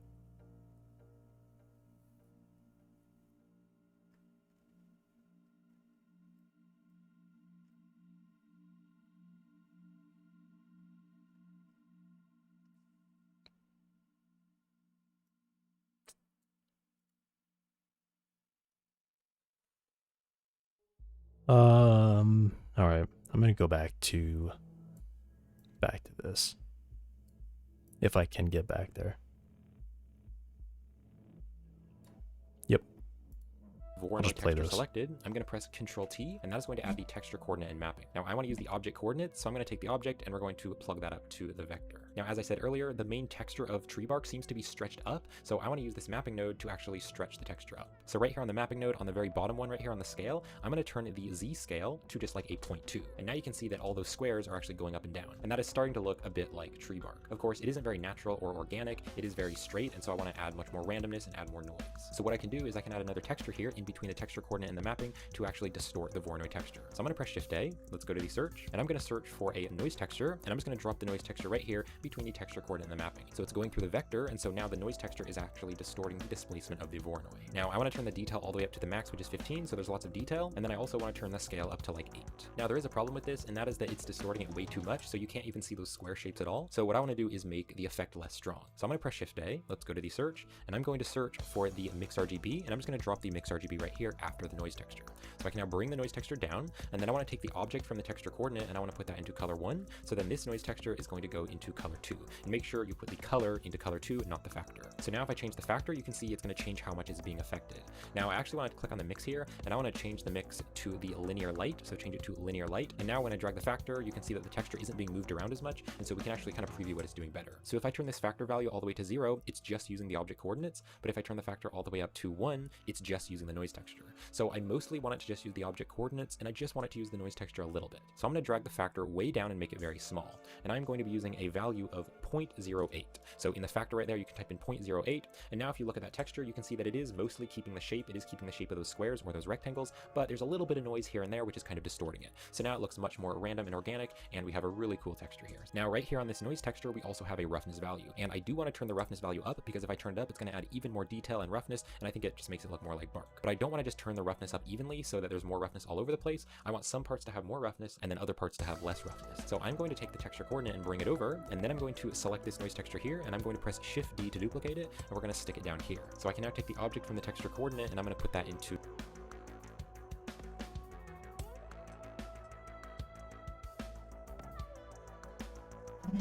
I just noticed this tutorial is actually really poor, because he's not showing a reference image, and he says, oh, some's supposed to be less rough. Why? Why? What is, I mean, we say roughness, but what does that even mean? He dialed it like for 2 seconds to show what it does.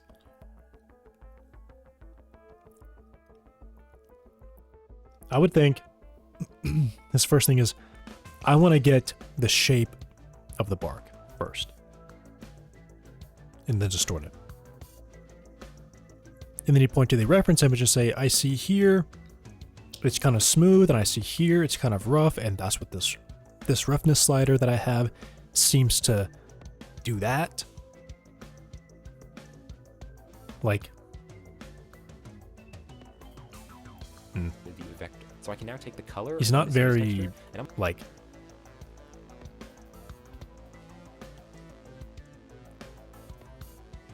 he's just blowing through it. He's just saying, here's the node, here's the thing, plug this in here. All right, next node, here's the node, here's the thing, set this slider.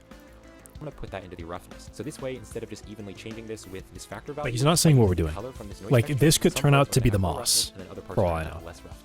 Now on the scale here, on this noise texture, I'm just going to turn the scale to like a 3, and then I will leave the detail at the max, which is 15, so it's very detailed. Now I want to have more control over this, so to have more control over the colors, I'm going to press Shift A, let's go to the search, and I'm going to search for the color ramp, and we're going to stick the color ramp right here in between both of these noise textures. So I now want to take the black tab, and I'm going to drag the black tab out, and I'm going to bring it out to about here, and then I can take the white tab, and I'm going to drag that over as well. So now if I zoom in here, you can see most of this doesn't have any roughness, but then some parts here and there have lots of roughness. Now I don't want it to be that contrasty, because that's very contrasty. I do want to have some amount of roughness all over the texture. So to do this, I can click on the black tab, and I can make the black tab lighter. So I'm going to click on the color, and I'm going to make this lighter, and as I make it lighter, you can see there's more and more roughness. And if you want to use the exact same color that I'm using, you can click on this tab, and you can go here to the color, and if you click over on the hex value, you can type in B1, B1, B1. So that is the exact color that I'll be using. And then I do want to take the white tab right here, and I just want to make this white tab a little bit darker. And again, if you want to use the exact same color that I'm using, right over here on the hex value, you can type in CE, CE, CE. So now if you zoom out here, you can see some parts definitely have more roughness, but then other parts have less roughness.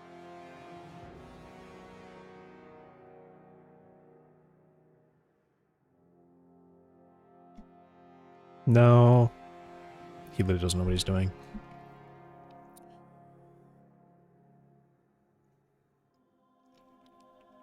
No. No. That's really...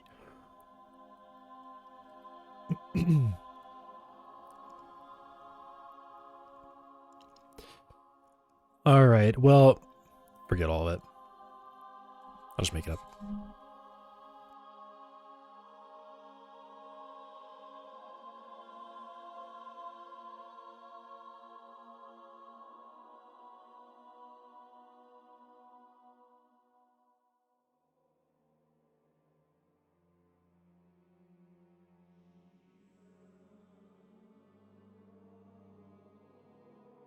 You know who might be really good?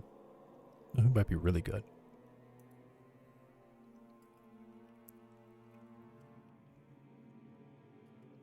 This guy.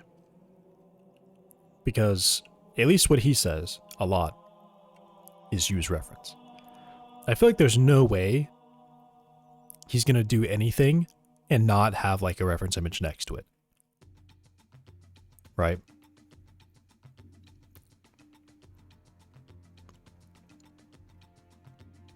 Okay, it seems like he doesn't do any.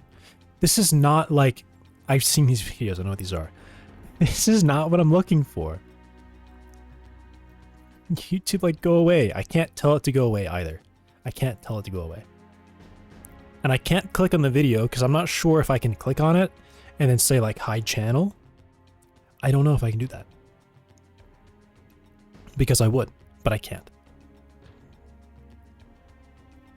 YouTube must give me the slop. They must show me the slop. They must give me slop. I must consume the slop. I'll try this.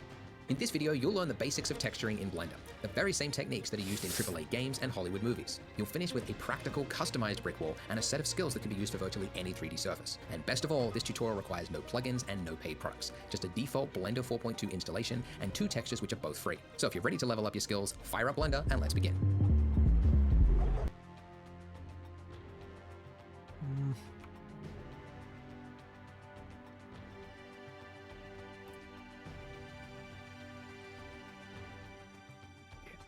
He's not making a texture with this. Let me just search.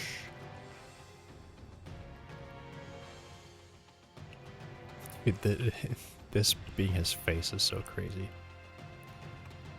He's gotta stop doing that.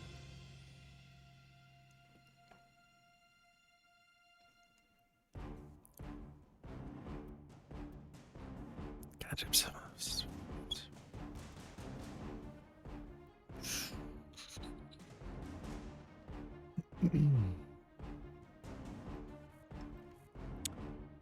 Ah, this sucks. Alright, what about this? UV unwrapping? Maybe that's good. Abandoned house.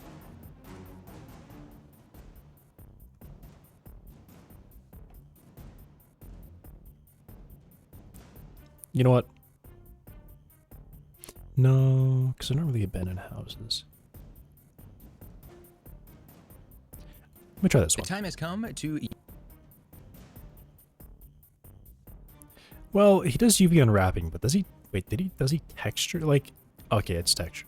Yeah, okay. The time has come to UV unwrap and I'll watch texture this our one. mug. So we did a little bit with our icing, our donut, and our plate. We got most of that for free. Those were very simple objects. This is a little more complex, so we're going to have some fun with it.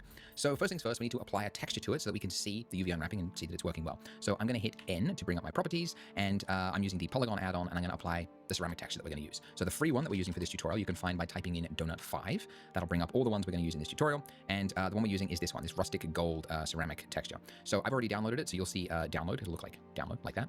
And then with the mug selected, you want to hit apply. If the mug isn't selected like that, you'll see import, which would just like load it in as a like fake user material that you could reference. But anyways, so select the mug and then say apply. And now we can close that and let's take a look. Now you might be surprised at how well that came in. Like the handle's no good, but the rest of it is semi-okay, right? There's some stretching on the rim and the base, but like, why did that come in okay? So if you go to the UV editor here, you can see we've got some islands, and this matches exactly what you would expect if you created a cylinder. So when we modeled this mug, you remember we started with a cylinder, and that's a primitive object, and Blender automatically UV unwraps the primitive objects for us. So everything that is still a cylinder form is okay, but everything else that we created from scratch, like this handle here, it has no idea what to do with it. So it's all stretched and all screwed up. So basically we have to start from scratch and do this again, but that's okay. That's the point of this tutorial, to learn how to do UV unwrapping.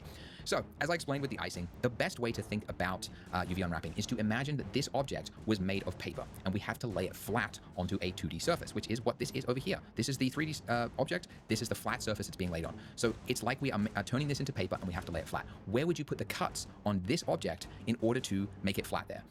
And so the most obvious place you can think of if you're looking at doing this is like, I know for sure this handle has to be separated from the rest of it in order to start to lay it flat. By the way, before we start, it would probably help with your mug selected. In the modifiers, you've got this little box there that says on cage. So if it's turned off, it'll show you like the unsubdivided result around it, but then like parts of it get hidden by the mesh. So I usually turn it on just so that I can see it, and like all the mesh is visible. It just makes UV unwrapping it a little bit easier. Okay, so the handle needs to be separated. So right here is an incision point, right? So I'm going to select these vertices here by holding down Shift and just Shift selecting. Then I'm going to hit Control E and then select Mark Seam. Now, Blender won't have updated yet, so this hasn't changed over here. So if in order to see that, we would first have to select the whole mesh, then go U and then select Unwrap. Or the method that I prefer to do, and I would suggest you do this too, in your 3D view over here, there's a little options drop down at the top there. If you click that and then select Live Unwrap, now whenever you do a seam, so let's just do another seam here, mark seam on the same spot, it will automatically do that UV unwrap for you. So that's really helpful. Now, it looks worse. You have to go backwards before you can go forwards, but that's okay. So we've only got one incision, so let's do another one, the other half of the handle. So down here, I'm going to select these points, like so, and then hit Control E and then mark seam. Okay, so now it has changed. So we've got the handle here. Now, if you want to select it just the handle, by the way, in the 3D viewport, if you just mouse over that part of the motion, the mesh, and then hit L, then in this little last use box here, if you select seam, it'll now just select the parts of the mesh that match that seam. By the way, I should also be in edge select mode. That would definitely be helpful because we're placing seams on edges. But yeah, if I do that now, that selection, you can clearly see that this is the part of the mesh, which is this handle over here. So it's been separated, okay? So we've got like two parts of the mesh. We've got all of them, this part of the mug, which is this mess over here. And then we've got this handle here, which is this part over here. So this is like somewhat unwrapped. But again, if this was made of paper, to lay it flat, we would have to do another incision. So when I'm placing a incision like this, like I have to place an incision somewhere here, right? Like here, here, here, or here. And because a seam generally makes a seam, like a visible line in a texture that will often not be like lined up, that can look ugly, right? It's like, it's not a good look for a model. So often when you're placing a seam, you put it in a place that is hidden. So, I mean, it would be a really good spot if we had like a line right down the middle of the mug there, but next best thing, I'll place it just to the side there. So holding down Alt, select that edge. Now I'm gonna hit Control E and then say seam. And now look at that. This now has been pretty well UV unwrapped, okay? That section there, that's pretty good. So now we just have to do the same for the rest of the mug here. And this is pretty easy to do. So it's, I mean, you can tell, like one place we would have to put a cut would be like the base of it, like right here inside of our mug. So I'm gonna hold down Alt just on this face at the bottom there, and I'm gonna hit Control E, and I'm gonna say seam, just to separate that single circle there out by itself. Now, I need to put one cut that goes right down the, right down like here, like this part of a mesh. Like I need to do a cut right there. But again, that can create like a visible like line. So I wanna try to hide it by putting it on like close to this handle here. Because also there are other seams here, and it will just kind of help to just have it on one part of the mesh. Because like you could like move it and hide it by the camera and stuff like that. So it just helps to put it all in one place. So holding down Alt here, so Alt, click on that. So it goes all the way down to there, and then it kind of stops here on the handle there. So I'm gonna select this line, just holding down Shift, and I also want to do it right there. So holding down Alt on that, and now I'm gonna hit Control E and then say Mark Seam. Okay, so now that's looking a lot more released, right? There's less tension in there, but there is still this like pinching effect happening at the bottom there. So just like in the middle there, when we selected that and separated it, I want to select this part of the mesh, which is underneath the mug, and I want to unwrap that. Oh, sorry, place a seam there. By the way, if you want to like, because we can't really get to that very easily, if you want to just see an object by itself, you can hit /. So in object mode with the mug selected, /, and now everything has vanished. Now, Blender doesn't do a very good job of showing you that you're just looking at an isolated view, except for at the top there where it says local. So there's many times when I'm using Blender and I'm like, where's the rest of my scene? And then I remember, oh, that's right, I'm in isolated mode. And you only know because it says local there. So you just have to remember, if like you ever get to that point of like, where is everything? What? Just /, and it'll bring it back. Okay, so /, there we go. And by the way, if you don't have a / key, you can go to view and then go local view, toggle local view, like that. All right, so now that I've done that, I can get underneath my mug, edit mode, and I'll select this, say Control E, and then I'm gonna say Mark Seam. Okay, so now when we look at this, you can see we have pretty well successfully UV unwrapped this, okay? Because these points are now, they've been flattened out. Now there's some stretching, there's always going to be some stretching, but as long as it's not like obvious, it's generally okay. But now what I wanna do is I wanna load in the actual texture that's being viewed here, so I can see where this like line is being viewed on the mug there. So from the drop down here, I'm going to select that base color, this little ceramic mug here, which by the way was actually scanned from a real mug that we bought and then scanned around it, so this actually matches like what you'd find in a store. So it's loaded in there, and now with this island, which I can select by hitting L like that, I can now, hitting R, I can start to rotate and move it around like this. Okay, so I'm going to place this, let's go, I'm just kind of guessing, but that is, yeah, that's the bottom of my mesh. If you don't know, like you can go into like face select mode and just like select a few faces and you can see them like update over there like that, which is cool. But yeah, so that's the bottom of the mug, which is good. And let's get that like, you know, try and get a straight line there, okay? And you can see we can't, right? We've got the line like going up here and then we've got another line coming down here. And obviously we want these to meet, but how can we do that, right? Because the lines are doing that because this part of the mesh is all the way over here. And then the other part of the mesh is like, yeah, much higher up, right? So we essentially, in order to get this to line up, we need to make this island here look straight. Basically like, almost like what it was before when it was the default cylinder view. Now there are some tools in Blender that let you like quickly align like one line, right? So if I selected this line here, I could right click and then I could say align auto, and you can see it would give me a pretty straight line for that one there. The problem is that it just does that one line. If I wanted to do all of it, I would have to do these like one by one like this. So Blender really needs a tool that would like let this happen like easily across an entire island. And although Blender doesn't have this tool, there is a free extension, and it's a great excuse to talk about extensions in Blender and how to install them. But yeah, there's a free one and it's amazing, and so I'm going to show you how to get it. So go to Edit, then Preferences, then go Get Extensions. And with a fresh install, it'll first ask you, do you want to let Blender read the internet? Because it's not going to do that without your permission. So say Allow Online Access. And by the way, you can change that in the future if you want inside of System, Allow Online Access. Anyways, now that you're here, in the top right-hand corner of the Get Extensions, there's a little unassuming drop-down. Then click on Visit Extensions Platform. You can also find it by just going to extensions.blender.org. Anyways, so these are all extensions that are, they're not made by Blender. So they're not like official, but they are all free. So they all have to meet the criteria of free. I believe there's some other things in there, like it has to, I don't know, probably like safety checks and things like that. But these just like expand the capabilities of Blender by the community. So the one that we're looking for is actually this one here, Moi3 UV, which you could find by just, I think, typing in UV. Weirdly, when I was typing in Moi3, oh no, that's right. Oh, it's Mio. Oh, that's why I wasn't finding it. It's Mio3. Okay, there you go. I thought Blender search was so bad, but it was just a Mio3, not Moi. All right, Mio3 UV. Okay, so this is the extension. And you might think like I have to download something, unzip it, and do that. No, it's actually really simple. So all you do is you grab your browser like this, just like separate it to make it like a half window like this. Then all you're going to do is you're going to, in the bottom corner of this little window here where it says Get Add-on, you're going to click that. And then you get this like little outline box there. And see how your cursor changes to this little like crosshair thing? You just click and drag out from that and then drop it into Blender. And it'll now say, do you want to install it? You say, yes, I do. And then that's it. You can see at the bottom there, it says installed Mio3_UV. And now in our UV editor over here in this window, if I hit N to bring up properties, you can see I've got a little option here that says Mio3. And look, we've got a bunch of options that I honestly have not played with, most of them. Most of the ones I'm looking for are right at the top here. So the one that I use all the time is Gridify. Okay, and look what happens as I click this. Dun-dun! It does what we're looking for. It converted that from this like stretched like kind of view to making it look actually squarish and like a grid, and that is perfect. And now you can see that line there across the ceramic is lining up across it. So that is absolutely perfect. I have no complaints. It is it's worked perfectly well. I do though just want to apply it to this part of the handle as well because the same thing would apply to that. Make sure I do it in face select mode. So I'll hit L. So I'm just selecting the handle by itself, and then here with it, or you can also just do it on the island itself there like that, and then go to Mio again, and I'm looking for Gridify. Okay, and there we go. Great. Now, you can position these however you want. So you can select an island by hitting L, and then you can like find a different portion of it. By the way, if you don't want to see the, like, because you can't really see the texture under it very well, sometimes I just disable the overlay at the top of the screen there. That will just like disable all the overlays so you can't see anything on the mesh there at all. So you just have to remember that it's doing that. But when I've got that, now I can like move things around and I can see them visualized on the actual mesh there, which is helpful. So if I wanted it to be like a larger looking texture, I could make it smaller, right? That's a kind of a look, or I can make it bigger, and I'll probably make it like somewhere in between, about there, I think. Actually looks kind of good. Actually, yeah, basically filling the space like that from like left to right, which is nice. And then for the handle, I need to also resize that. So I'm going to select this part of the handle. And by the way, you'll notice as you slide it off the screen there, it doesn't matter where it is because it's just going to be tiled. Okay. So that texture is just tiling all the way to the left and to the right and above it. So yeah, so I can position this wherever I want, like so. Now you can see here, this little empty patch here, right? This is one part of the handle cut, right? It's that section. And then this section here would be this right here. So if you actually wanted to line it up to be perfect and also get the texture, it's called like matching the texel density across the islands. But yeah, you could like scale this down to be like roughly the same portion, like the same part of the mesh if you want to. There's still like this extra stretching and stuff in there.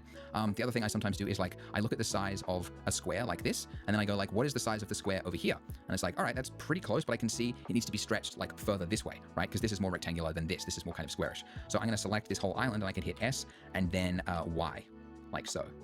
So till they're kind of the same size like that. And then just to make them fit, I would scale that down again. And there you go. And now I'm just going to move that up a little bit, just so that this part here of my texture, I want it to kind of line up there. I don't even know actually if this is physically possible. Maybe somebody who works in pottery will tell me, but like, see how it looks like it's kind of like dipped in something?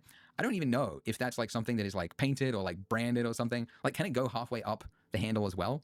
I'm assuming it did. I thought it was like dipped in something, but that could be like, this could be a completely implausible mug is all I'm saying. But that's how it is in 3D. Like, you have artists that have like never done engineering before and they design a robot and they're like, and everyone's like, yeah, that looks cool. And then like all the people in engineering are like, you know, that's never gonna fly, you know. But that's fine. It's part of the fun of it. Okay, now there's a lot of stretching going on right here, and that's because this Gridify thing, as good as it is, you can see that this part, right, it's really like shrunk it in there, and it's made it a really thin line. So all I'm going to do is I'm going to go into Edge Select mode by hitting 2. I'm going to select that edge. Oh, okay, I can't select that edge very well. I'll just Shift select them one by one like that, and then I'm just going to pull it up just to add more detail there, like so. And I think it is also like stretched a little bit because it's kind of like wrapped around it and it's kind of like peeling outwards a little bit. I think it works a little bit better if you also scale that part out a little more. So I'm just scaling out that line, and you can see that has now blended in pretty seamlessly. Like, that's about, I mean, it's a little messy there, but it's about as good as it would get on that. That's pretty good. And then I'll just do the same for the bottom part here. So I'll select these edges. Actually, no, I'll do it over here. And you can see you get both parts of it, right? Because that line there exists across 2 islands, right? This island and then this island here. So anyways, I'll select this in the editor here, and then I'm going to pull it down to give me more data. And then I'm going to scale it out a little bit as well. And look at that. That's pretty good. We've got a pretty seamless looking result. I mean, and honestly, that's about as good as it gets. And by the way, I should have said, like, it doesn't actually matter that the UV islands are overlapping here, but it does matter if you were to be painting onto this. And the reason that makes a difference is, like, you can imagine if you were doing a paintbrush and you had painted parts of the mesh here, and like one part was for the handle and this part was for that. If you had islands that were overlapping each other, then you would have like different parts of the painting like appearing twice across it.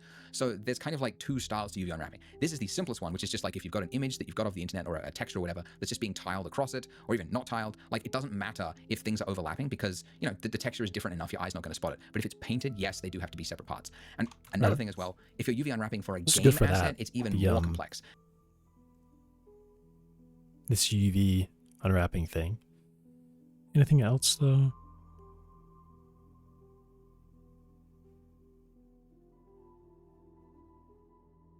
Creating coffee foam.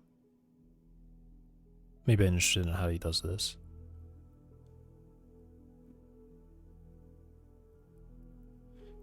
It looks like he uses a bunch of textures to layer it.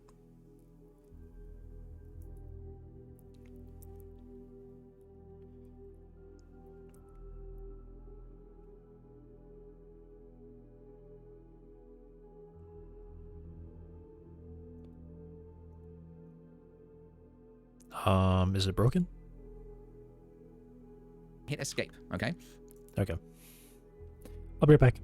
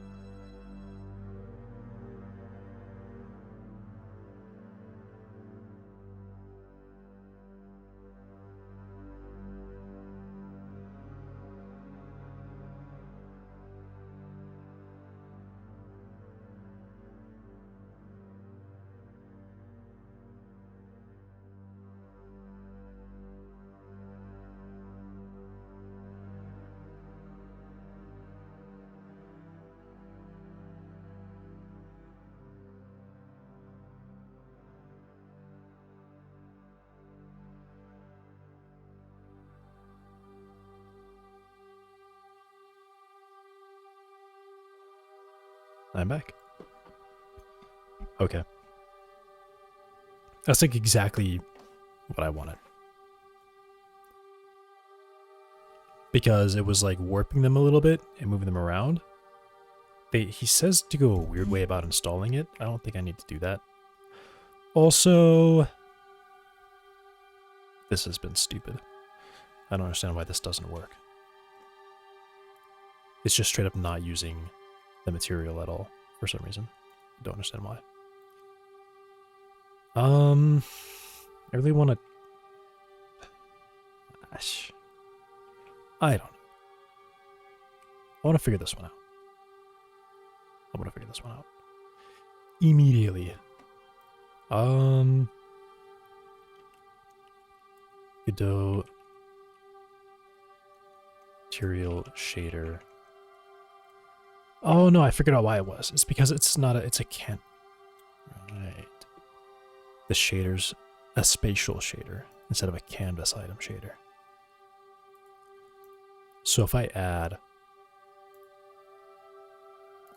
I feel like if I actually just do control and then do material, shader material, load this one. Yeah, see, says that. So what I do then is I go here, I duplicate, I call this checker 2D. Checker 2D.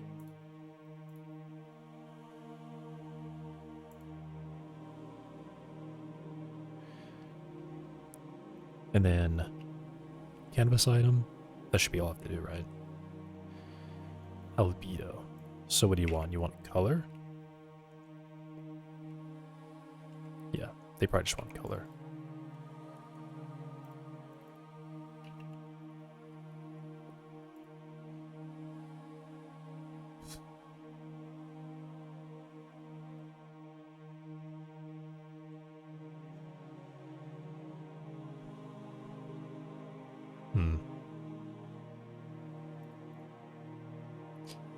Change type. Panel. There we go. Why is it slightly transparent? Why are you slightly transparent?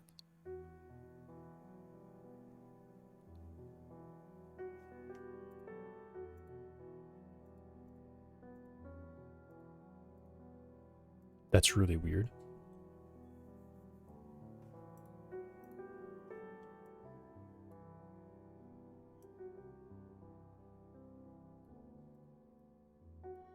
Why is it slightly transparent? Oh, I mean, yeah, that would make sense.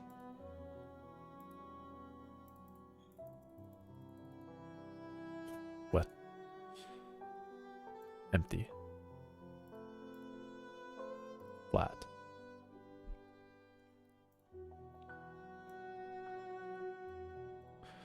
Cool, okay. Now I've got it. Now I should be blocking the entire screen with this. So what was my numbers? 640, 360.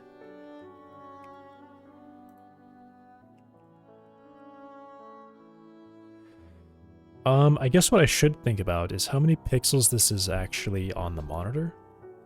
Of course. Duh. Right? Because I want it to be an even multiple. So I'm using 2 pixels on a 1080 screen, or I'm using 3 or 4 pixels. 640 might be, well, I should really look it up. Or not look it up, but do the math. All right. What is 10, 1920 over 4? 480. So I should do 480. And then, I guess, 1080 over 4. 270 by 480. Which actually fits. Okay, so this is One sec. This is 4 pixels to 1 on a 1080 monitor.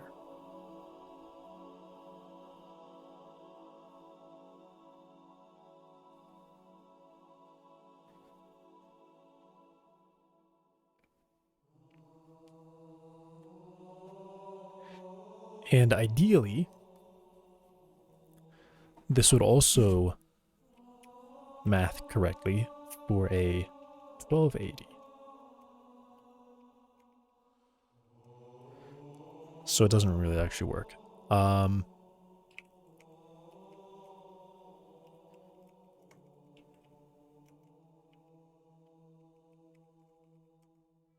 Okay. So it actually turns out that 640 and 360 is the ideal number. So I'm going to do that. 640 by 360 gives me about 3 pixels from the monitor to 1 on the UI.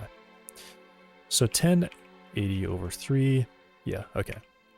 All right. This is actually just the perfect number. So if I hit run, I should just see this full screen. White and black. This will be great for compression, by the way. Oh my gosh. Oh my gosh. Okay.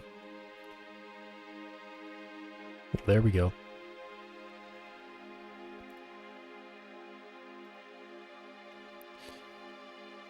All right. So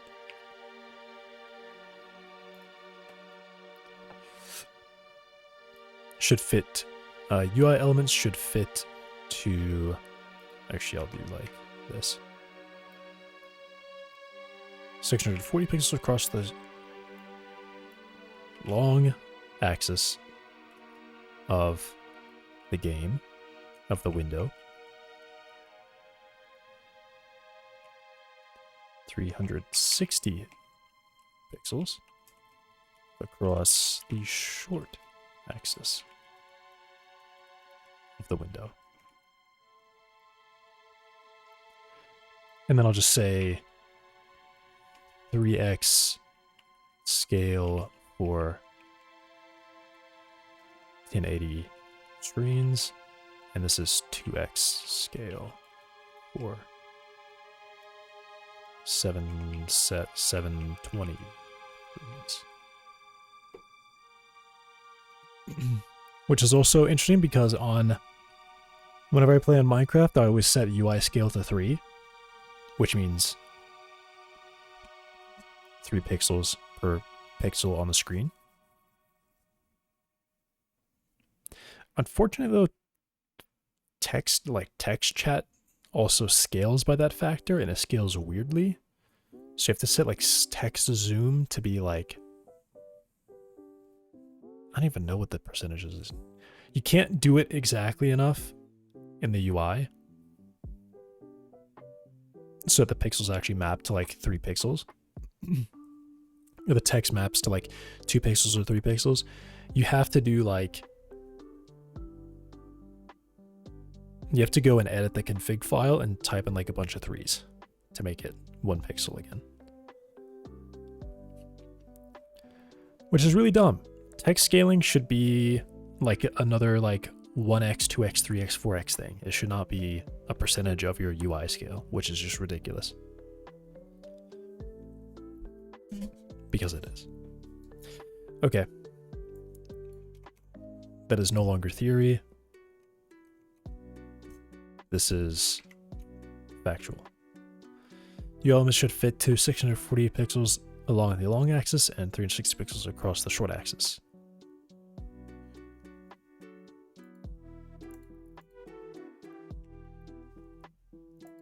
Okay, trying to save a web page. That does not work that way.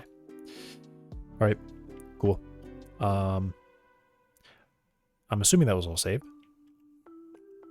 There's nothing really to even save in the first place that I don't care about losing. Okay. Plants.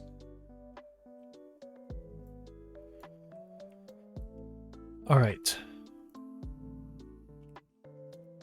This add-on. Mio?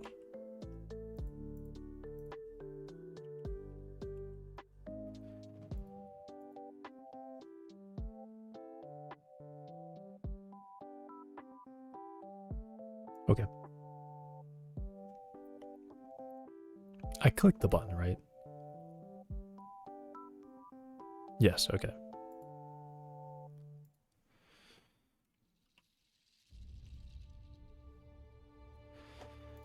Okay, trunk mesh. 9. Hide this. Merged. Is this the one that I did write already? Yeah, it's already snapped. Okay. So we got the seam there. It's a straight line all the way up.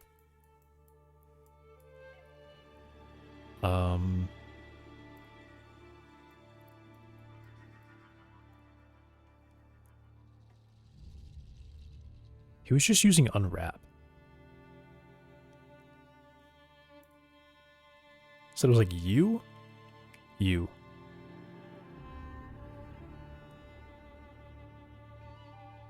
Conformal.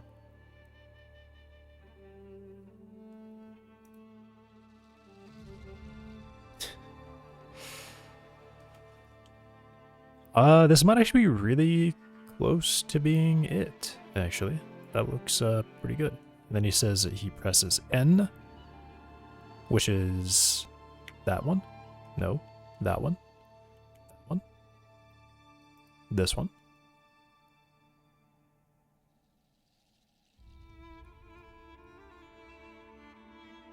Gridify. Okay, not quite. Not quite. Unwrap. Unwrap horizontal, unwrap vertical, unwrap. What is it doing? It's just kind of like picking something different every time. Normalize? No, definitely not. Unwrap. This is being really weird.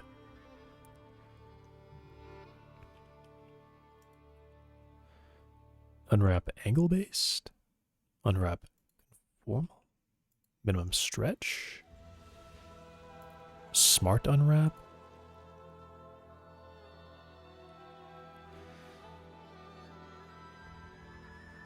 Cylinder projection.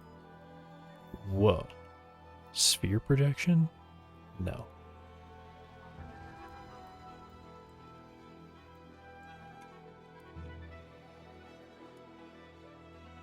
You. No. Okay. This one's probably the closest I can get. But then, unfortunately...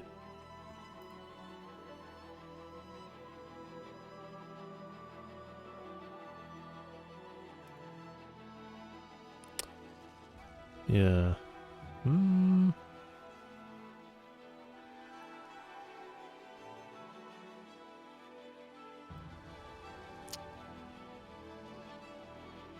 Gridify, even, normalize.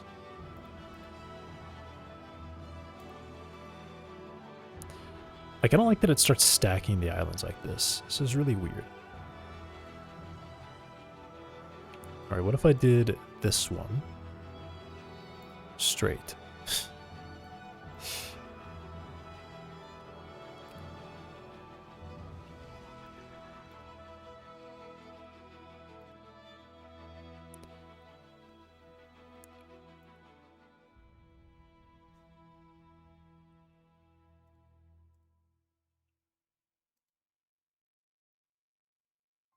Why is it doing nothing now? What's going on? It pinned all of them?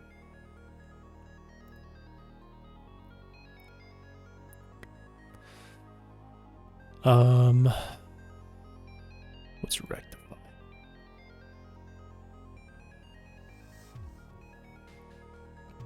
Hmm.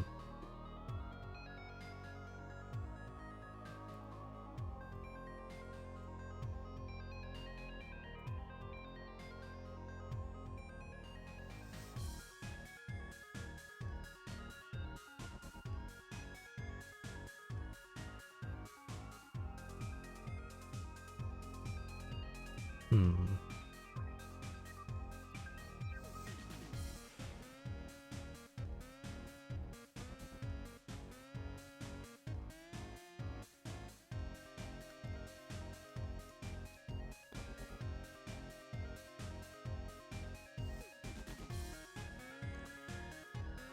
You actually need to know. I need to know. I need to know this. 4.45 meters.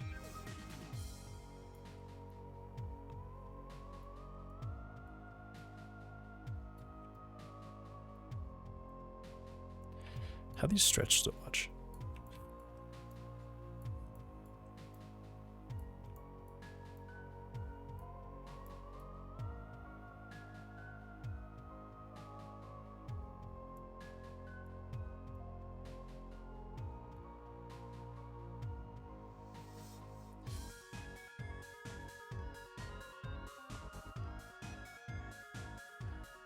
It's a little bit less than 0.45 meters. Well, I know what the radius I set to was. I set the radius to... Oh, this is also getting smaller. So I kind of messed up by doing that. It should really be down here.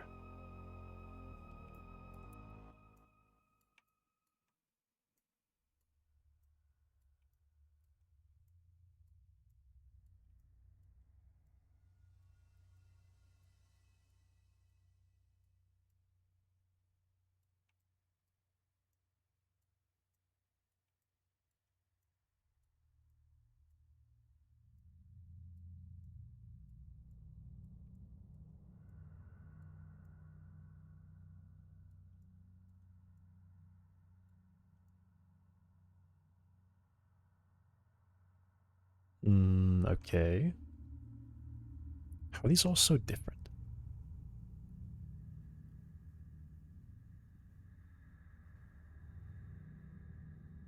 I mean, I guess I did snap the pixels. So I guess some of them are going to be a little bit shorter than others. Snap the vertices, I mean.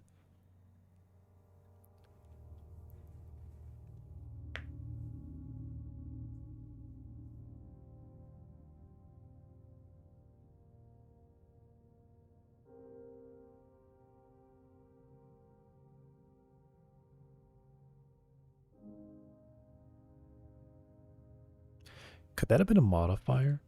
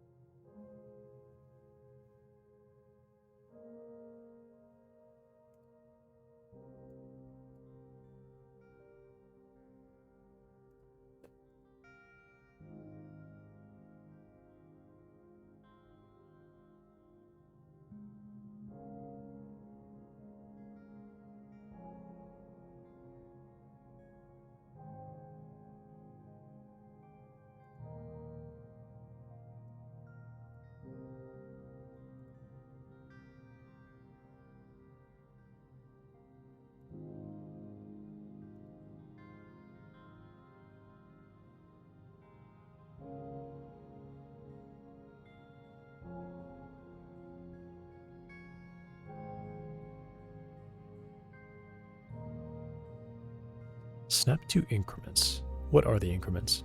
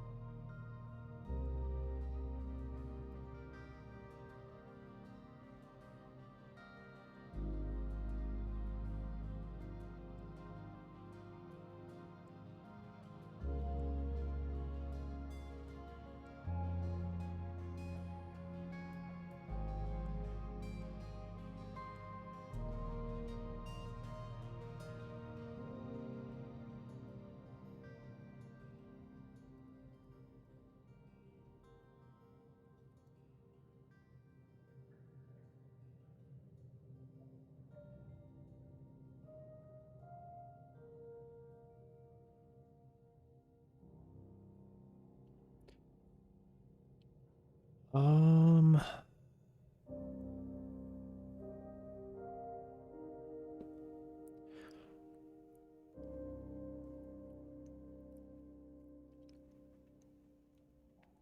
trying to think here. Oh, what to do this.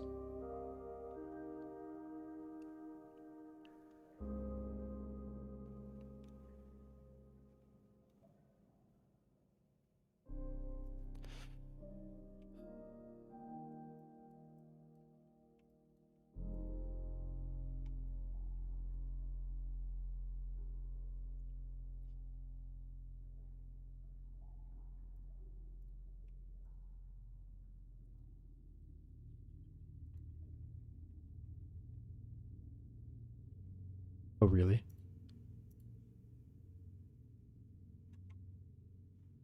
Why do my measurements go away? Whatever. All right. So this is 1.2 meters. All right, what do I need? Okay, first of all, I think what I should do is I should have the image be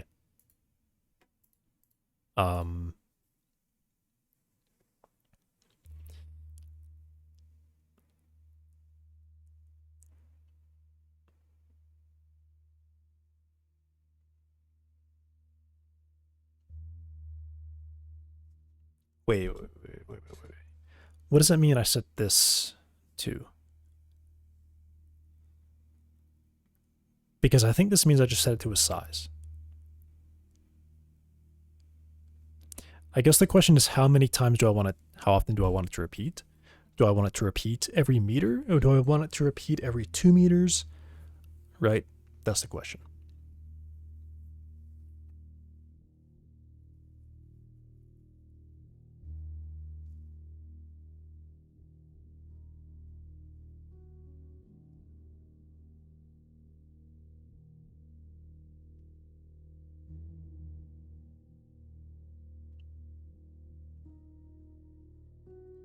I can also have the texture be like, well,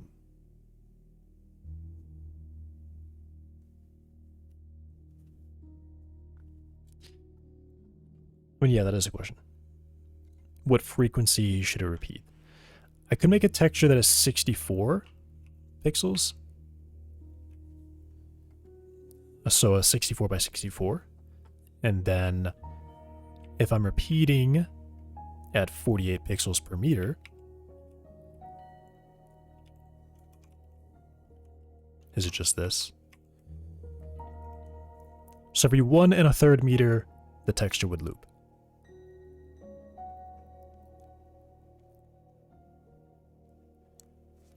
I mean, I guess that makes sense, right? I use a 64 by 64 texture. Wait, why are you over there? What? Okay, strange. All right. I could use 128, and that would loop every 2 2/3 meter.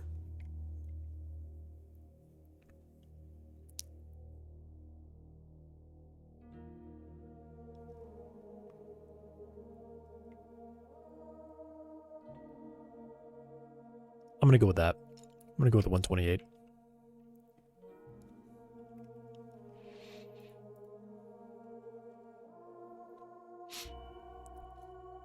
Generated type, I guess UV grid.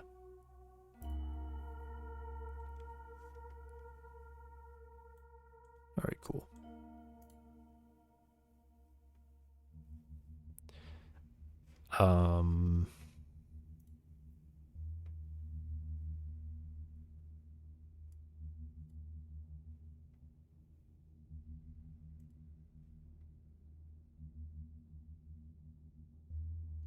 UV image texture.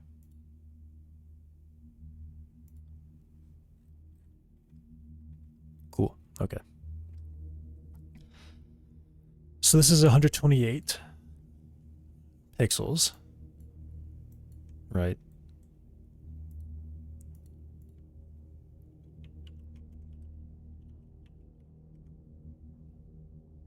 Pull UV grid, lock it in.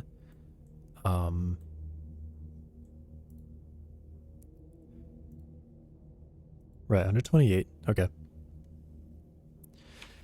So if this is 128, and I want the density to be 48. Let me go and do this.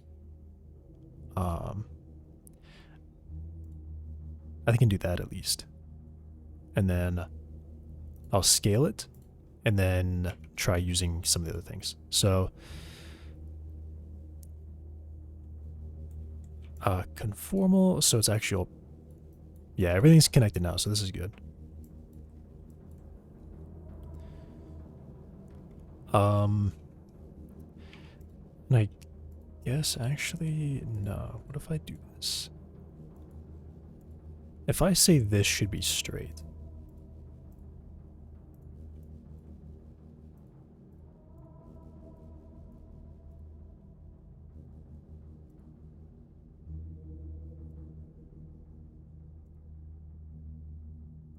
Okay.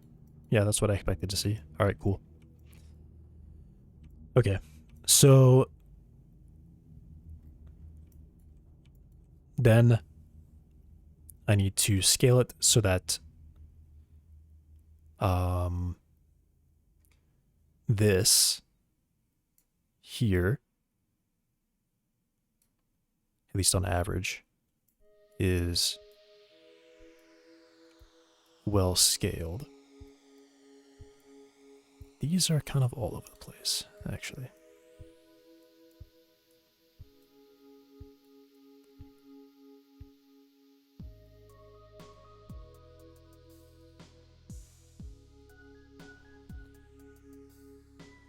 Yeah, so I guess when I average these,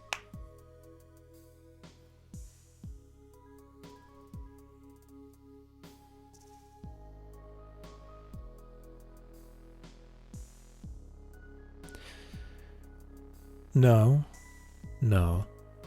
that's not what I do. I go back here.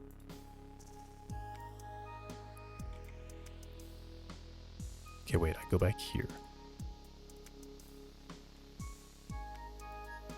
Select this. Not that one. This one. Select this. 0.675. Okay. So this is the radius.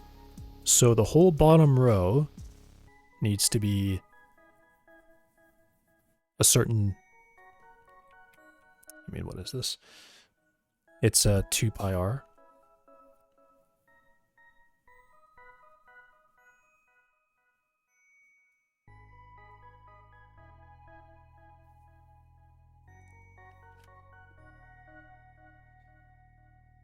Yes.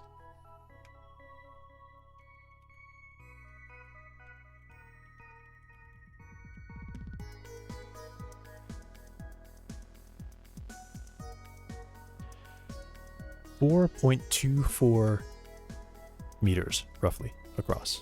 Okay.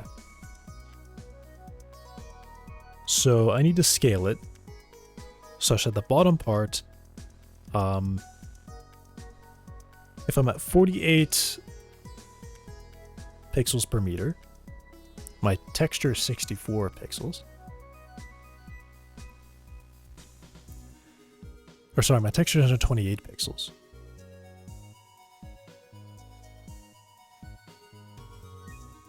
Can I make it so that snapping happens based on the image?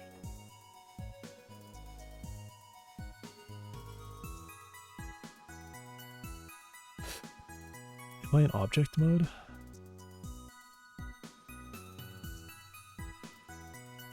Okay.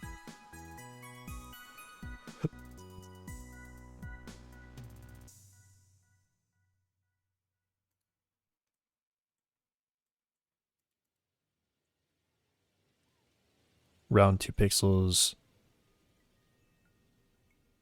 Corner.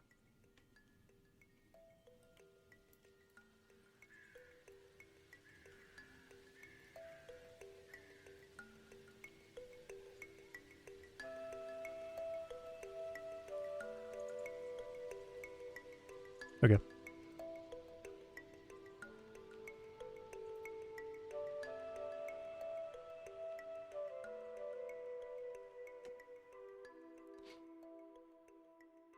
Um,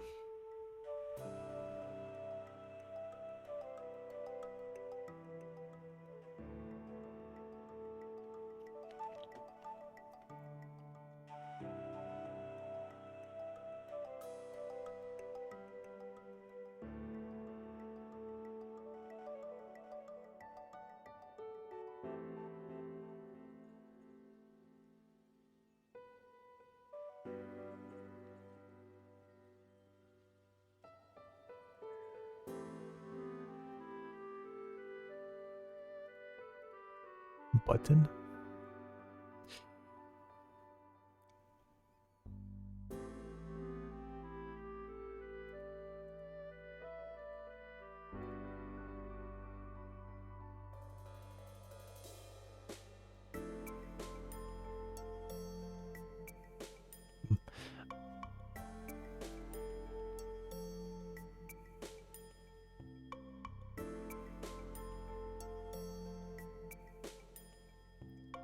All right, whatever.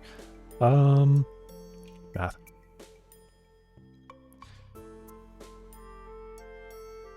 So the height, no, the width of all the bottom islands is 4.24 meters.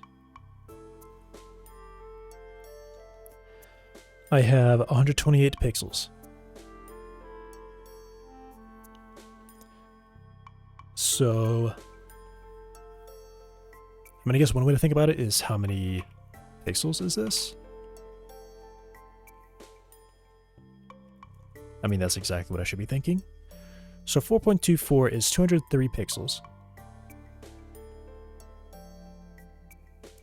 So I guess what I should do is actually probably figure out so that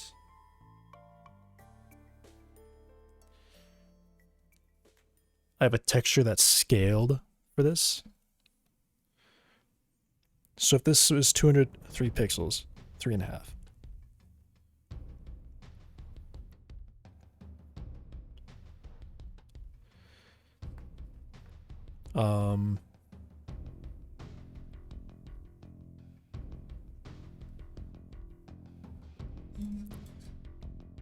I mean, I guess I could also actually just measure the bottom instead, because this is going to be shorter, right? The path is actually going to be shorter. I zoomed in really far. Okay.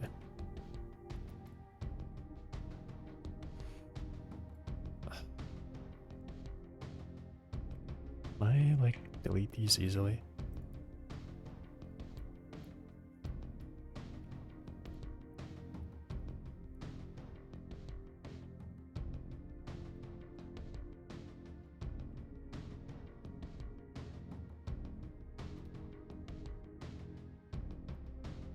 Can I clear this?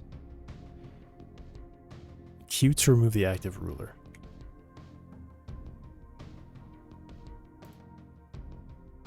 Which Q?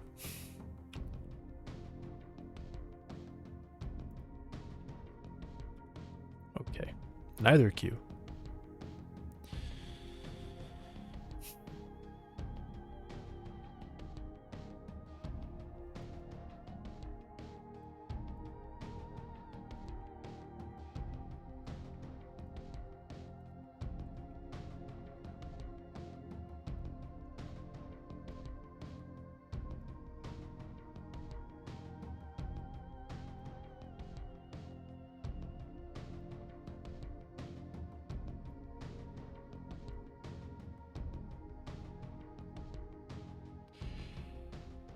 All right.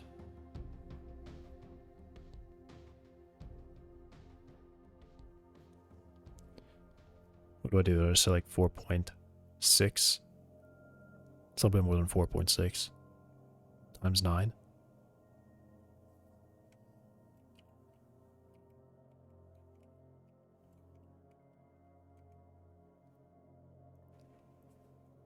.46 times 9. 4.14.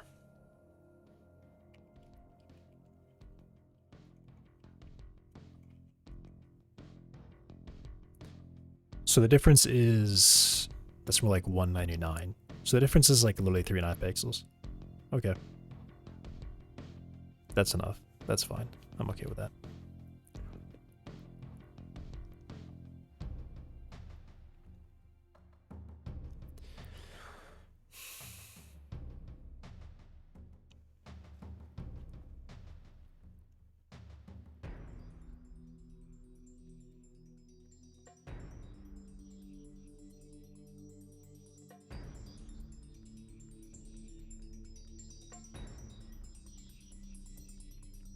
Here's what I'm gonna do. Here's what I'm gonna do.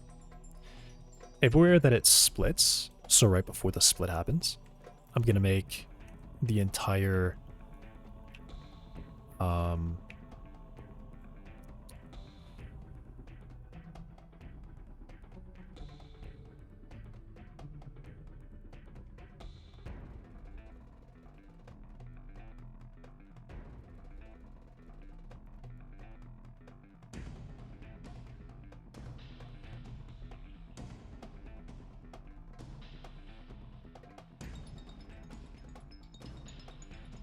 really difficult.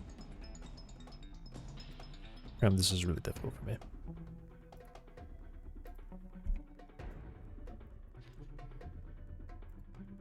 Maxime.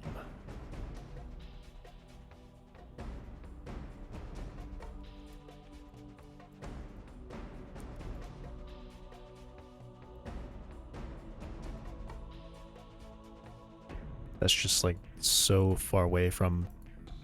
Can we be serious, please? Blender, stop. Blender, please stop. Just think, I'm not even moving my mouse and it's selecting a different one every. Blender. Please. Can we be serious? I'm literally not moving a mouse and it's like picking a different one. It's straight up random what it was doing just then. That was literally just random. Why? Why are we randomly picking different vertices?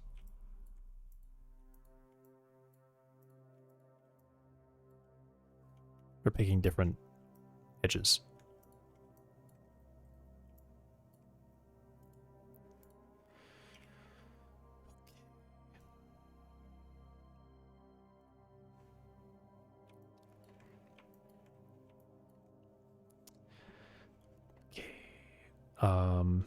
Let's try Smart UV Project.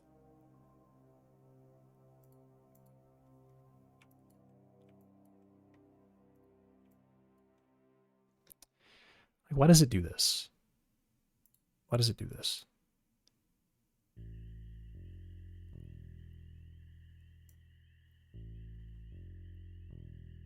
Just put them all together, man.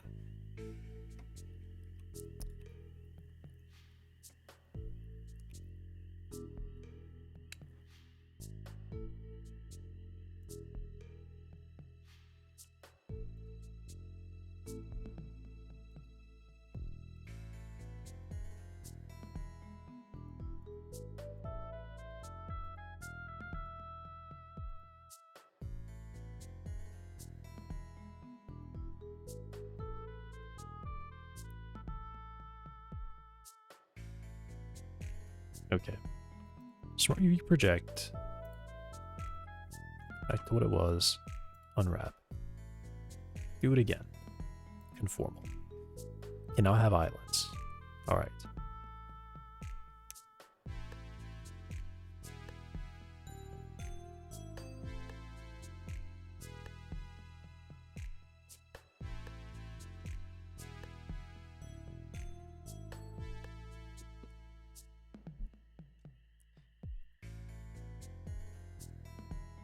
L.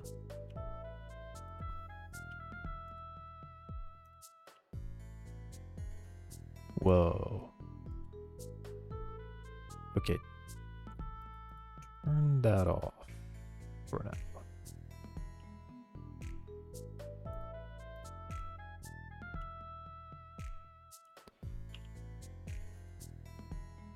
What is this? What the hell is this?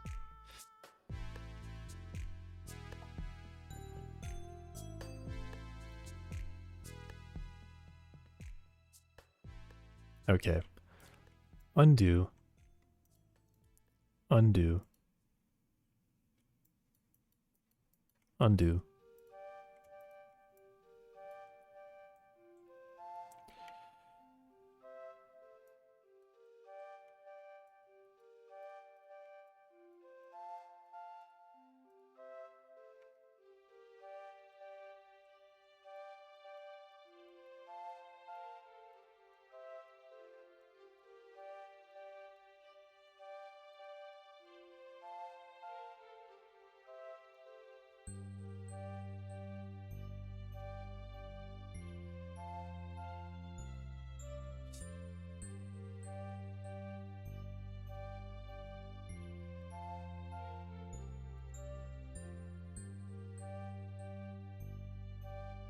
Yeah, this is really making me mad.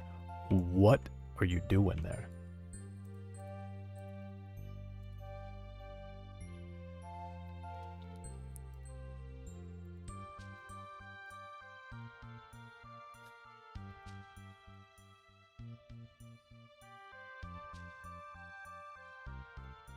Reset. Conformal. My god, man. Alright. This is just kind of crazy that that happens. Smart UV project to like fully resets it. Unwrap. Okay. No insane shapes, please. Why are you making this shape? Okay, it's just being weird. Sure. Then I do that, and it does that.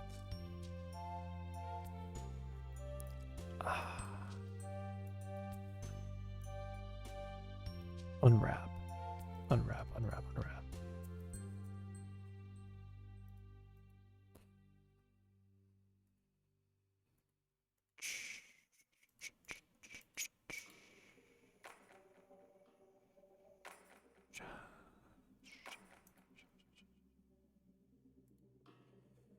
Did I, like, clear a seam at the top or something? No, I didn't. It's just being crazy now.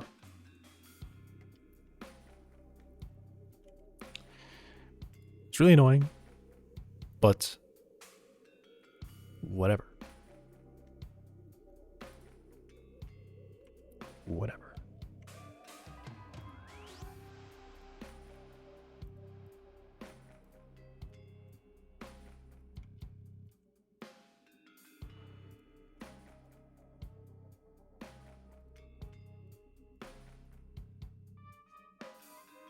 This is crazy. Stop. Why is it doing that? It literally just has no idea what to do with that at the top. It's ridiculous what it's doing. Straight. And then I'm just going to correct these. Oh, it pinned these at the top. Is that what happened? Because this should be snapping.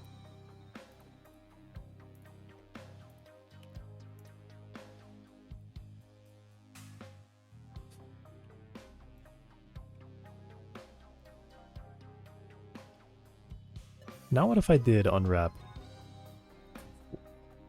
Actually, first of all, unpin everything.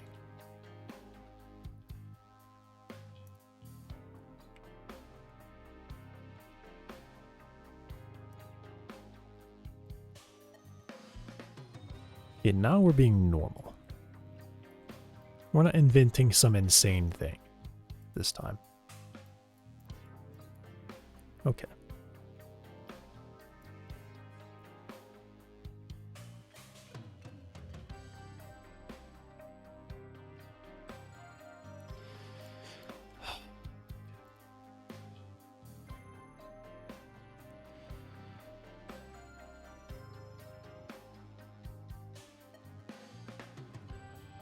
All right.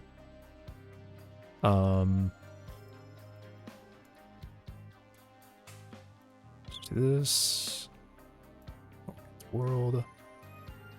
Do this.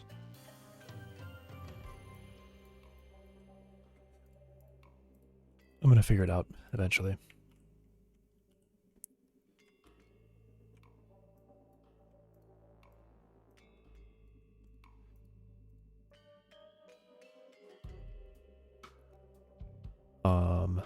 Straight.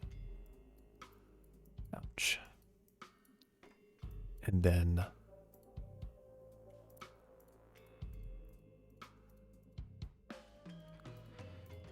I mean, just what happens if I do this? Just do that. Okay. Okay.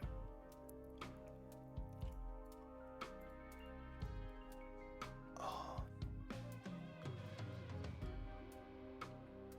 Wow.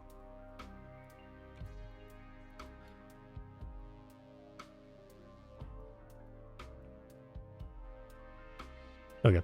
How many is this? About 200 pixels? So it needs to be 3.5 to sure. Over 128. So it needs to be 1.59 times the size of this. The bottom.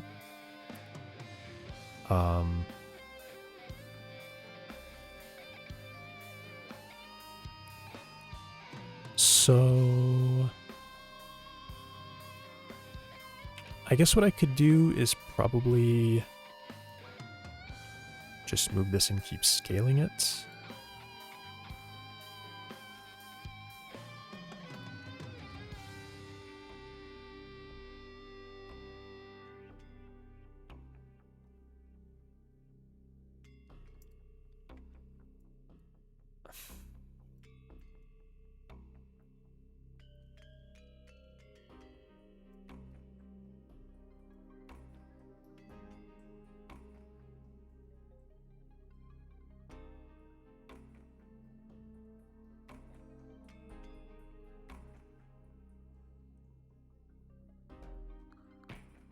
No, I mean, UVs are supposed to be 0 to 1.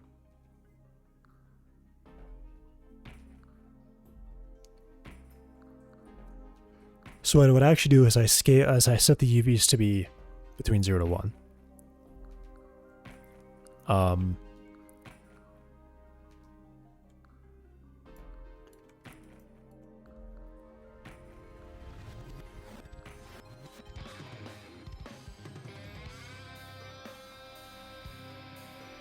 And then I would do something with the material where I change the scaling of the texture to account for that.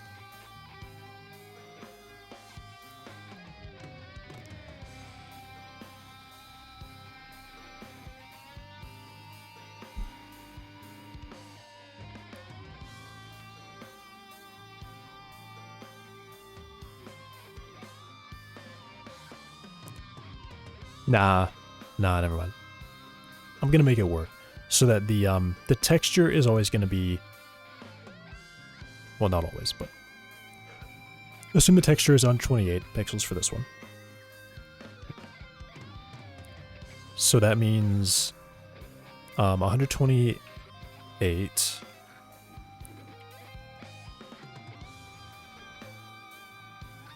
That means I have 2.6 meters there to work with. Like,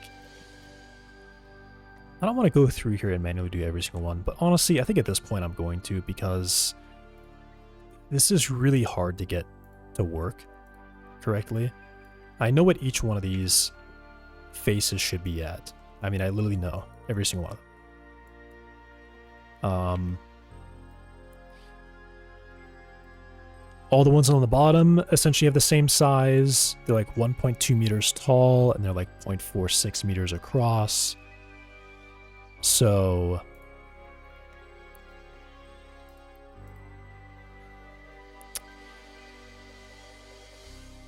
how can I do it so that every...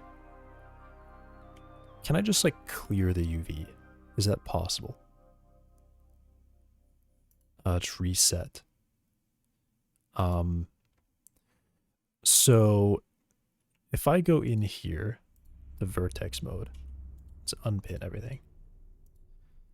And I just grab a vertex and I start moving it. And I start moving it. Okay, so it's not attached to anything. All right. Okay, cool. So it's not attached to anything. That's good. So that means I can drag this whole thing out of here. Actually, well, this is one. Okay, so now this is one.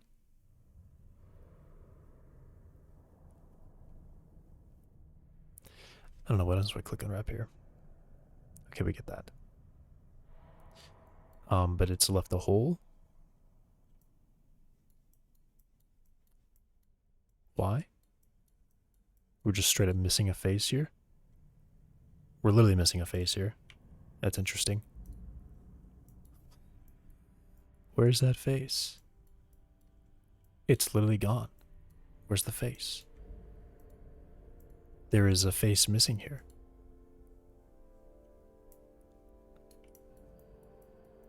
Where is it?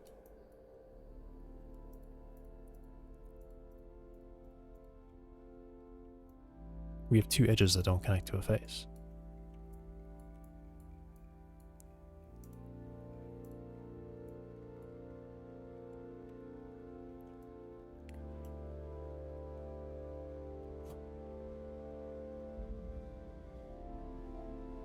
Did I delete that face by accident or something? I don't quite understand how that would happen. When did that happen? Apparently I deleted it. I don't understand how I did that.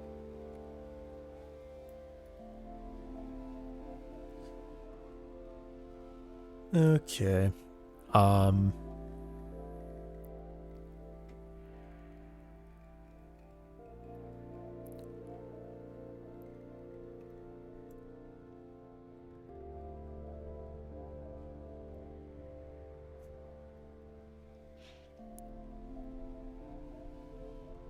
Okay, UV reset.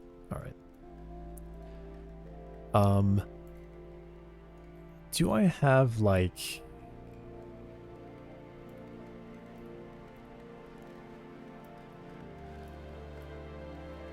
I would literally love to be able to just type in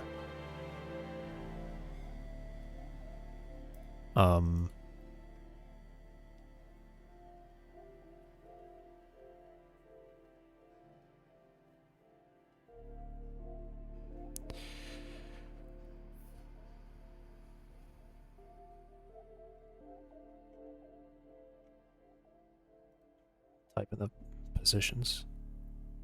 I would actually love to do that.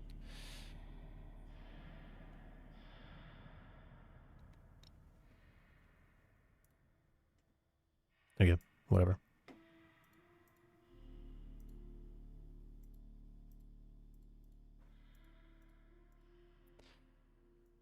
Whatever, okay.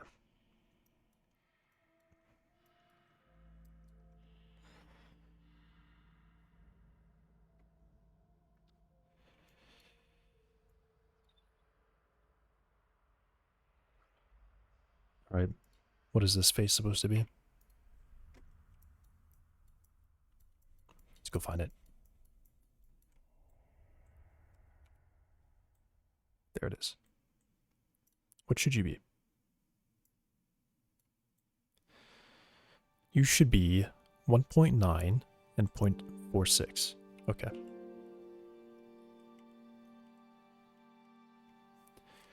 So 1.9 times 48 is going to be 91.2. 0.46. Can I type 4 first? Okay. It's going to be 22. So this should be 22 pixels across. 91 pixels tall. If it was on a 48 by 48. But I have it on a 128.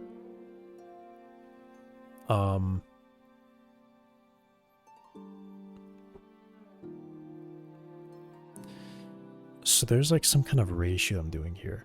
So I guess what I should be doing is 1.9 times 128 over 48.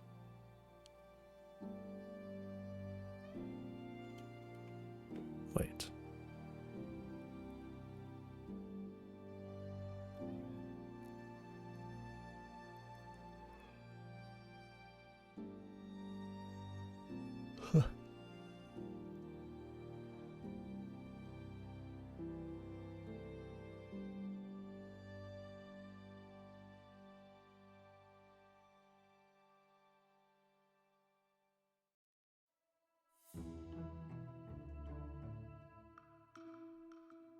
Am I thinking about this right?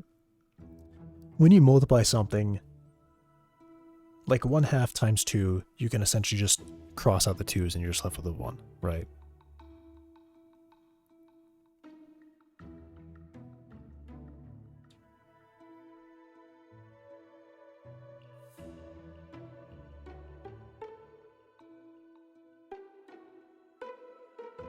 What? What am I thinking of?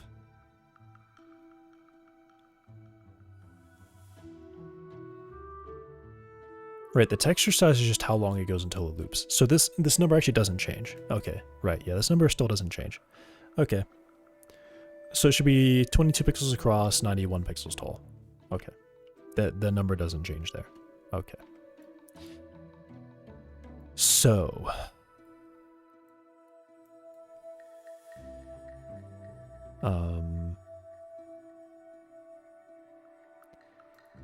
I would love to see like the pixel coordinate of each one of these. Is that possible?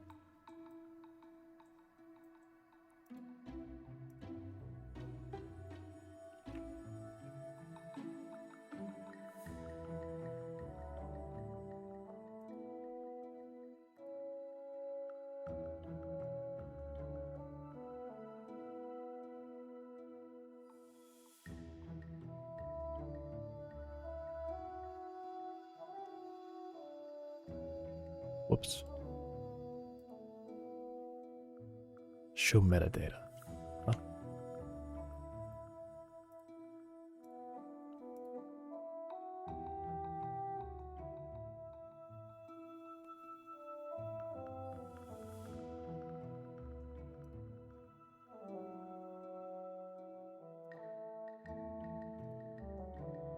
What now?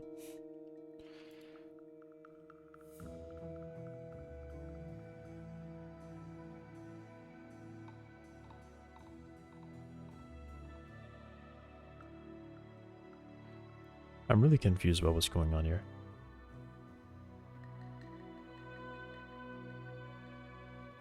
What did I do?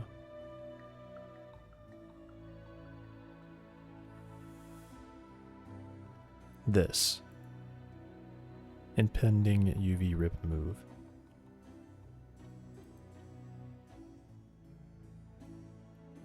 What?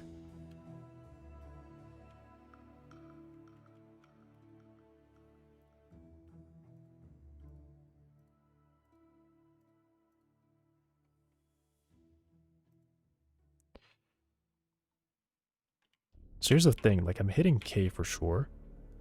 Okay, so for some reason that one didn't update.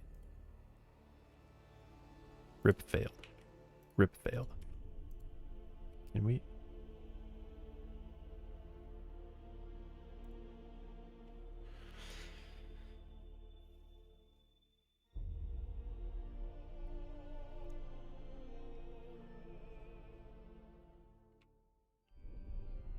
Okay. I've been trying to figure out how to do this and it's not working. So Blender.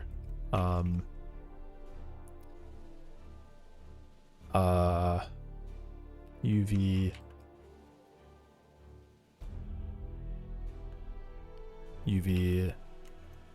show pixel coordinates.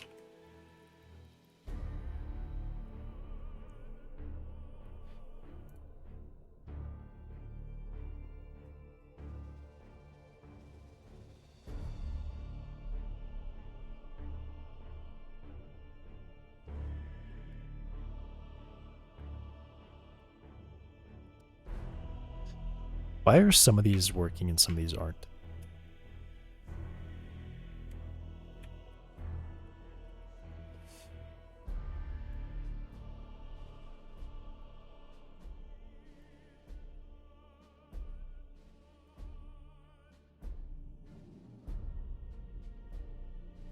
Can I see the UV coordinates then? Oh, here we go. Okay. Jeez.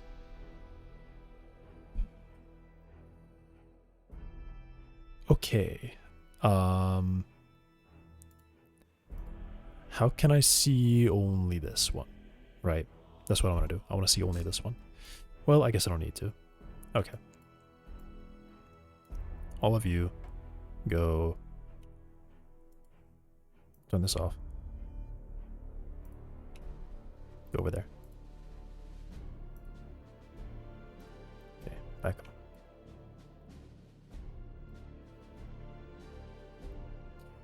Oh, jeez.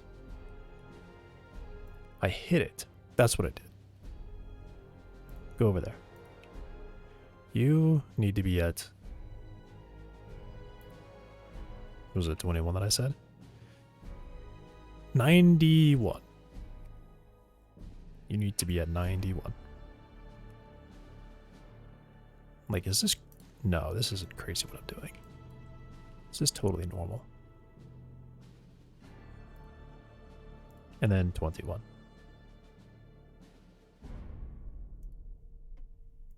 Or 22. Maybe it was 22. It's 22. All right. First face is properly sized. Okay.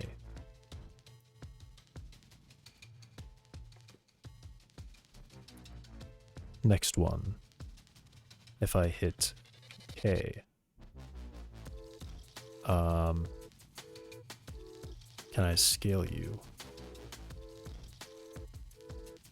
Okay. Can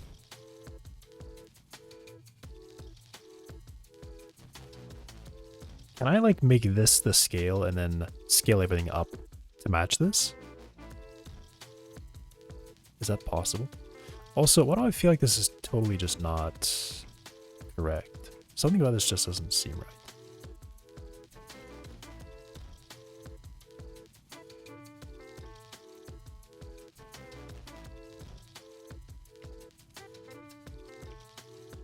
No, like this can't be correct, right? This is way wider than it is here. 0.462, 0.119.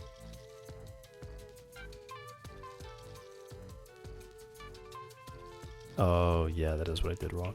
Okay.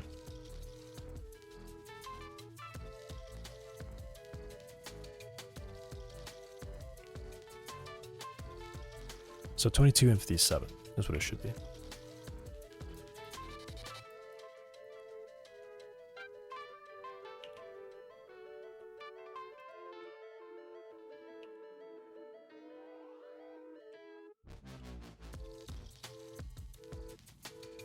Did I say 52? 57.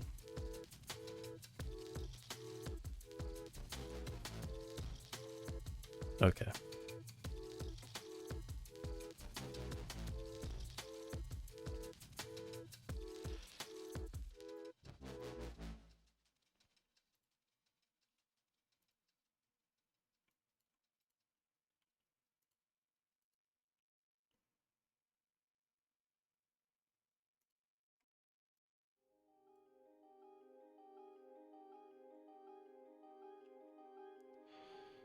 Okay.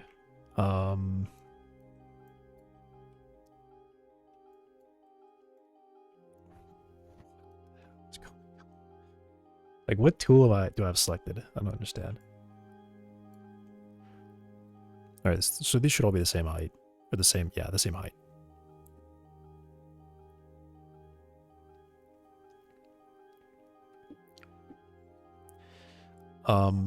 But I guess the width is going to be very inconsistent because these are like a centimeter off every time. So 452.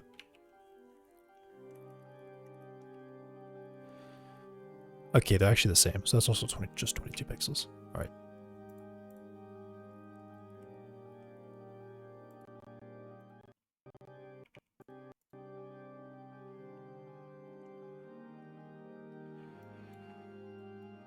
Okay.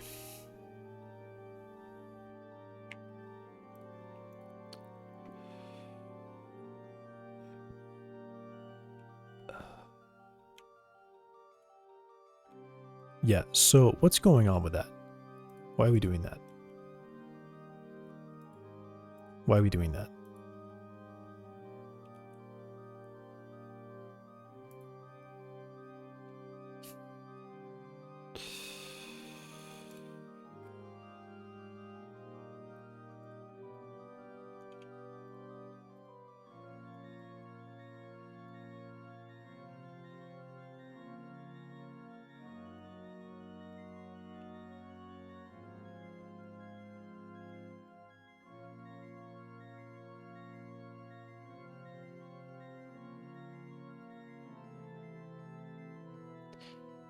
Like, this is crazy, right? Okay, what happens if I were to unwrap and pin these, pin the base in place? So I would only do the bottom.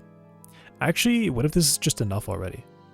So if I go here, I hit pin, and I do everything, then I do unwrap and formal. And now we're really close. Okay, awesome. So now it's really close to the right size then. Cool.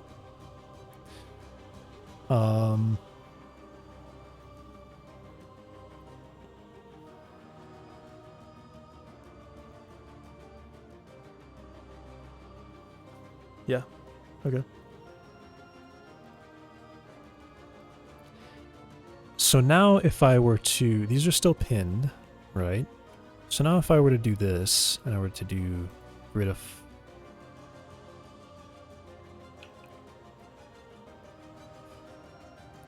it just straight up didn't care that I had stuff pinned. Okay.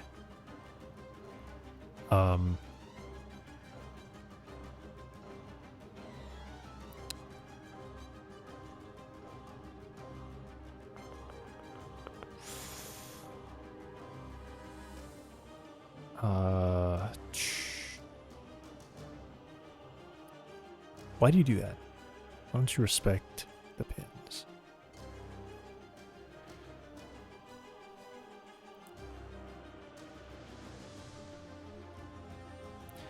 I mean, I guess now what I could do is probably do snap to pixels, and now it's really close. And then at this point, I can probably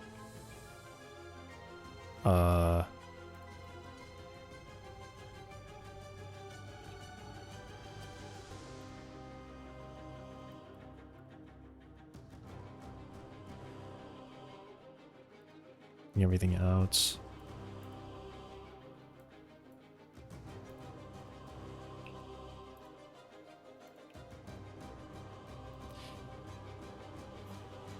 I mean, these are supposed to be like 22 each every time, right?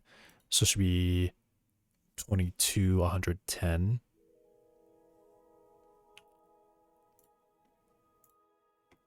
And this would be, wow, what? And this would be 132.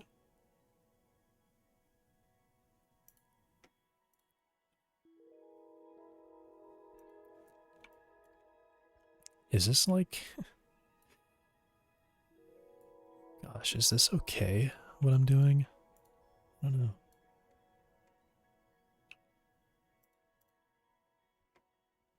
$154. 176.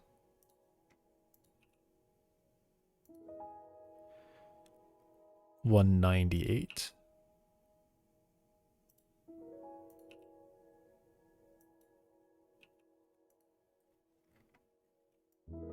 So how does this look then? Pretty good.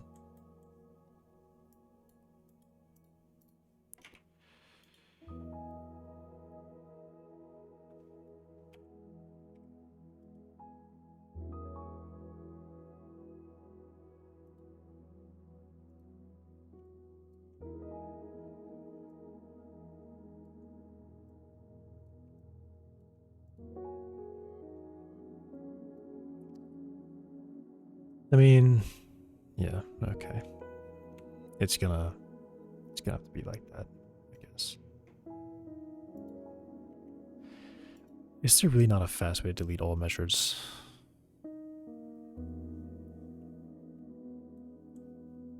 On the screen at once.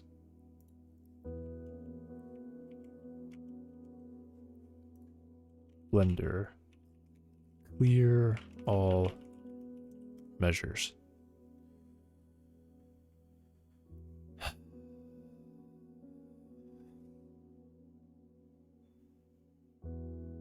With the end key, apparently.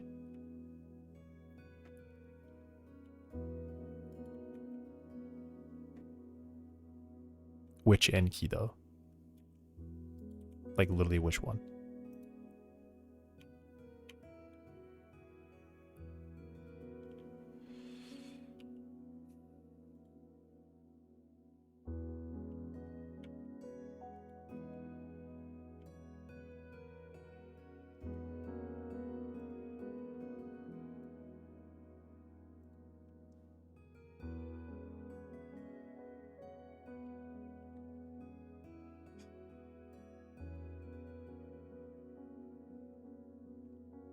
That's N.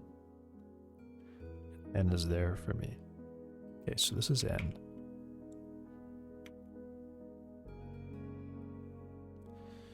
Or this one. Neither one of these works. Neither one of these works.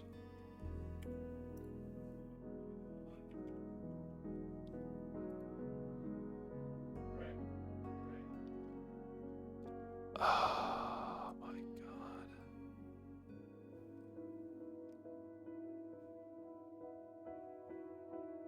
Sidebar view annotations panel.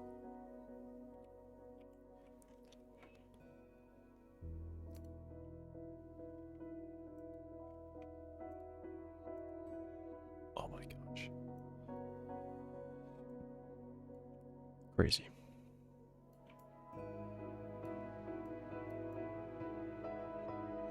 Straight up nuts. Okay. This one now.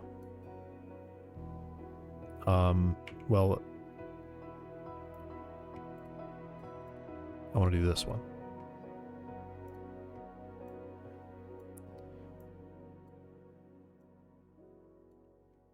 Okay. So this would be 0.449 and 147.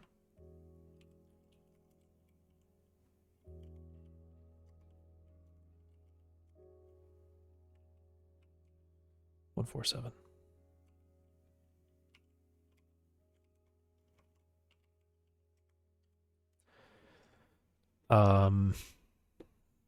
I mean, yeah, they should be the same. Actually, yeah, they're gonna have to stay the same all the way up until they reach their rescaling point, and then they'll drop. So yeah, they have to stay at 22, but the height is gonna be different every time. So it's gonna be 70. I guess I'd round up to 71.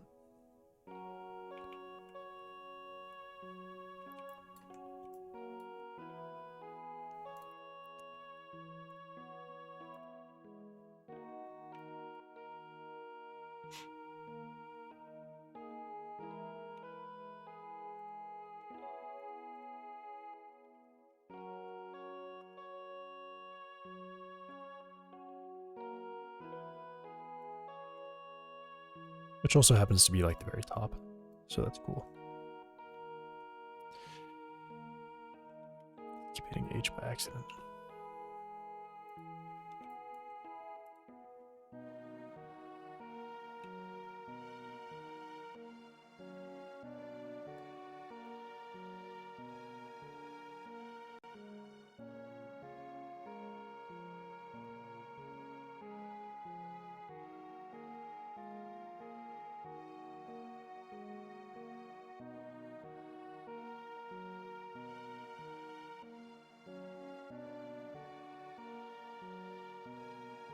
Alright, cool.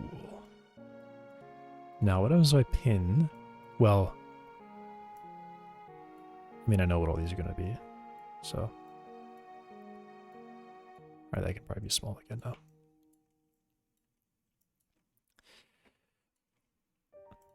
Well, I mean, I guess I need to look at this one, and then I would measure this height.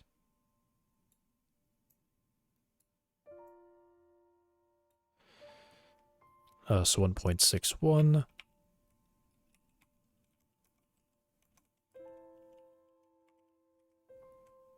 $77.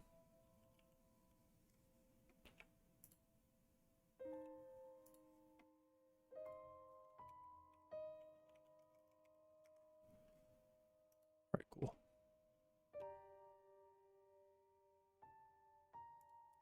What was this at? 205? Yeah.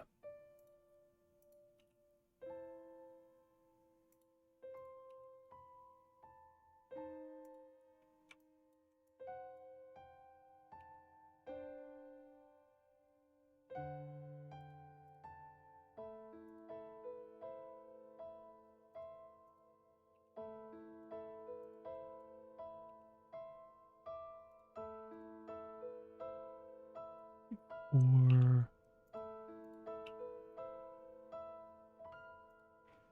okay, cool.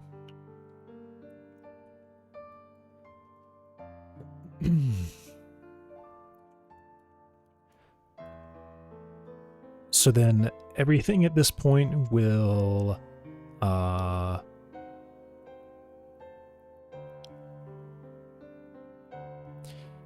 mean, should be like a straight line, and then I guess these ones are when they curve in. So what is up with this like rendering? It's like there's a point here. So these will be straight lines, these will be straight lines, and then one of these two diagonals will be, you know, pulled in. One of these two will be pulled in.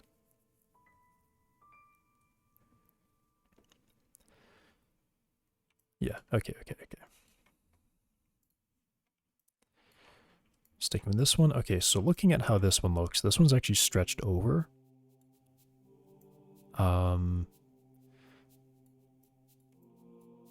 Whoops.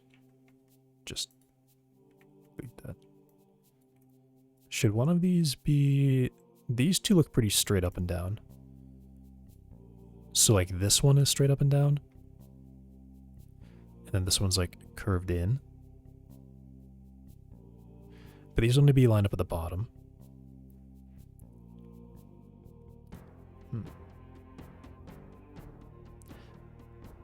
Okay, I guess a good question is how many pixels do I need to drop, right, at this point? So this should be dropping down to 7.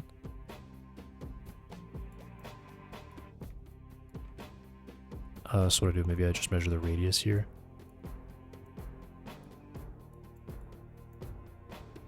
And then we have to essentially like delete pixels on some of these, on one of these diagonals.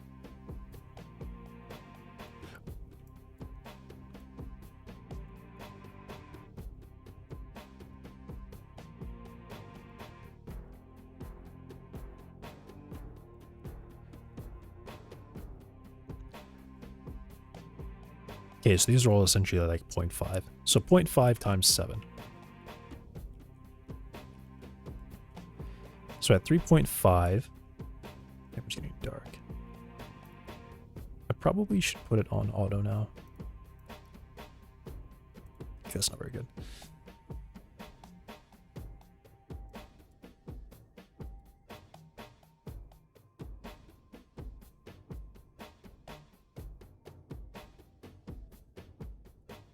Okay. So 0.35, 3.5 radius or circumference times 48. So we're gonna 168 pixels. So that would be like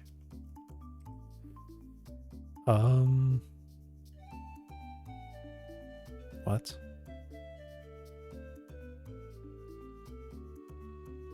Oh, that's weird. These can't get wider. Oh, no, they should. Yeah, they do. Yeah, okay, so 24 pixels. So this is 168. I did 22 times 9 before. So I need to lose 30 pixels somewhere. So essentially I need to lose 15 on either side, I guess. So I'll start with the straight lines, the lines that are really straight, and I'll make them a line. Start with this face. It's 1.59. I think I've already done the math. I have not.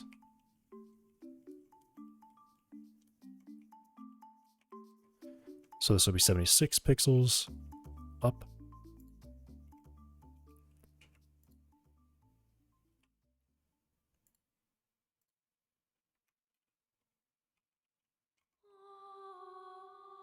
Okay.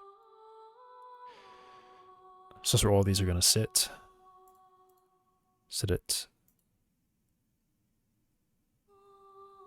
28.1. I'll just line these all up.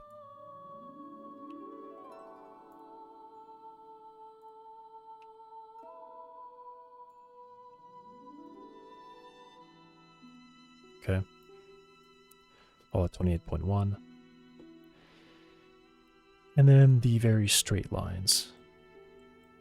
So this line is very straight.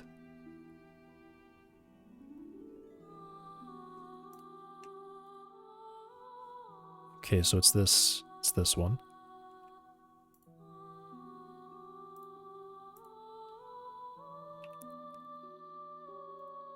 So make sure that stays the same.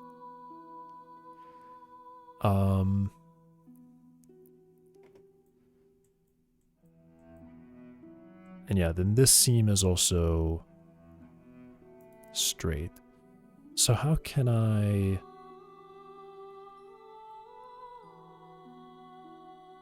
How can I lose pixels? Because it has to bend in somewhere. I could also just make the whole thing, every one of these like about the same size.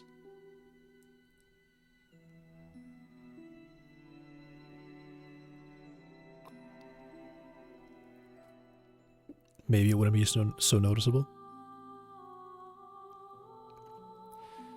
But no, I have to... I need to distort... How can I keep this one straight?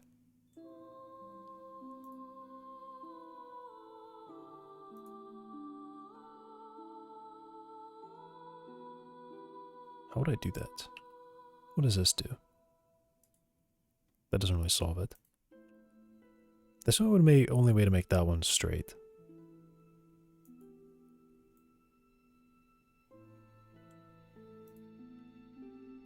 These ones have to like... Yeah, this is weird.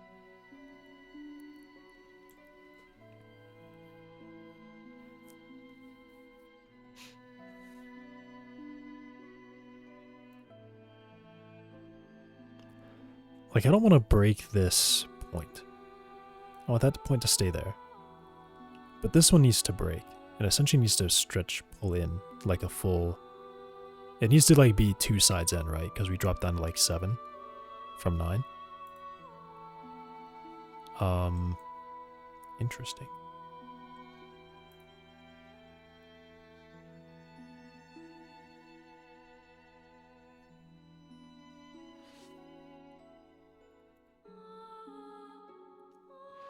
I mean, I guess I can make these all at the very least, you know, at their 24 points. So 48. I guess I can just do this. And this is kind of going to map it up for me. But this is supposed to be a straight line there.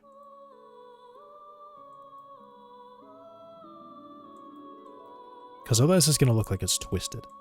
Right? That's what it's going to look like.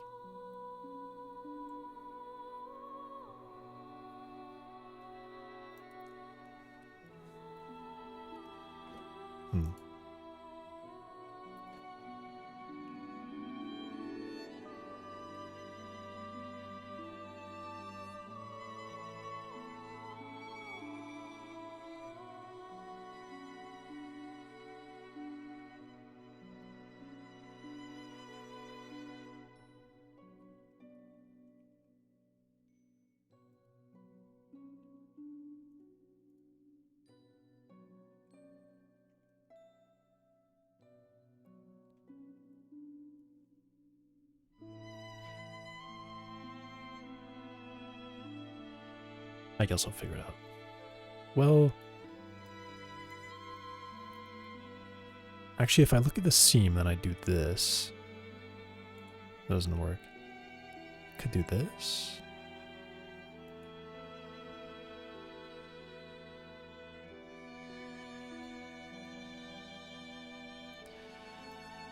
Let me make this next segment look good, and then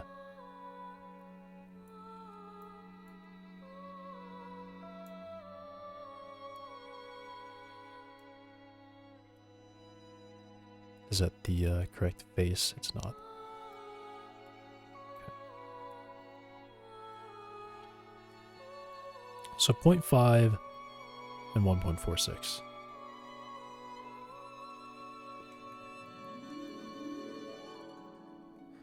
So 70 and 24. I already have that one.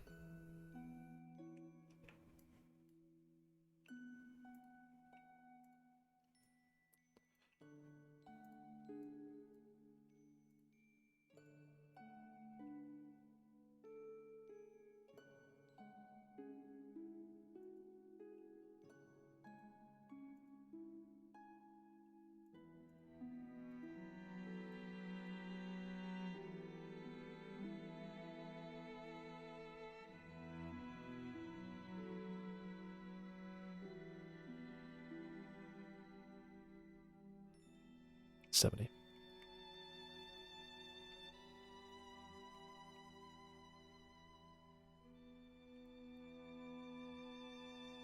Okay. So here's where the shape gets weird.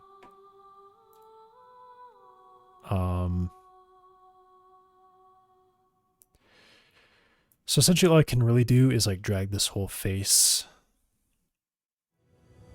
left and right, kind of. Whoops.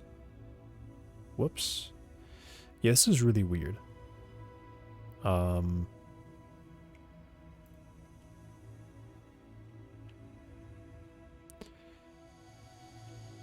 It's like some of these just aren't correct.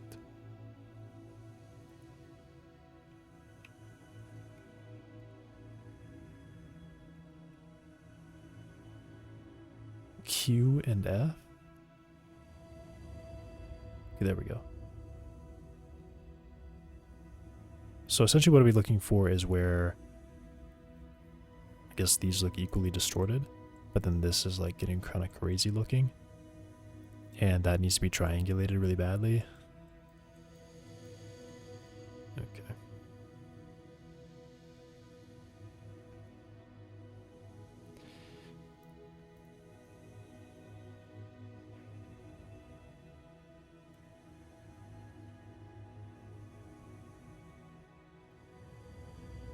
Yeah, because these are all like distorted, I probably need to triangulate them. Okay.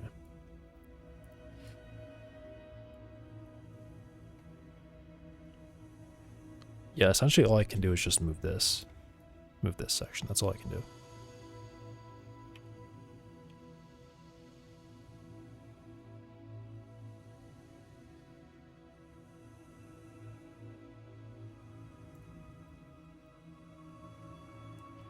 So it doesn't look too bad everywhere else, but then here it pinches in pretty hard.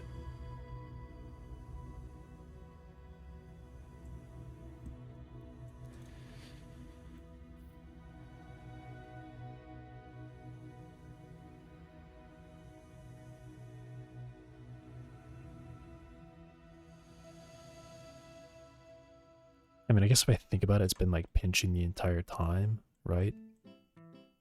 Just the middle mouse button is so broken. I can't use it.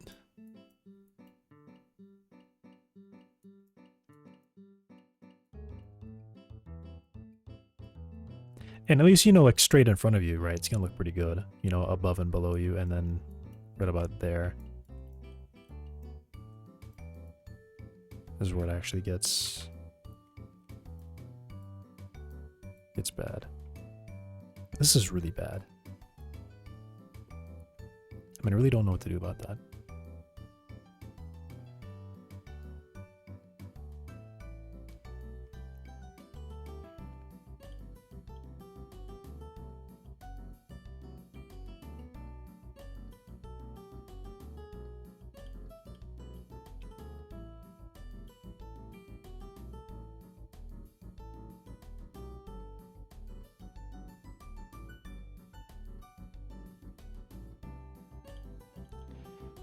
I mean, I can make one of these like straight and then it looks maybe okay at that part.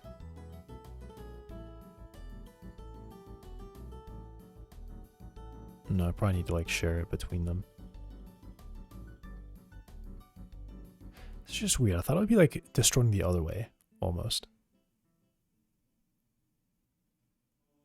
Why did I think that?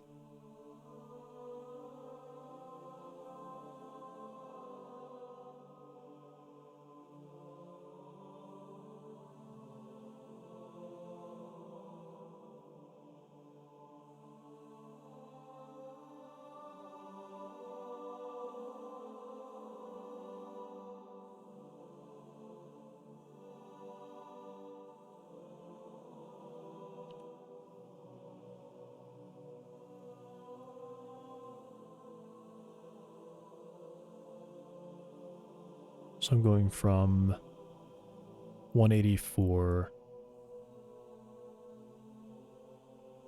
to 114. Let's see, I'm going from 84 to about 8, yeah, I mean 30 pixels, right? So this would be like 15. I should move 15 pixels. So from 84 plus 15, 99.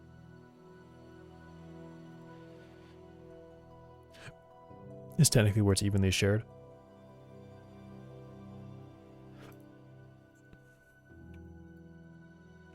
Sure.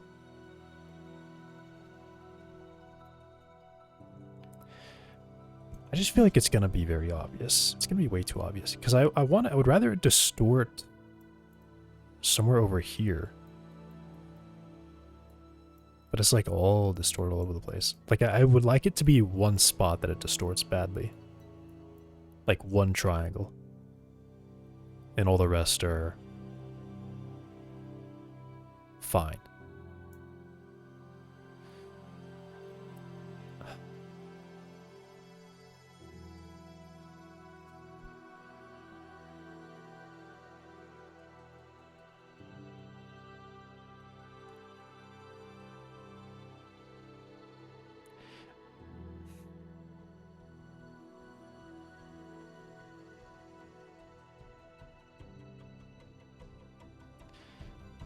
I guess I'm just thinking about it the wrong way. I must be. Right.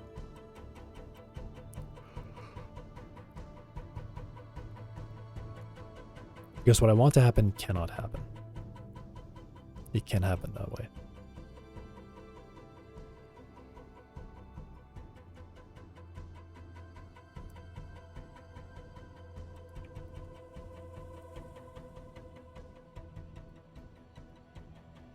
Right. Okay.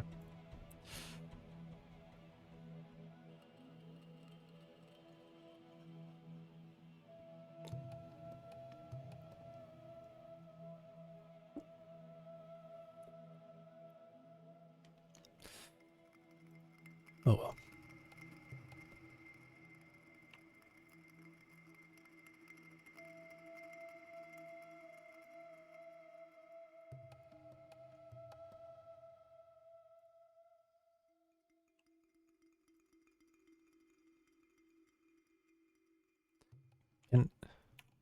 Can this work? Like what? I don't understand what's happened sometimes. I don't know why it just does that. It's really annoying that that happens. Oh, and this distorts like right away.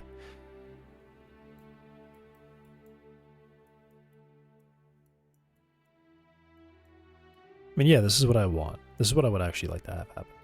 They just like merge in like this across the whole thing. That is what I want. I want to merge across the whole thing over time. Because otherwise it does it all in one go. No, I want this seam to be good at the bottom. Okay. Yeah, then I guess up here... No, because you can still look up and you'll see that. You'll see that happening. I don't know. 1.17. I'm probably going insane. 56. And this should still be the same width. So 56.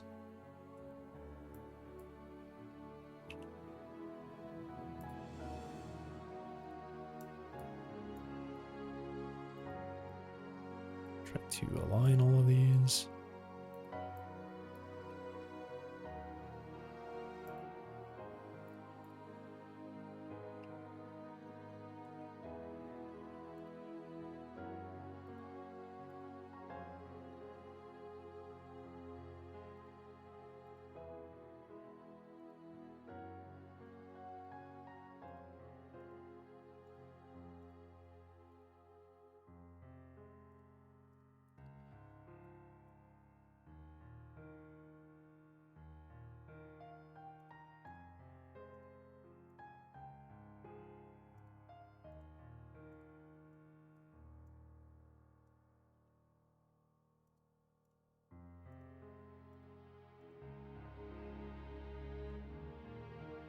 Okay.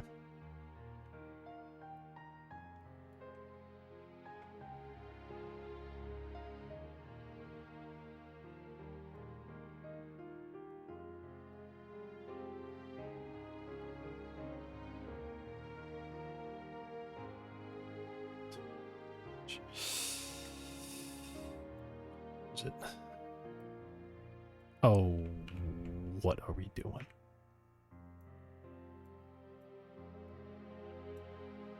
I don't know. I'm measuring the width here. I know it's the same every time. 1.03.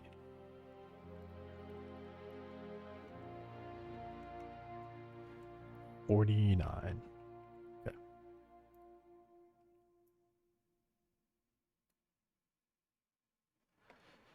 Can I do straighten on the X? That's just not what I wanted, I think. Okay. It doesn't quite straighten it. Oh well.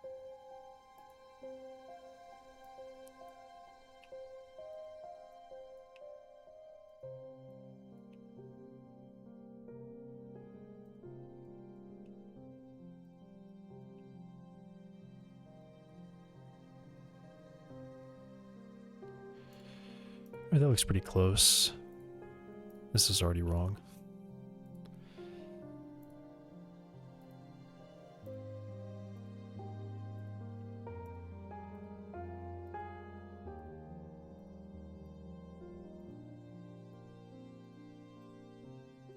Okay.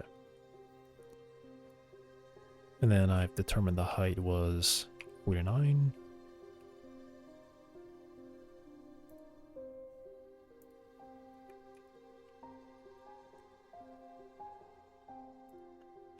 Cool. Okay.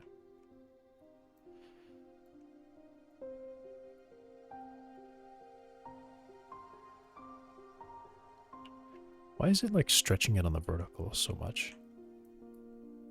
I mean, I guess the whole thing is actually supposed to be scaled. That's probably it.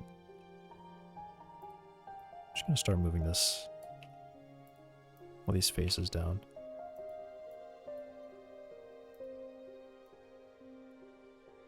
So I can grab them easier. Okay. Maybe that far down.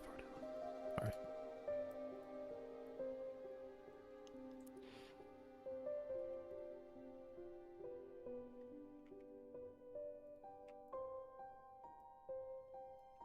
Okay. The height of this one.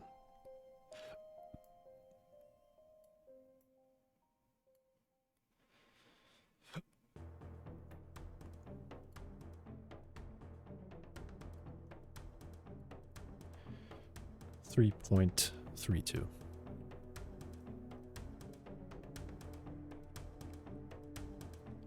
$159. How much more would it be before he hits? Okay, if it was 1 centimeter taller, it'd be 160. So let me check all the other ones. See if any of them go.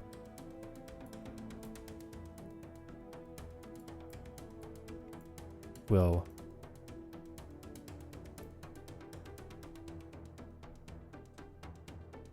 That one's actually a lot shorter somehow.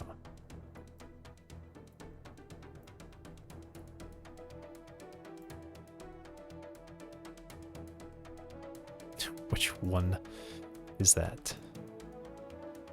It's like the same length. Okay, so this seems like a good height, I guess. Maybe we should turn this on.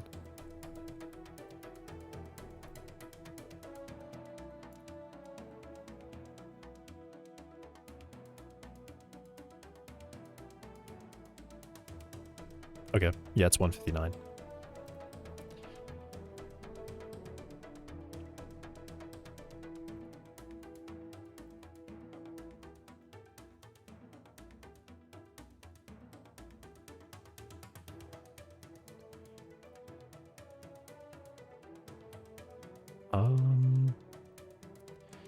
And then I guess I want to know the width of all these up here.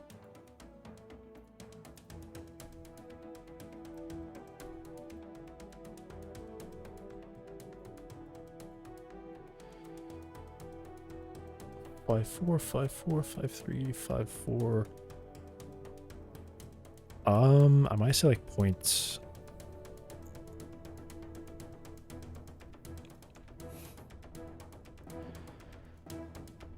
I'm gonna add these up. 5'4". I'll start. Yeah, I want to add these up because this is.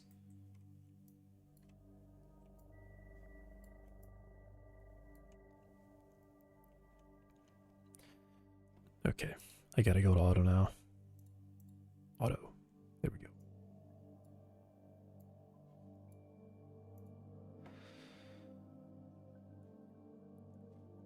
Five. Starting on the seam, and I'm going counterclockwise. So 5 4 3 4.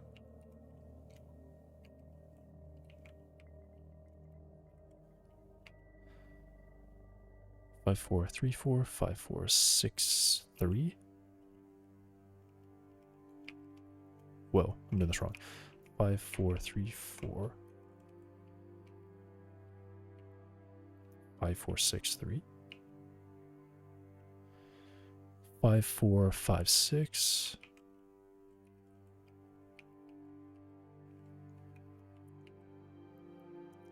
5 3 3 3 3 4. 5 4 3 3 4. Or no, 5 3 3 4. Yeah.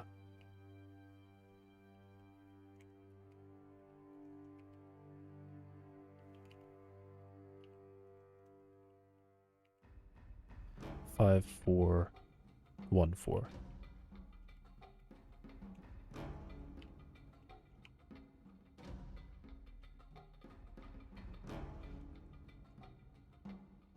Four, 5. 5 4 2. Okay.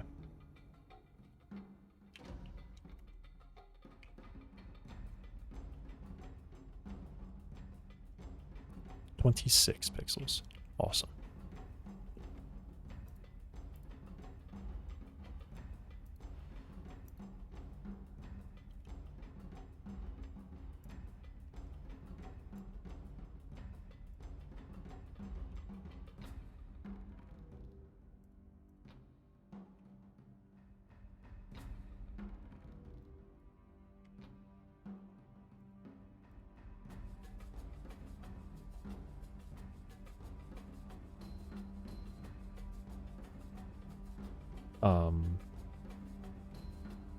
Okay, that was rude. Yeah, 26. Okay. I just thought I was wrong for a second.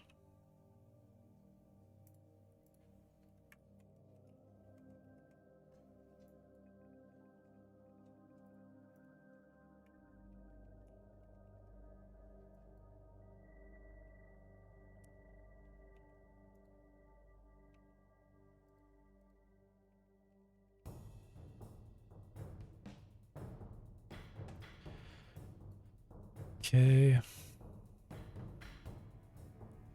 And then bring these down and then up. 159. Okay.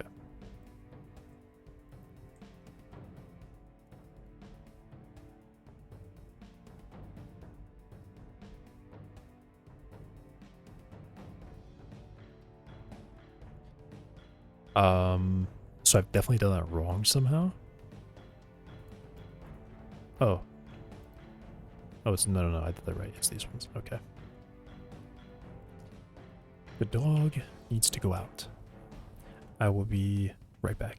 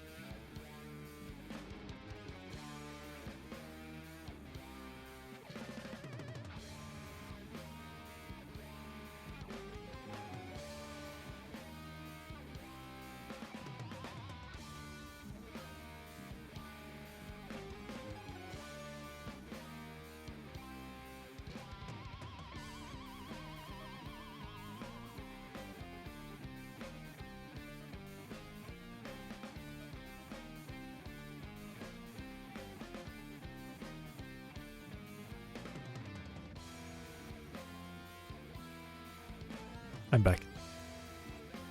Alright. Did I put these in the right spot? I think I did. So now I just need to move them until they look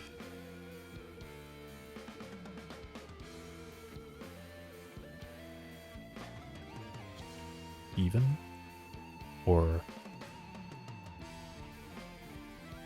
I guess I can also make it perfect.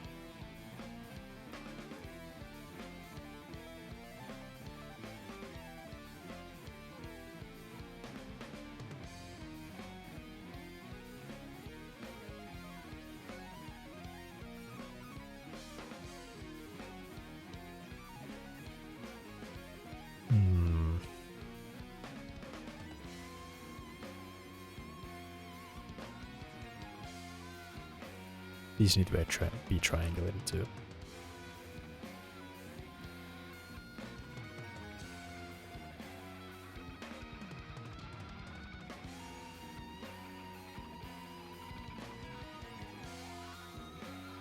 Okay.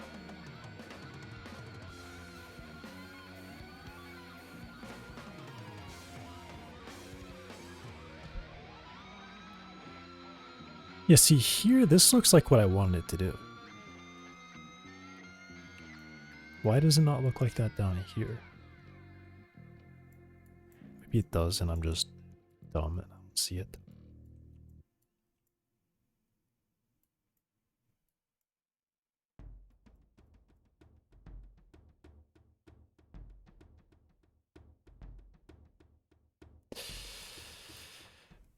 Yeah, probably I'm just dumb and I don't know what I'm looking at or something.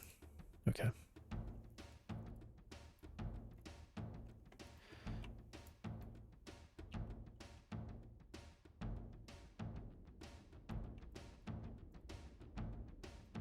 Move them all over 1 pixel.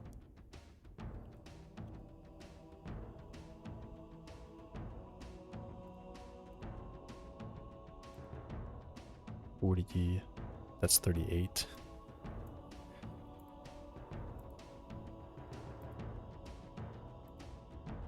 Oh no, so it's 26. Yeah, okay. 26, and then 92, and then 118, and then 144. Cool. Okay, so this goes from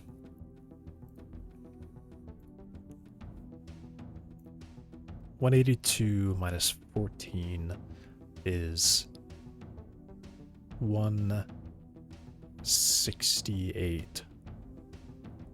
Is that right?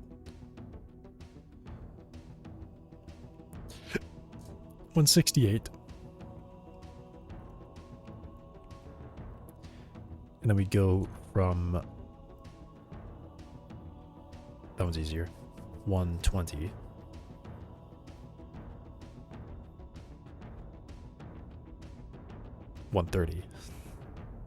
To 130.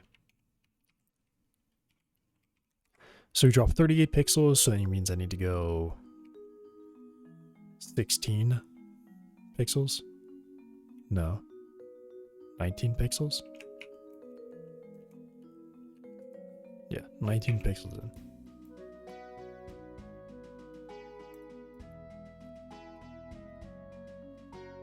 Okay. And then that should be where it's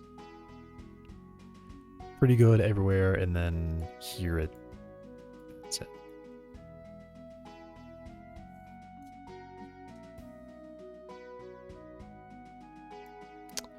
I don't know.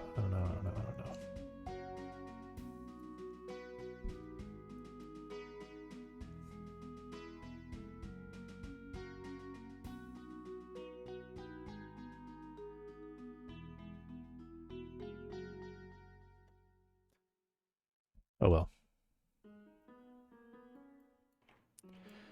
Alright, this bit.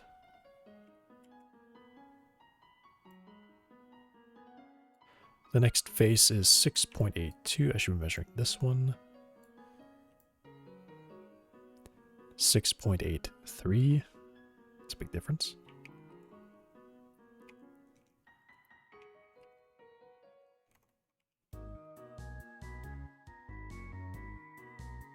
$328 pixels up.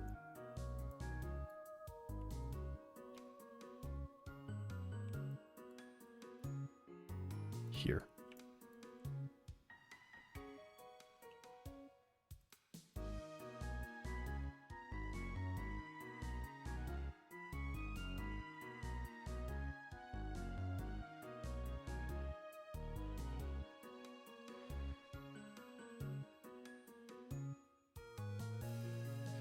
Okay, so I'm actually going to grab all of these because this one's actually going to be really tall when I think about that.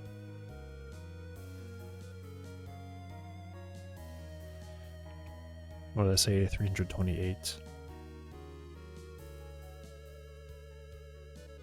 Okay. All right. It's like a big rocket.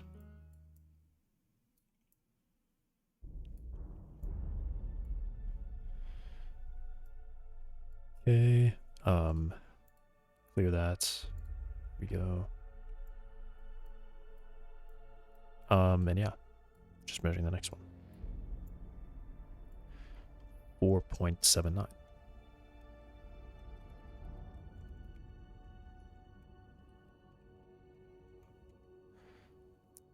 $230.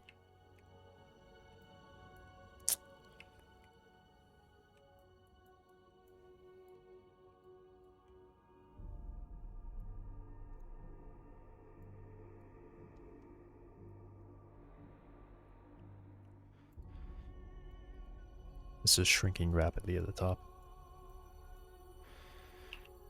I wonder what the right way to do this was. Because this is definitely not the right way. What I've done is certainly not the right way.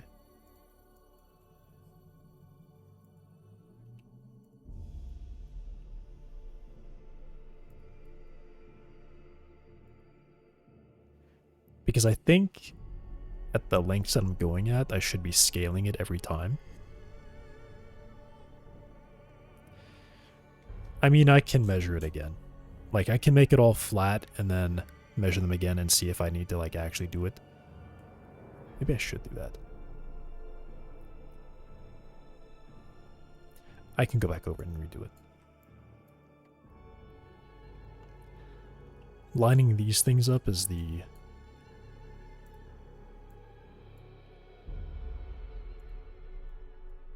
first step, though.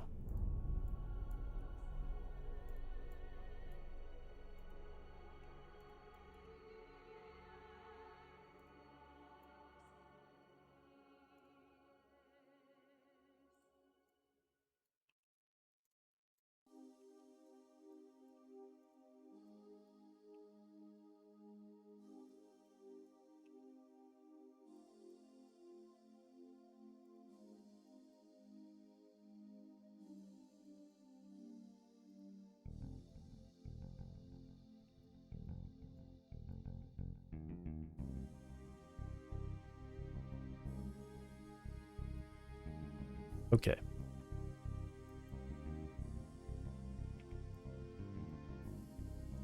So 4.79. I already do that one. 230. Right.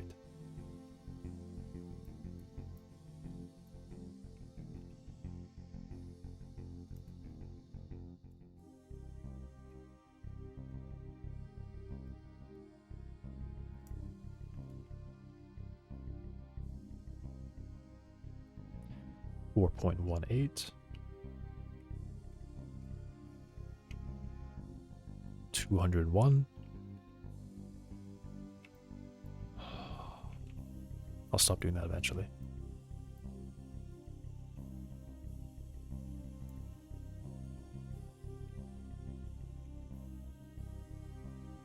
What? Why did it just hard limit me? No, don't do that.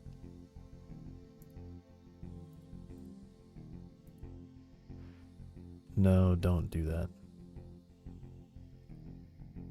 I don't want you to do that.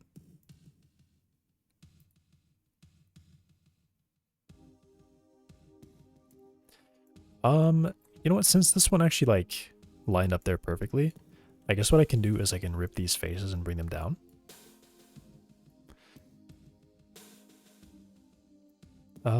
Why? Why am I limited? I'm definitely not. I'm definitely not limited.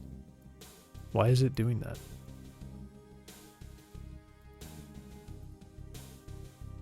Why did it just do that?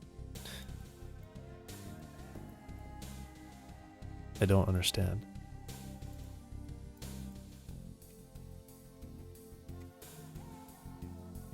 No, you're just, that's nonsense.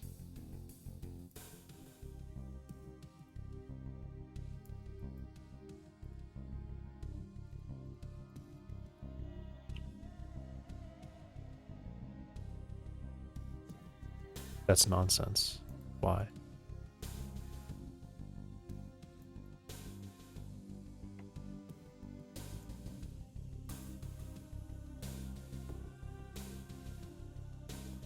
Why is that limited?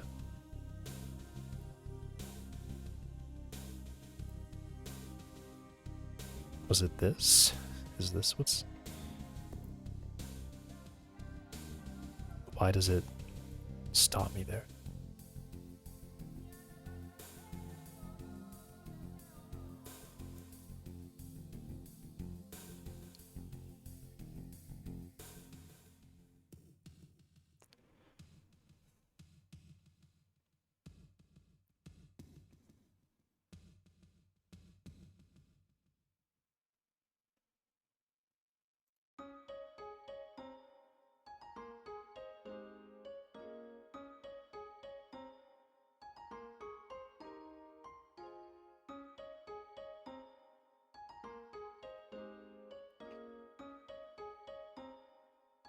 UV pixel coordinate limited to 1280.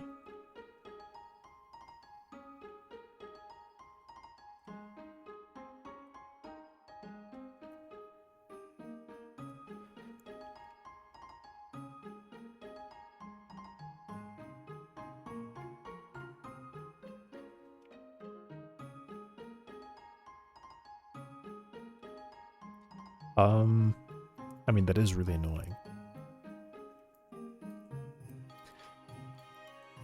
I guess what I can do is I can do this.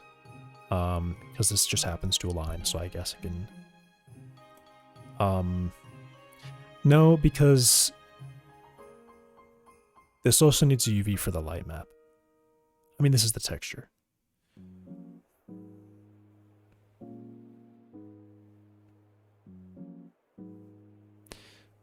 No, I can't do that. Why does it limit me? There's just literally no reason for it to limit me, and it just does for some reason. Okay.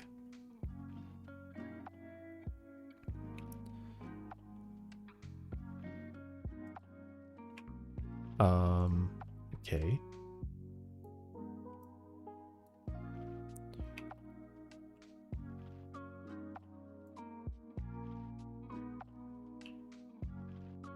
What the hell? Oh, what the...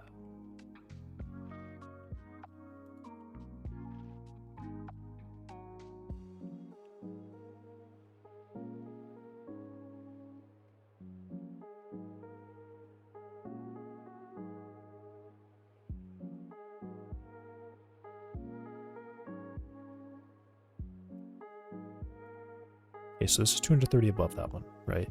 1381, 1151. Yeah. Yeah, it's really, really dumb and makes no sense why that's like that.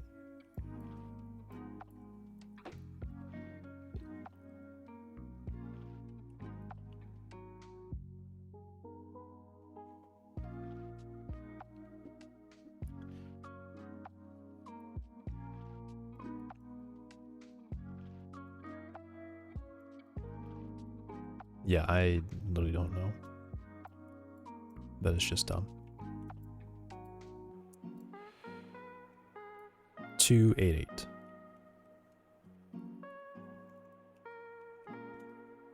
One 38.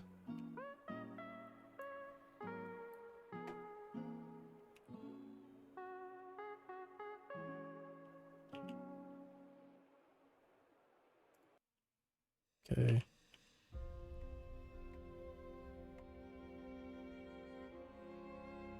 There we go. I said 138, yeah.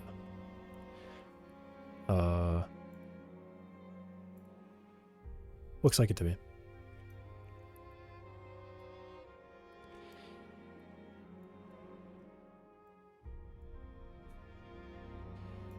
Right now to get rid of everything here. View. Clear.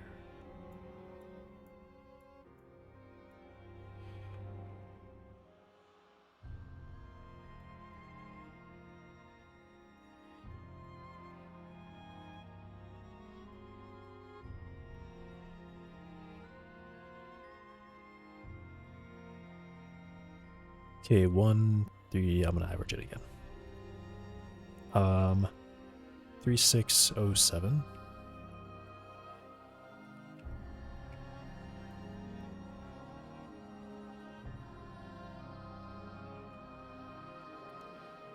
Three, 6, 1, 2.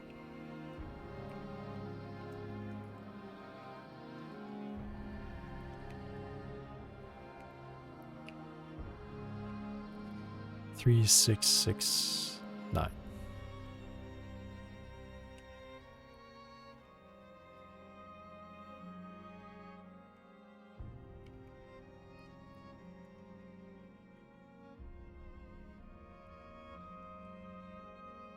So this is 3, 6, 3.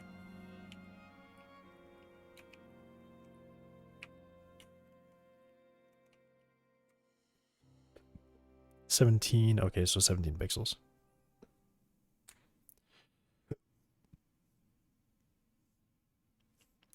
Well, one of these is much larger than the rest of them, so I guess it actually matters there. Because out of 3, this is like an extra pixel and a half that's lost. So I need to add like 1 pixel to the longest one. Which, I mean, actually, no. So these are going to get thinner. Whoops. Wow, this is so annoying. These are going to get thinner at the top.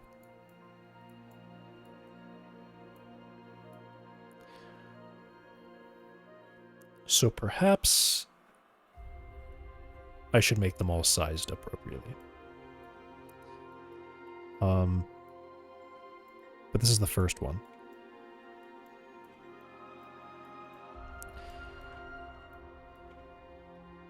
So we're gonna say, I'm gonna freak out. I'm actually gonna freak out. Like, why? Why do you do this? Okay. I was clicking the wrong buttons, of course. Why? Because I told it to do that. Alright. So this face is the longest one, so this one should be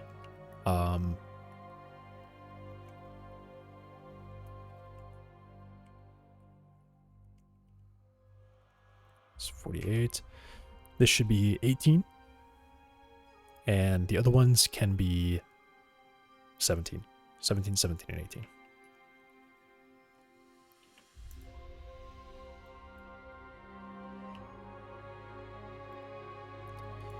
Just gonna get these lined up.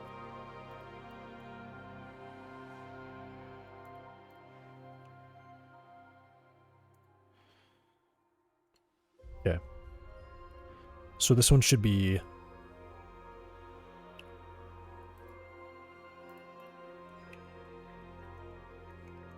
17.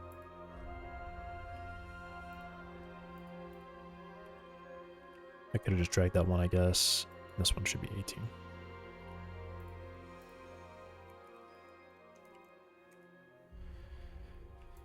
Okay.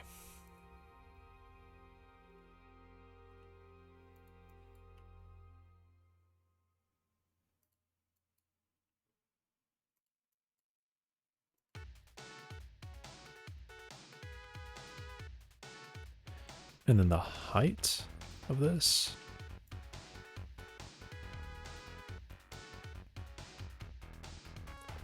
.663, I guess. I think that actually will matter.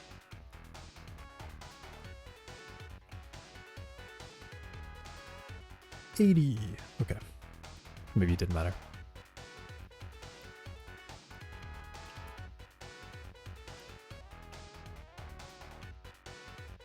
Oh.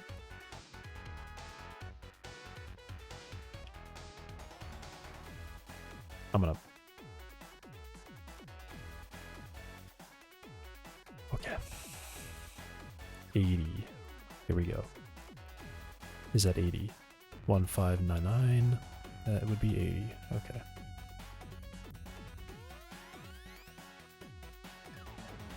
.572.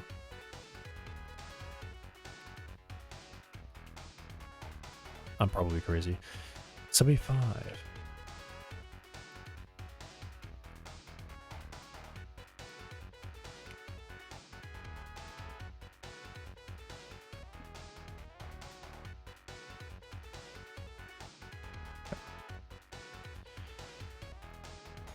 $75.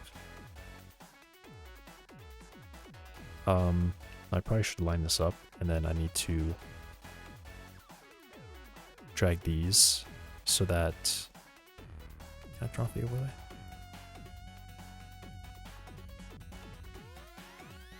So that this looks as good as it can.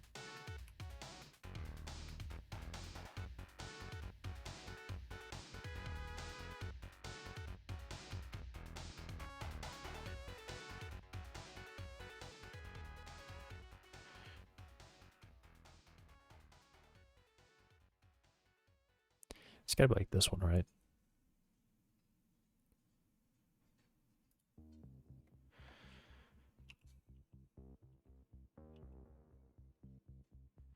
I guess I can actually find out. So this would be moving at 78. 78 over 2. 35 normally. 39. Is that 39? Yes, 39. No. 35. Will get me to 70.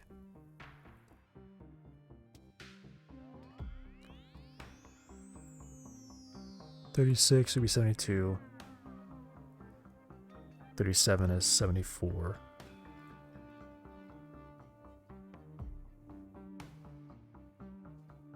$39. Yeah, it is 39. Okay, 39. There it is. This should be as good as it can get.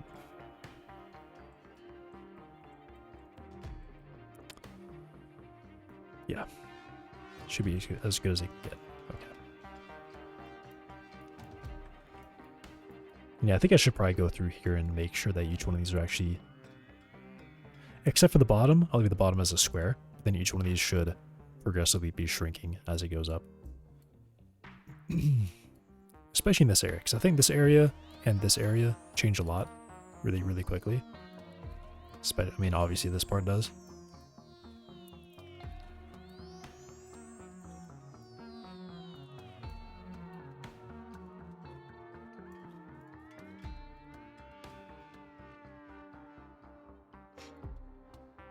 So this one was good. This one needs to be done.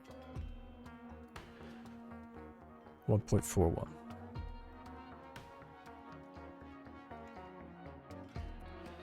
$68.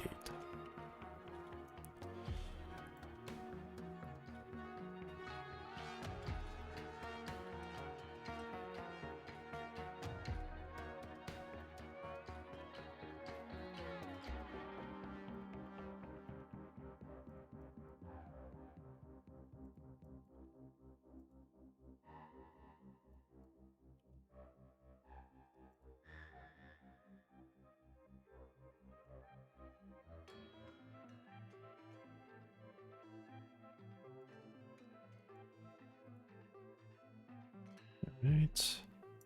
Not this one. 2, 2. 59.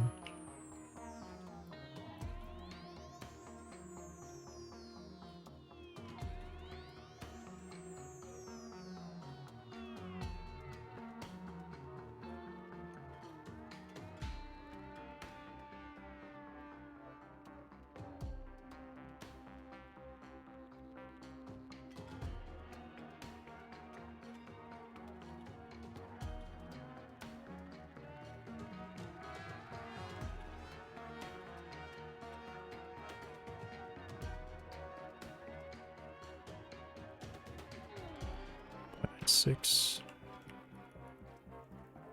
And I'll have to stop soon. 46.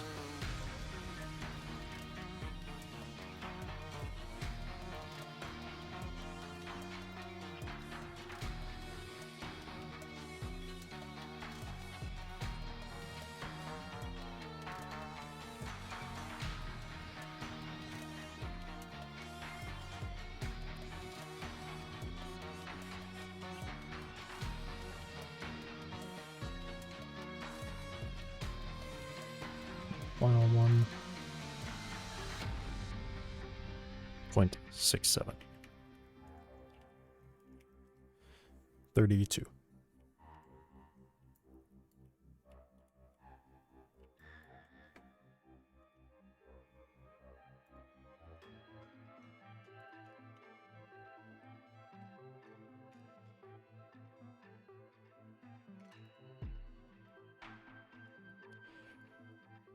Okay.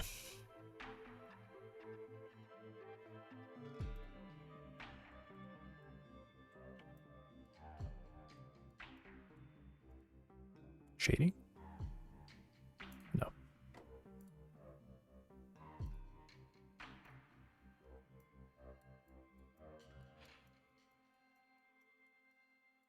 Ooh, why does it look really stretched here?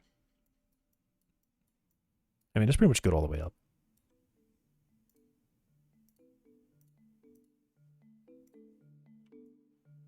It is pretty good all the way up.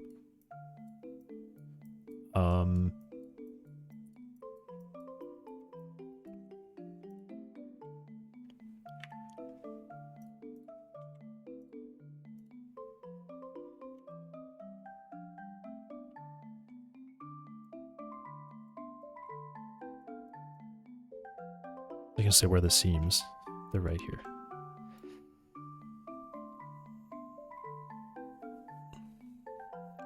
Yeah.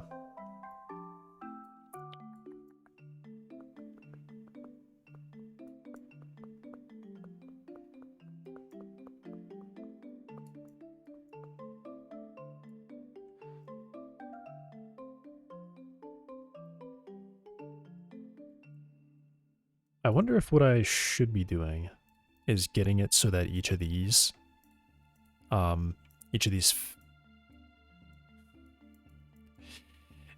faces line up to another one.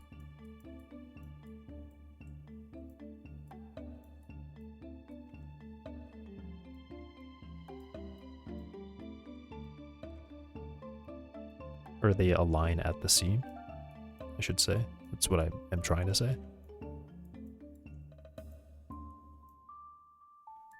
There's like actually a really hard visible seam there.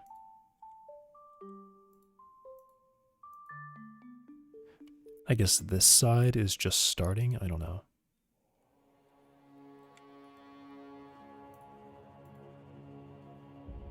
I guess it's from this side.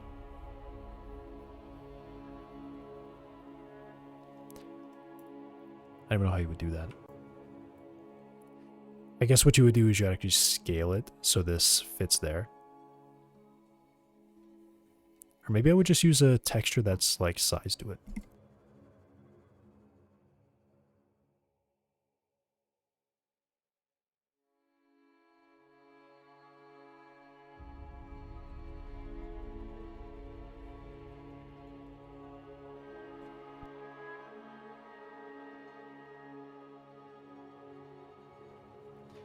Right, come here.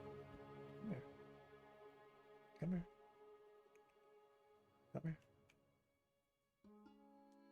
water in them? You're okay.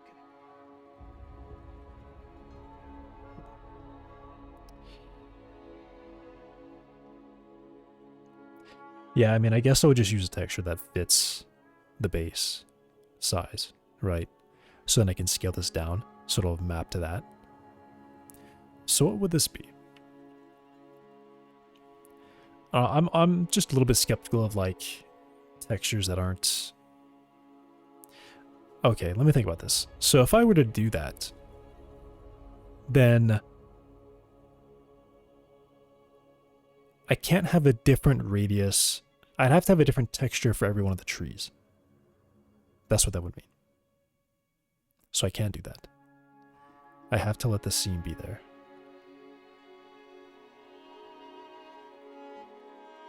I would.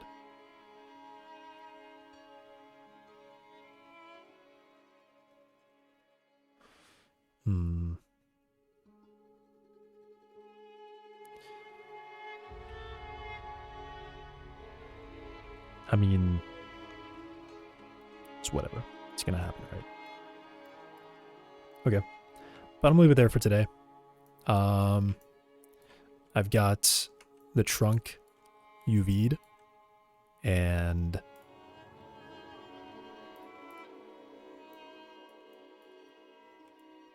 made.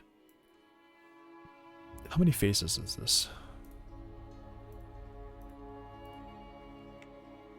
Be here, statistics, overlay. Oh, that's so bright over there. So this is triangles. 199 triangles. I should probably also just go ahead and do that. There we go.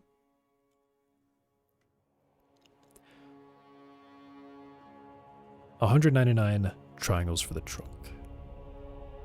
200. That feels too high. It still feels too high. But I mean, I guess it is pretty low so far. Until I get the leaves in there. And then it's gonna probably double. Oh, is that bad? Is that bad? That seems really bad.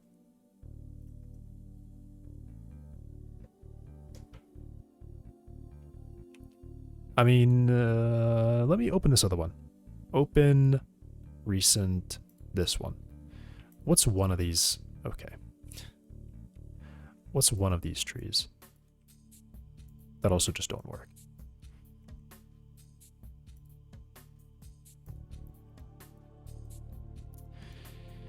A 1,000 triangles. Yeah, but I guess this is also a smaller tree at the same time. And I could probably... I probably could. Maybe I look at this one instead. Yeah.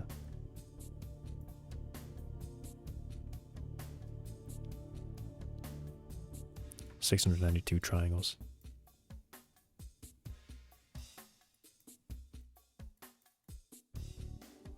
I really wish I could see the UV. I mean, I can.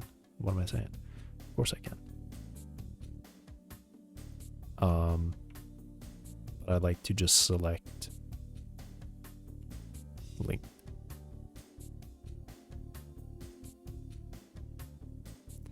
Okay, so they just keep it, they do like this. All right.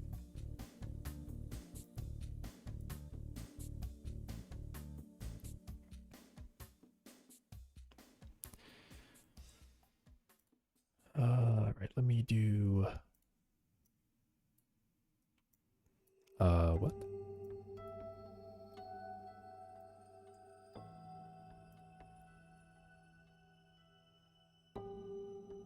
Oh, difference. There we go.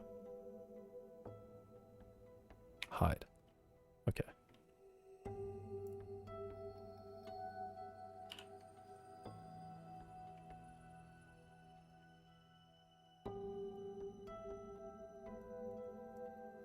Yes, these get thinner, but they actually interesting. Maybe that's just what I should do. Or is it? What is this?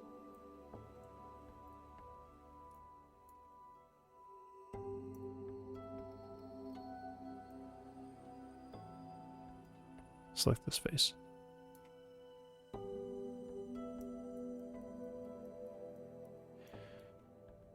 Yeah, because it gets thinner as it goes down. They actually keep the same size all the way down.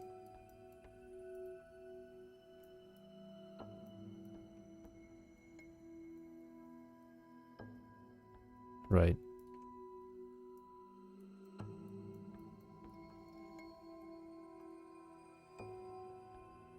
Wow. You know what? That actually makes sense. That it should be the same size all the way down. Why didn't I think of that? Of course it makes sense. Because at the bottom, you know, the bark is very... It's like essentially the same... It's just expanded, right? And once you get to the small twigs, they're going to be... That pattern is essentially just going to be finer detail, which would make the higher branches, thinner areas look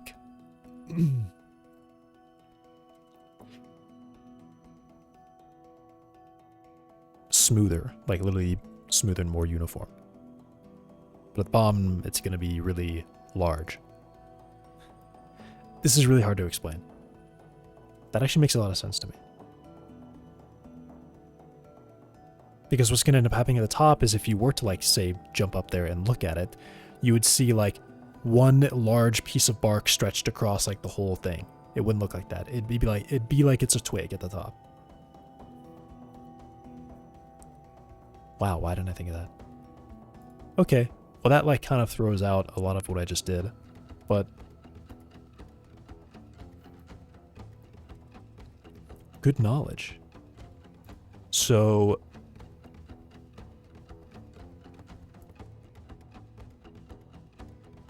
I mean, I've already got all the height stuff scaled, so that's good.